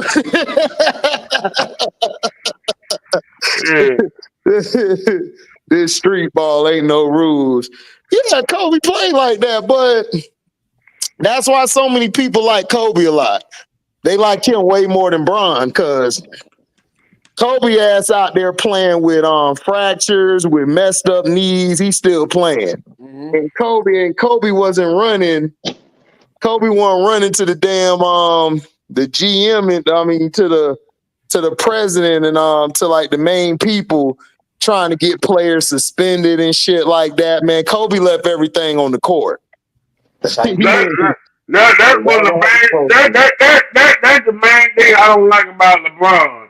How his poke ass be freaking trying to get dudes suspended and crazy dudes. I don't like that, man. I don't like that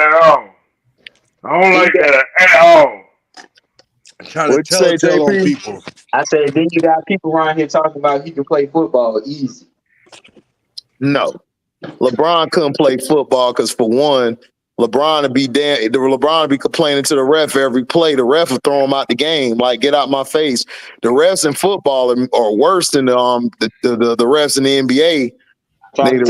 They ain't messing with the refs in the NFL to cut your ass out on the field. They don't give a shit. They're like, yeah, because they decide stuff. And say, bro, you know, NBA players and football players train way differently, bro. They'll break him up. First of all, playing football, it's not even about training. They don't have the mindset of a football player. A football player is so crazy. That's why I play football. I'm not rap tight. Like you think on a whole nother plane. You think on a whole nother plane of shit. Like you're not finna sit out because of a pinky or a finger, nigga. You gonna wrap that finger up. You finna wrap that finger. You finna wrap that finger up, and you finna go out there and still knock niggas out. And you gotta remember, everybody on the football team is an alpha. Everybody an alpha. If you got a nigga that's leading all of y'all, nigga, that's what you call the super alpha. That's the cap. Well, football is about leading a bunch of alphas on the team. Ultimate team sport. Ultimate team. Yeah. That's what Gerald McCoy said. Guys used to play defensive tackle for you guys for Gerald McCoy. Yeah, he told that to Gil and them about it. He tried to explain it to Rashad and everything. He talking about football, basketball, that basketball translates. He said basketball is more skilled, but football is more athletic, he said. And I agree. No, the difference between basketball, I don't even judge it by that, because people are skilled in football. It's just a different skill. The difference between a football and basketball player is a football player is mentally effed up. He ain't got no wires. Basketball players got wires, and they're more methodical because you got to be on the court, because you got to know which way to go, which way to be here. You got to make sure you know where this guy going to be at. You got to know when somebody's calling certain stuff. In football, your ass got to not only knock this nigga out in front of you for 60 minutes, you got to also know the schemes. You got to know the audibles. You got to know what this is. You got to know the playbook. The playbook is like bigger than the damn biggest world book of history. It's bigger than that. And you might not even use all them plays. You might use the plays that's on the last page of the book. And you gotta know what that is, because if you don't, you either gonna get cut or your ass gonna be on the bench. So I don't compare basketball to football, because you can't compare it. Like you can't compare that shit. Like basketball is way different with fundamentals, and you could have a bitch ass nigga playing basketball. Bitch ass nigga could play basketball. Bitch ass nigga can't play football. You can't play football at all, because you're gonna find out in Oklahoma's, you're gonna find out in Gashers, you're gonna find out in all this stuff to show you who real and who not. I'll be the first one to tell you. No, basketball. It was like in my high school where I went to. The basketball players was a bunch of pretty boy Negroes, and our football team was a bunch of niggas that was straight up goons. Yeah, you had I ain't gonna say all that. We had pretty boys on the team. It's just that pretty boy gonna fight. That nigga gonna throw hands and he gonna go to war. That pretty boy on basketball, you ain't finna be touching him all day. He finna get some screens set for him and he finna hit that shot. He ain't worried about all that. So that's what I'm saying. It's a different mindset, and it's a whole different thing. You know, I'm not trying to say one is better than the other. I just know mentally, football players are way more mentally tougher and crazier than any other sport. The only other sport I would compare to us is hockey. Hockey, you got to be insane too to play hockey. So I would say football and pro boxing. Nah, boxing's different, because in boxing you ain't got to worry about somebody blindsiding your ass. Yeah. All you got to do is worry about, because niggas always say that shit. I'm like, I told a boxer, like, dude, you only got to worry about, in boxing, all you got to do is be able to take a punch. If you could take a punch, you finna win. That's half the battle. If you can't take no punch, no matter how strong or quick you are, or hands you got, you're going to be knocked out. So that's the thing of boxing. But football, you got to watch for this nigga. You might get hit by two linemen, and you got to get up the next play and hit them niggas the same way. Like, it's a different mindset. The same way. You gotta keep that same, I'ma knock this nigga out. Dog, you got to keep that for 60 minutes, dog. 60 minutes. Like, people don't understand. Like, you're hitting. Like, you got to get up for the next play. And then after the game, nigga, your whole body broken up. And you got to get up and go to practice and work out. Everything you just said and explained, that's what Gerald McCoy said as well. And then he broke it down. He elaborated and broke it down further to Rashad McCants to say, I got two sons. One play football, one play basketball. They both train the same, but train differently. Mm-hmm. Yep. And Rashad, like he couldn't understand that. I'm like, bro, you can't train like a football player. He a bitch ass nigga. He don't understand. He a basketball player. That don't make no sense. He a bitch ass nigga. You gonna argue with a man that actually know what the hell you talking about, bro? That's a bitch ass nigga. That's a bitch ass nigga mentality. Keon's the only one. No, Rashad McCants think he know everything, bro, and that's where you lose me. You don't.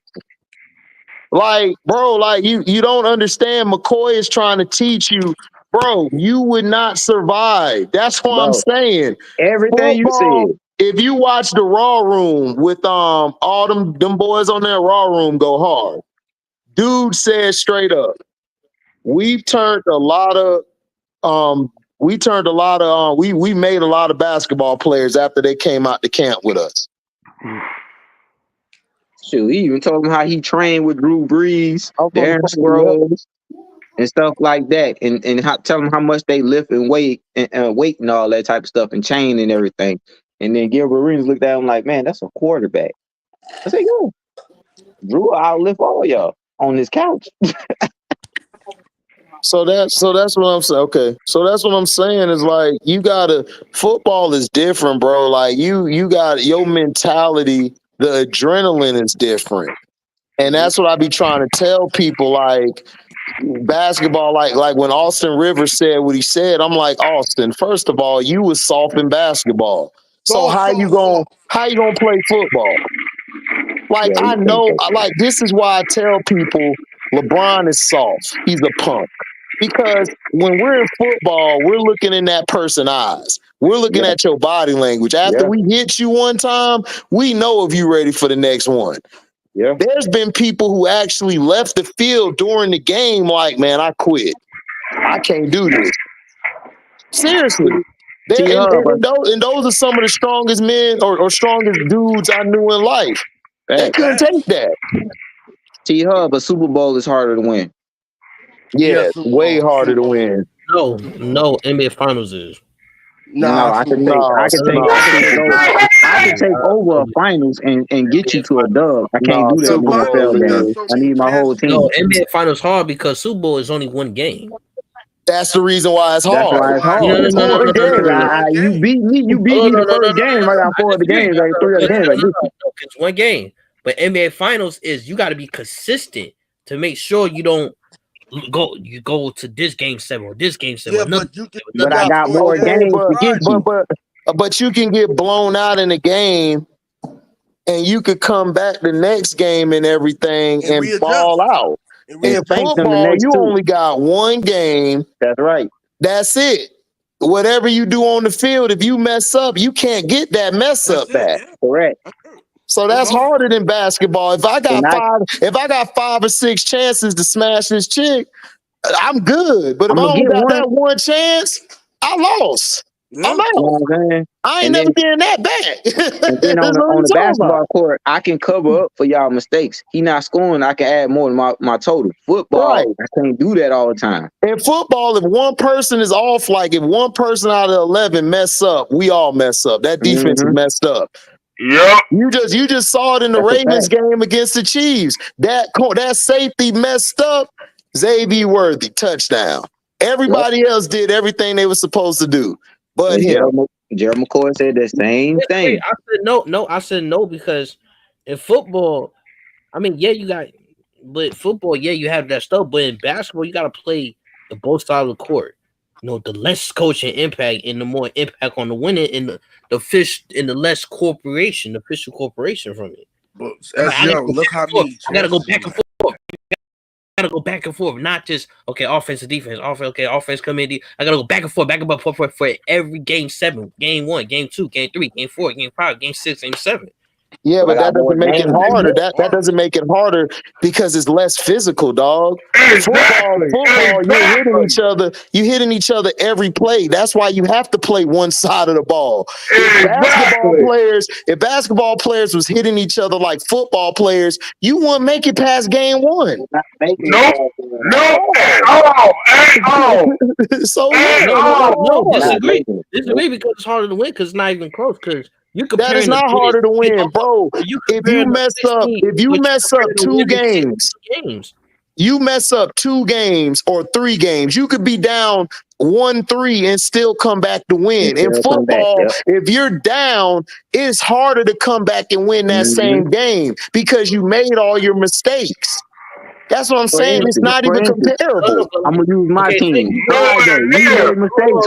We should have won that game. Go ahead. Compare winning the 16 games in playoff to win 3 games if you are the top NFL team. Let's say this. It's hard. How many teams that for the top team lost in the divisional and the wild card? I lost in the divisional. T lost in the divisional. We top team. That's what I'm saying.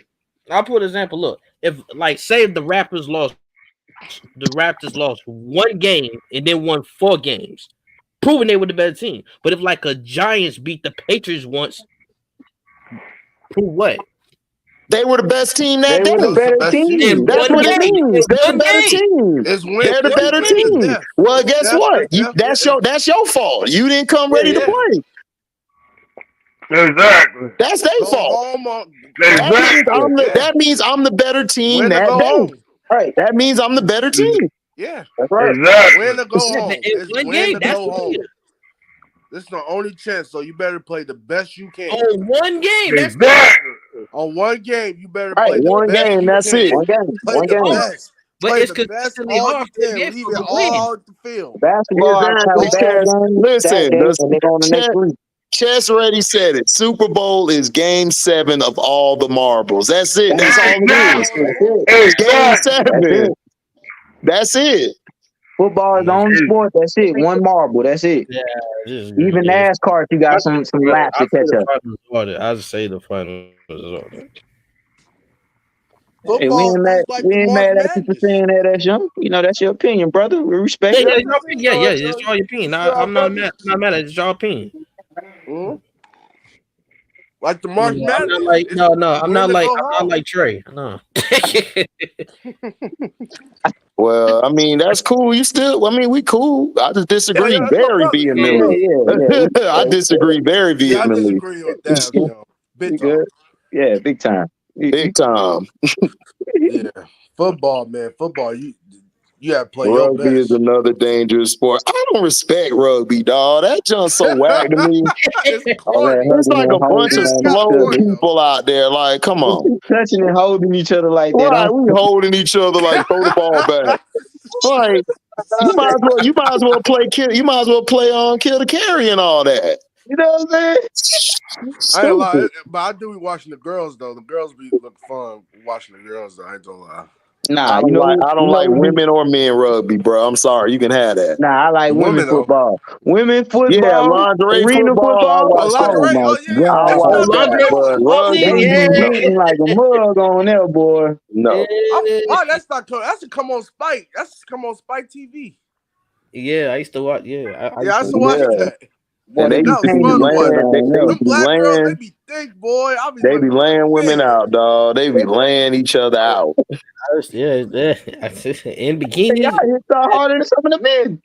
Yeah. Oh man, they do, bro. Like I said, I don't know, man. I'm like, nah, this is football. What is it? Man, I'm telling you. They done softened the men's game up so bad, you can't even hit nobody like you used to. Hey, then they ain't even got no lower pads, bro. No pads. No, they got them knee things to cover or something. Like the soccer and stuff. They be wearing them things around their knees and stuff. That's what they wear. Yeah, and then you just see booty just everywhere. Yes. Lingerie? Yeah. Yeah, man. Yeah. I know. Yeah. Love it. Most of them was all thick. Bro. Man. And they be running the ball, catching what? Yeah. Oh, facts. You have to know how. Boom, boom, just bouncing while they running. Ooh. Yeah, bouncing. Bounce. But yeah, HD, I was on the live with I went on the live with Tino, but I was listening to his live from on into the morning, and they were just talking about the Wayne and K-Dot thing, and Oh yeah, I was in there. yeah, MBU in there. Yeah. Then I'm like, Tizo, man, you tripping? He talking about Wayne is not known all around the world. I said, man, you crazy, bro. That man is known around the world now. I don't get in none of that conversation because I'm just not gonna agree with everybody. I'm different, so I don't get involved with music and stuff, bro. I'm tired of it. Like I'm done with all that. Like if you feel this, I'd be like, bet. I disagree, whatever. We still can kick it. We cool. I don't have the energy for it no more, bro. I don't. I just don't have the. That's why I said I'm blocking Caitlin Clark fans and LeBron fans who come with that dumbness. You're being blocked. Like I don't care. I don't want to hear it. You're not gonna tell me Biggie can't make songs when he's had hit records. You're not gonna tell me Pac's not lyrical when Pac has made lyrical records. I don't want to hear it. That was I don't want to hear it, dog. It's stupid. And I'm like, bro, how you can say that? It's like, man, name me a lyric that's memorable of Biggie's that's just killing against all odds. I feel the whole thing is it's like a machine. You know, you got the machine controlling. So, it is. I'm talking about the But machine.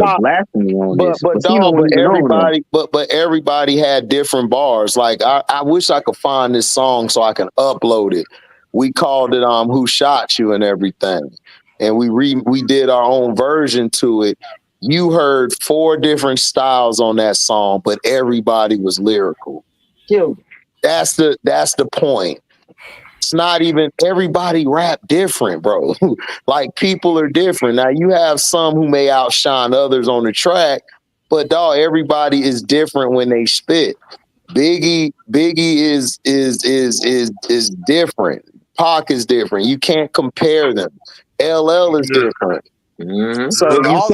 So you can't say one or you can't say one of the other best. There's people who got LL over everybody. There's people who like Eminem. You got people who like 50 over everybody. I mean, that's how they feel and stuff. But all I'm saying is just don't disrespect somebody else saying they can't do something. Like they wouldn't be where they're at if they couldn't do it. That don't make no sense. That's stupid. About that, like how you can and how you not, and I'm like, bro, look, you don't have to down another MC to pick up another MC. Basketball or soccer, which is harder? Soccer. Soccer's hard. I played both sports. Soccer's harder than basketball. Basketball is like one of the easiest sports, but the most difficult to understand how to play. That's what basketball is. Wow. And what I mean by that is, in basketball, if you're unselfish, you'll be great. You'll be fine. If everybody move the ball and score when it's time to. In soccer, everybody got to be you got to be in the right spot. If you're not in the right spot, you could get scored on, or somebody can get into your area. Yeah, soccer's tough, bro. Yeah, like it's tough because you got to do it with your legs in every section. Is that Christian? Is that Christian? Yeah, why didn't come last night? Who was dodging the smoke last night about them Saints? No, I did not. I mean, about the Panthers. Who that said they gonna beat them Saints? The Eagles. You said the Eagles. Look, bro, I didn't lose by like 37 points, bro. I didn't do that. Look, a loss is a loss. Don't come here with the loss is a loss. Remember, you was gonna spank the home team. That's what you said, and they weren't good. Right. They weren't good. That was your words. Yeah, and I said Christian. I don't know about that now. I'm finna head out, man. I gotta get some sleep and go to work. Make sure you listen to your "Sometimes I Dream" song before you go into work. JP, look, JP. right, Jamaica, man. Have a good day at work, man. Be safe. JP, What'd you say, Christian? I love that you're enjoying this moment because this the only enjoyment you had all summer. No, brother. No, brother. Only reason why I'm doing this is because the way you was just capping on the home team like that. And you know that they're gonna give y'all a fight for it, and their team ain't that bad. Look, we bailed Derek Carr them out. We bailed them out. They really weren't. No, that was not no big. good. That was a good ass. The game. Y'all got blew out. No, our defense is a lot of miscommunication. Oh my God! Nah, bro. I No, don't it know. wasn't just They the had defense. 47. They had 47 points with 7 minutes left in the fourth. Don't say the defense. Bro. It wasn't just thought it was the gonna be a defense. close game, but I ain't thought it was gonna be like this. Kyler Murray, Herbert, or Lawrence. I'm taking Herbert over Murray and Lawrence. Yeah. A lot of that game last night was a lot of miscommunication. But I like Kyler Murray, but the problem with Kyler Murray is he can't keep it up for 4 quarters. Once he learns how to do that, he'll be fine. I think he finally got a coach. What messed Kyler up is that he didn't get coached the right way. That's his problem. His fundamentals are a little off. But if he once he's with this coach, I think he'll get better. Yeah, I like Kyler too, but Herbert better though. Yeah, I take Herbert over both of them. You got to be consistent. He just managed the game. Herbert didn't play well. Yeah, but I would not say that was not I wouldn't put it on the Panthers defense. I wouldn't put that on. Christian, like, man. Team look bad, bro. Team look bad. Only thing I feel about my team is on Friday, bro. But I said this beforehand. I tell Christian, you got to get out that. Once you stop, once my brother Christian here, I'm glad he on so I can speak to him. Listen, once Christian learn how not to love so hard like I used to, you will be just fine. Thanks. Because I used to love hard, just like Christian. And my team used to disappoint me, and I'd be breaking stuff. I'm hurt, dog. My damn quarterback went down. I'm disgusted right now. Wait a minute. So me as a fan, see, I can afford to have depressing moments like this. You know, when as a whole, all I do is win, no matter what. You know, except for the Panthers. You know, unfortunately, these niggas can't win no matter what. These niggas lose and got losing on their mind. So unfortunately, you know, this is my this is just a death wish to me because you know I love the Astros. You know, I love Boston. So you know, look, I gotta have some losing somewhere. You know, you can't win all the time. You know, and unfortunately, unfortunately for JP, you know, he's not a fan of a lot of winners, so he only got what you one mean? team. So, I got championships in my franchises. I got good, decent teams. It's not like I'm a bottom feeder, so we're not gonna do that with mine. And I was injured. All last year, and just a year before, I just spanked you and went to the finals. So what you talking about? And then my football team ain't never digressed. Yours have. My baseball team is the only one that's lacking right now. Yep, he's right. He got a point. Our team is decent too. Look, your team got red. All your championships got red tape. It can never, especially football. It can never have that. Now I can probably give you the 06 one. I'm not talking about football. Had Ben Roethlisberger not got drunk in the club and allegedly Ben Roethlisberger sucks. We're not even gonna do that. He lost. That's what it is. He lost. We know, right? We know what he did. He sucks. He lost. He's a piece of scum. We all know. Oh man! Oh my God! Hey, I'll take it back. I was cheering when they won and beat Ben Roethlisberger. And my cousin was on the team, so I wasn't even tripping, and we won. What cousin? Ryan Clark. Oh, yeah. Hey, hold on. That's your cousin? Hold on, man. Listen. Me and Ryan Clark got some beef. I know. Okay. Well, I know you may not see him no time soon because he's on that upper echelon now, but listen. whenever you holler at somebody that's close to him and tell them that welcome to HDiiTV has a problem with him, that fake funny guy next to him, I have a problem with all of them. Because I don't, man, let me finish, bro. I'm talking to my big home, my brother here, JP. You know, this between me and JP. When you talk to him, you need to tell him I have an issue with how he's glazing this damn Patrick Mahomes guy, and then all this other stuff where he trying to put all this pressure on Lamar, but ain't giving nobody else no damn smoke. I know he done got the big contract. He got to play, you know, to the crowd and all of that. But, man, tell him we got smoke. We got to talk. Who got smoke? I will do. I talked to my godfather. That's his nephew. All right, bet.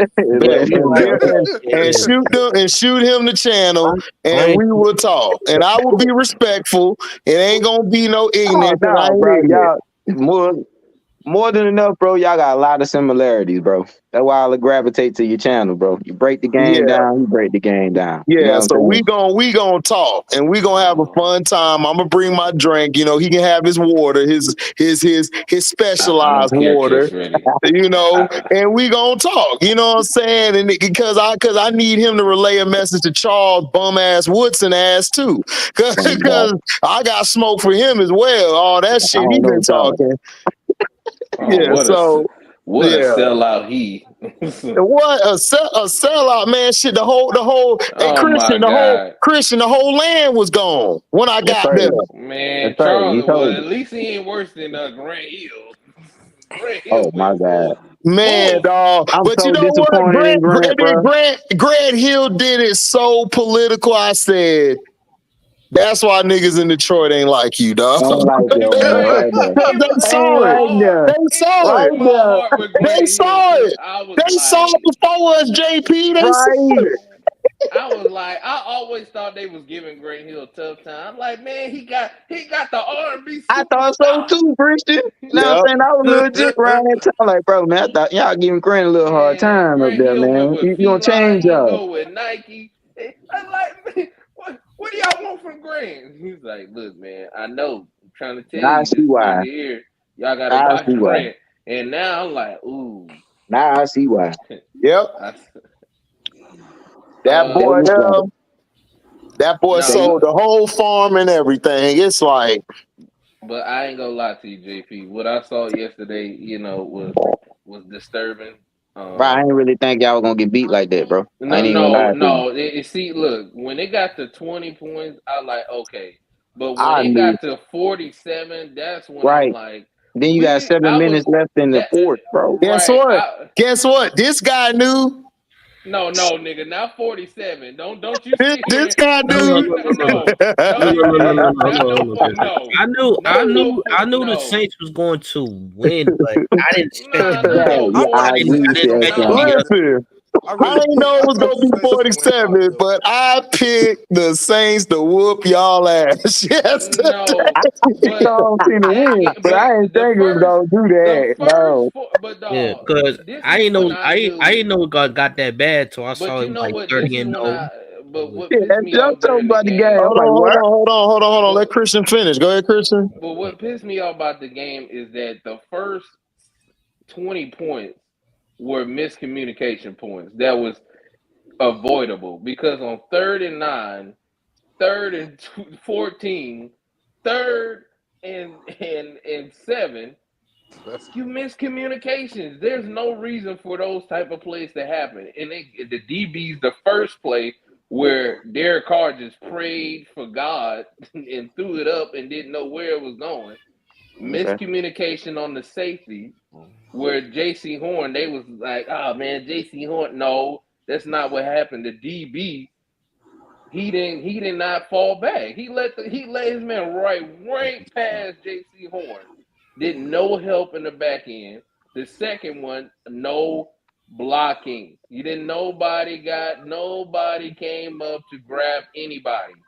3rd and 14. You telling me They would look. I'm sorry. You got the You got the tackle. wrong guys. Sound like you got the wrong guys back there. You got the Oh, tackle. we gotta go address the elephant in the room right now. Communication. What's that? What's the elephant in the room, Trey? How your damn quarterback threw a damn interception on the first drive of the game? And I will tell you what happened in that play. One, from break it down. From what the coach said and what Bryce both said is that there was a miscommunication with him and Deontay. And I said, this is why you play preseason. This is why you play preseason. Because you're supposed to get those kinks ready to go. And plus, Bryce Young played very scared yesterday and did not trust the line. And whose fault is that? That's David Tepper's fault. That's the coach. For a lot. No, not Dave Canales. I'm not blaming him because he just got here. No, the old regime, that's their fault. Well, your GM. No, it's not the GM's fault because he just got there. He didn't trust the line. No, it's the old GM's fault. Their fault. The new group, they're trying to fix it because Bryce is so hurt and just he's panicking. And when that happens, that's from him not trusting the line and being damaged from last year. Our offense changed 4 times last year. 4 times. Wow. When is 4 times? So why y'all ain't getting no offensive line help in the offseason? We did get offensive line help. Our problem is Bryce is not trusting the line right now.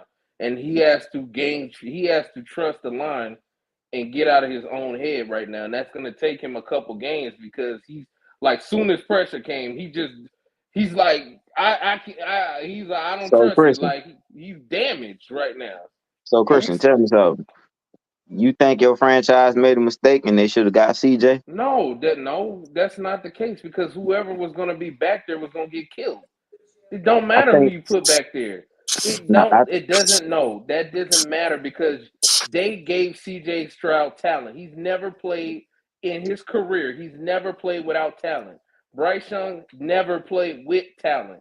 He played with talent at Alabama. I ain't finna go there. He played with talent at Alabama. Alabama played with talent. In the second round. Second round. Jameson Williams, that was it. Outside of that, he had Mechie, and Mechie has yet to play. Right now, Bryce Young. CJ just got a better receiving core in Houston. Them boys young, they growing with him too. Always had better. This is not comparable with his talent. He had 4, 5, 6 receivers that went in the first round. That's not comparable to nothing Bryce Young has ever had. You can't tell me outside of 2 dudes, and Mechie's not even playing. Jameson Williamson is the only one, and he didn't even play until his 3rd season. I wish I could pull that national championship team up. He wasn't on that. He was not on that team. He won the championship. No, he was on the bench. He wasn't playing. He was behind Tua.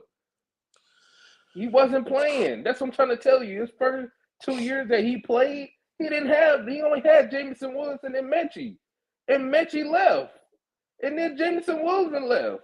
They went in the draft. He was without them. He still put up the same numbers. When Gibbs they running back? Jameer Gibbs was their running back. Yeah. So that's a running back and a receiver. But he came in the league before that, though. After that, you're just naming 3 people. How many? And then basically you got some Stroud defense on your defense as well at Alabama. No, we only got 2 dudes. We only got one. We don't got nobody on defense from Alabama, but a couple guys. He talking about Stroud. He said Stroud got a couple pieces from that Alabama defense on their team. About offensively. Yeah. What did Alabama do offensively for him? That's not comparable to what CJ had. You just name a couple receivers. You just name a couple receivers that was better than half of the receivers in the SEC, and running back that was a receiver and a running back. Come on, stop playing. Jackson Smith-Njigba, the dude that's still there right now. He had Marvin Harrison Jr. He had 3 other receivers. They all went in the first round. I'm only gonna give you Harrison. I'm only gonna give you Harrison and Olave. No, Jackson Smith-Njigba is good. He's good. He had a good team. He had a good wide receiving You core. think he good? Cause he all right. all right, Thank you, AD. but No, he's not Olave, good. now I'll give you I just Olave and Harrison Jr. Them niggas That's is it. studs. But yeah, that's just because I ain't his gonna lie skill about is. that, but But the no, he's not Jabu, playing in the right Thank system. you. I nah, I wasn't don't sure like on him Najabu. either. But dog, I it's said not Zay Flowers is better comparable than with the talent. It's not comparable. He didn't have an offensive line at all. You gave him an old Adam Thielen last year. That was his only target. You have DJ Chark. You gave him no running game. You gave him no offensive line. You changed the playbook 4 different times. That's not stability. You can't But blame I Bryce do agree Young. on that. He do need You weapons. can't He do you need can't weapons. there's no He do need stability. weapons. He had But how Frank would you Wright. how you gonna say they're gonna be competing for the No, division I and know. I second? did not say we were going to compete for the division. I never said we was going to win the division. I never once said that. I I said ain't we say was going to win. I win said 6. competing. No, I never said that. I said we was going to win 6 or 7 games. That's what I said And from the jump. I said I y'all don't see winning it, 3 G. or 4 games. I don't And see it. that's fine. Everything that you described to me that's going on down there, y'all Because gonna But get him no, I'm hurt telling and he you what gonna get that happened coach last fired. season. Bryce But Young is the type of quarterback that needs a line. Yep. That's what he needs. He needs a solidified running back, and he needs receivers. He needs a lot Yeah, to he need a play. lot. Y'all So definitely need a to lot. it's me, not really a lot he would because he didn't fit, have a lot and he didn't have a lot in what's it called it? Y'all, what bro. He other had Just player? told you what he had in No, Bryce you did Alabama Young, He not. had a Bryce Not great that Young. offensive much. line, Alabama. Dog, go look at his. Go We look had a at. on great both offensive Go sides look of line. the at the ball. You talent. might not think defense don't help, but it does. No, go look at the. No, I'm not talking about defense. Offensively, go look at the talent versus CJ Offensively, he Stroud had talent. help. Dog, Jamison Wilson, and the second year, Jamison Wilson, Jahmyr Gibbs, and Mechie were not there the second year. You can't name any of his receivers from his second year that he put up the same numbers as CJ Stroud when he had Yeah, all those guys. but he got hurt that year because he lost all that talent. So But the he Right. thing still put up is, the same the thing numbers. is, I understand that, but I'm saying you got to think like a GM. We can't Thank you. think about what we like. Now, if Right. I was in the I'm not. draft and everything, I liked it. No, I mean it's facts. Like, Nah, just okay, live what you're saying, I G. like Bryce Young more than CJ, but if I know I don't have all this shit, I'm going with CJ. Because Right. not and the reason why CJ is bigger, he can move around more, and he can throw the ball and he can see over the line.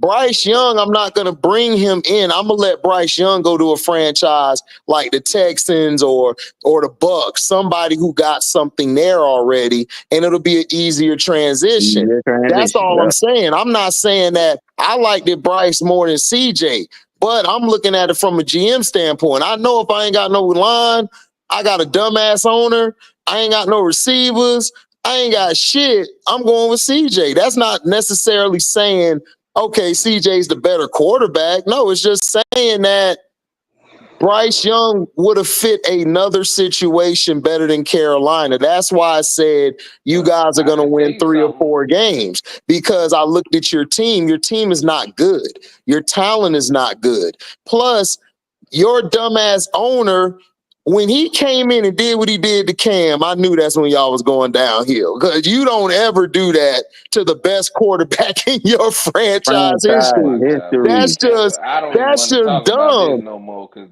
Oh my that there God. will drive No, me to insanity. I understand that. No, we just talking, bro. Like No, we I just know talking. you, but I'm just saying that. But I'm just saying I like Bryce Young. Me and my brother P always argue. He don't like Bryce Young. That's fine. I like Bryce Young. I think Bryce Young would be good if he played with the team that had pieces already there. He's not a good quarterback when he has to play with no line and none of that stuff, because he's not as athletic to scramble out of the pocket, and he's not that tall to see over the line to get the ball. So that's his only Drew issue. Brees. Like I keep telling people, he's athletic Drew Brees. Well, Drew He's Brees didn't not run that Drew, much. no, Drew because Brees got the Drew, ball out. no, Drew had a quicker. No, they're Drew not the got the same. ball out, man. Drew had a quicker release. Plus, Drew had more athleticism at Purdue because he was moving around and he was throwing pinpoint accurate passes. Bryce wasn't that. No, that's what I'm talking about. College. Even with San Diego, he was moving around. So I'm just saying. Yeah, I'm saying Bryce Young never was that athletic. He never was that athletic specimen. Like Kyler Murray, I would put him on the Panthers team because he's athletic. He can run around, he can move, and he got a strong arm. Their issue yesterday was the defense just sucked down the stretch. Oh my God! But he balled out. But I'm just saying, that's all I'm saying. We're not comparing both of them, but I'm just saying, even when y'all had a chance to get Anthony Richardson, yeah, you should have got Anthony Richardson. Richardson would have been fine for y'all. He would have fit a little bit better for that system, in that team. See, I get what HD talking about. It's the system fit and team. It's not about the personnel of the player. Because he could be better. He could be better than him, but he might fit better over here. Right. Because look at Baker Mayfield. Look at Baker Mayfield. If you put Baker Mayfield on the Ravens and Lamar with the Bucks, come on. Bucks going to the Super Bowl. Bucks going to the Super Bowl with that defense. That's the Super Bowl. And the Ravens gonna be the number one pick in the draft. Hold on. One Kylon is fan of Bama. That year in 2021, Robinson was the back. J-Mo was the best receiver in college at that time. Then you had Mechie, who was the second team all SEC. The offensive line wasn't that great, too. Gibbs came next year in the transfer from Georgia Tech. So he had weapons. He just didn't have a line, because I remember that year. Because I remember he got nicked up. Bryce Young got nicked up that year. I remember that year. He got nicked up, and they had a team. The thing is, that's why Bryce Young was nice. He has to have that around him to be successful. He is a great game manager. He would be a great game manager. CJ Stroud is a game changer.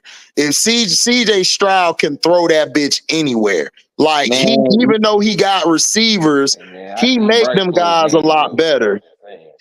He throw them open, bro. Dude, I understand you're not a fan of him. I'm not a fan of CJ Stroud. I love CJ Stroud. Well, I don't love. Listen, I'm gonna be honest with y'all. I don't love CJ Stroud. I've never been a fan. I don't think he has a lot of dog in him. That's just my opinion. He can play the game, though. He's very talented. He's awesome. I just don't think he got that extra dog in him. That's just me. I may be wrong. But that's just me. But I don't hate him. That's the only reason why I didn't want to pick him up. But when I saw him in that game he played in the playoffs, I became a fan after that, because he showed that attitude that I like. Didn't show dog, but he showed he had some attitude. I like that. You know what I'm saying? I liked it that he was trying to win. But I just don't see dog. Now, Anthony Richardson, I see dog. That nigga's a dog. Like yesterday, what that nigga was doing, nigga, that's dog. That's dog. And I love Lamar Jackson too. But I don't see dog like that, bro. That Anthony Richardson dog, I don't see it. Man, I don't see it, bro. I ain't trying to do it. Anthony Richardson? No, Anthony Richardson. No, I'm saying I see Anthony Richardson with more dog than Lamar and all these niggas, bro. I'm just being real. He's scary. I'm serious, bro. I'm trying to bro. Look, when I saw college football, and this is what I saw. Like, bro, I love Anthony Richardson. When I saw him in the combine, my mind super changed, because I was like, wait a minute. I didn't like him. I believed in him a little bit. I didn't like him. I changed my mind. He showed me something in that Florida State game when we played him. Like, that nigga's a dog, bro. Like he really scared the hell out of my team, bro. And when I saw him like on the field, like this nigga got slammed on his side, right? By the D lineman. Helmet flew off. That nigga got up and just started smiling at that nigga like, yeah, came back the next play through a 50-yard bomb. I said, yeah, that nigga's built. That nigga's built, dog. That nigga's built. That nigga's built. Hey, you said good shit, but I got you. Yeah, I got you. I got you. And you got Coach JB saying Anthony Richardson can't throw. I said, dude, what you looking at? It's just that he has this guy, old white man named Coach JB. Oh, okay. Well, yeah, he's Nah, what you say. listening. He's old and white, so Not listening. things that don't Right. match. Bro, I'm looking like, did you see this game? Did you see that game? Yeah, man. Like, but bro, Anthony Richardson, man, he's scary. Shoot, how you doing? What's up, G?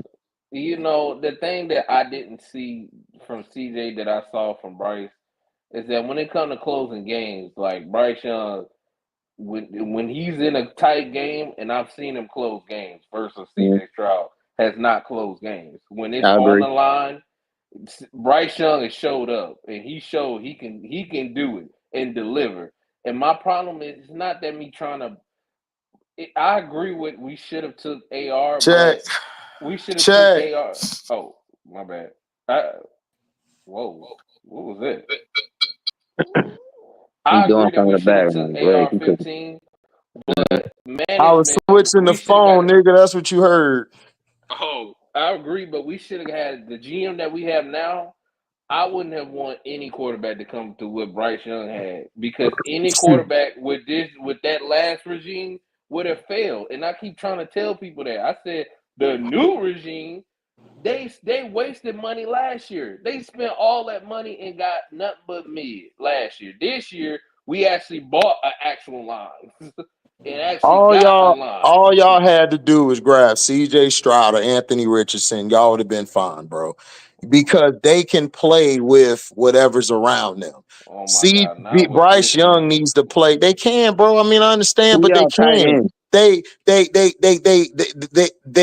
can see over the line, and they can make more plays happen with their legs. Bryce isn't that type of quarterback. Bryce is a 3-step drop quarterback and letting it fly. Rhythm. That's what he is. Look, bro, that's what I'm trying to tell y'all.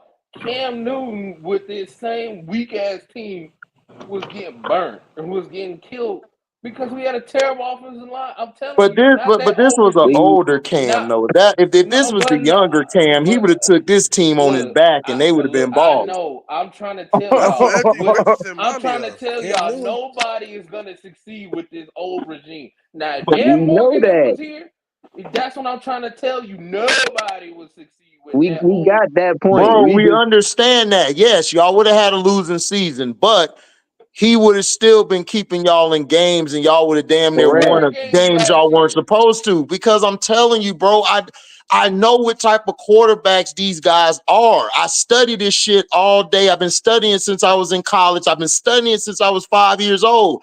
I know what I'm talking about. Bryce Young, if you would have put CJ with that team or AR, yes, they still would have been losing. Franchise, they would have lost. But they would have been further ahead because they can play within a team that is bad. They can carry that team like Lamar be carrying the sorry ass Ravens. I'm saying Bryce, what Bryce can do is if you put Bryce if you would have let Bryce go to probably the Texans or another team that was like built and shit, Bryce, everybody would see what me and you were talking about, and JP are talking about how good Bryce is. That's all I'm saying. Bryce needs the team to lift him up more than he lifts the team. There's nothing wrong with it. That's just who he is. And Alabama don't develop. They don't develop quarterbacks, G. Okay, you know but he can close. He's a game manager. Dog, there's been 20 game managers who's clutch. Eli Manning, Jeff Hostetler, Trent Dilfer was clutch on the way for them to get to a Super Bowl. Brad Johnson. You could beat, Brad Johnson. Yeah, it's plenty of clutch game managers. Plenty of clutch game managers. You There's know what nothing I'm wrong with saying? that. There's nothing wrong with that. You winning. You know what he is. The team know what it is. But and then against him also, Alabama don't develop quarterbacks. He going off his talent, and his talent got him a Heisman and #1 overall He pick. should never went to Alabama. He should have went to like UCLA or Cal. Ohio State develop quarterbacks, bro. Pro style. Now, if they do they great? Are they great in the next level? That's iffy. But they develop quarterbacks.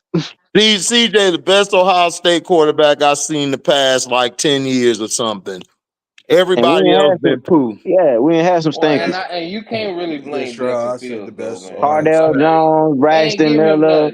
Like we had some what dude that played wide receiver for Washington. I mean, Washington. Well, Pryor, we ain't had some bad ones. Who? You said who clutch? I'm with Cheyenne. Look, if you clutch, I'm rolling with you. I know he clutch. I've seen him do it last year. I know Bryce is clutch. Look, I'm a fan. Listen, I like Bryce more than CJ, bro. You know that. I'm just saying. No, I know. I'm not talking about y'all. I'm just saying about the fans. I believe CJ was struggling down the stretch a lot of games in the clutch. I've seen it. They got film on him now, so we're gonna see what's up. We're gonna see what's up. So we'll see. Yeah, and then as far as Bryce, man, we know what's happening with him. He just don't have the talent, don't have the team. We know what's up. We ain't naive. We know what's up. All right. No, I'm not talking about y'all. I'm talking about my fickle ass fan base, and these fans, they don't allow. Like, do you know this? But what fan does? They're fans. They're not choosers to understand the game, bro. No, I'm not just talking about. It's not just the fans. I've never seen in the history of football, and I spoke to you about it yesterday. Bryce Young has been the most criticized, most pressured quarterback. Rookie quarterback since Donovan McNabb when he brought it up. Are you sure about other? Yes. Yeah. Yes. Lamar didn't start right away. Lamar didn't play till near mid or in the season. Right. Yeah. This dude has been getting it even before he stepped on the field. He's been criticized because everybody. You said who on JP? Vic. Vic really didn't he got criticized by the media, but the fans loved him though. Everybody stopped loving Vic when that dog shit happened. After that dog shit, but before that, everybody loved Vic. The only people that was really criticizing him was punk ass Skip and certain media people, but everybody loved Michael Vick. They used to have the thing on Sports Center, the Vic what they said, the Vic something. The Vic Experience. Yeah, the Vic Experience, dog. That shit was live. They just got mad at him because Vic dumbass fucking started. I mean, I said the F-bomb. Let's end this live. Hold on. Because I'm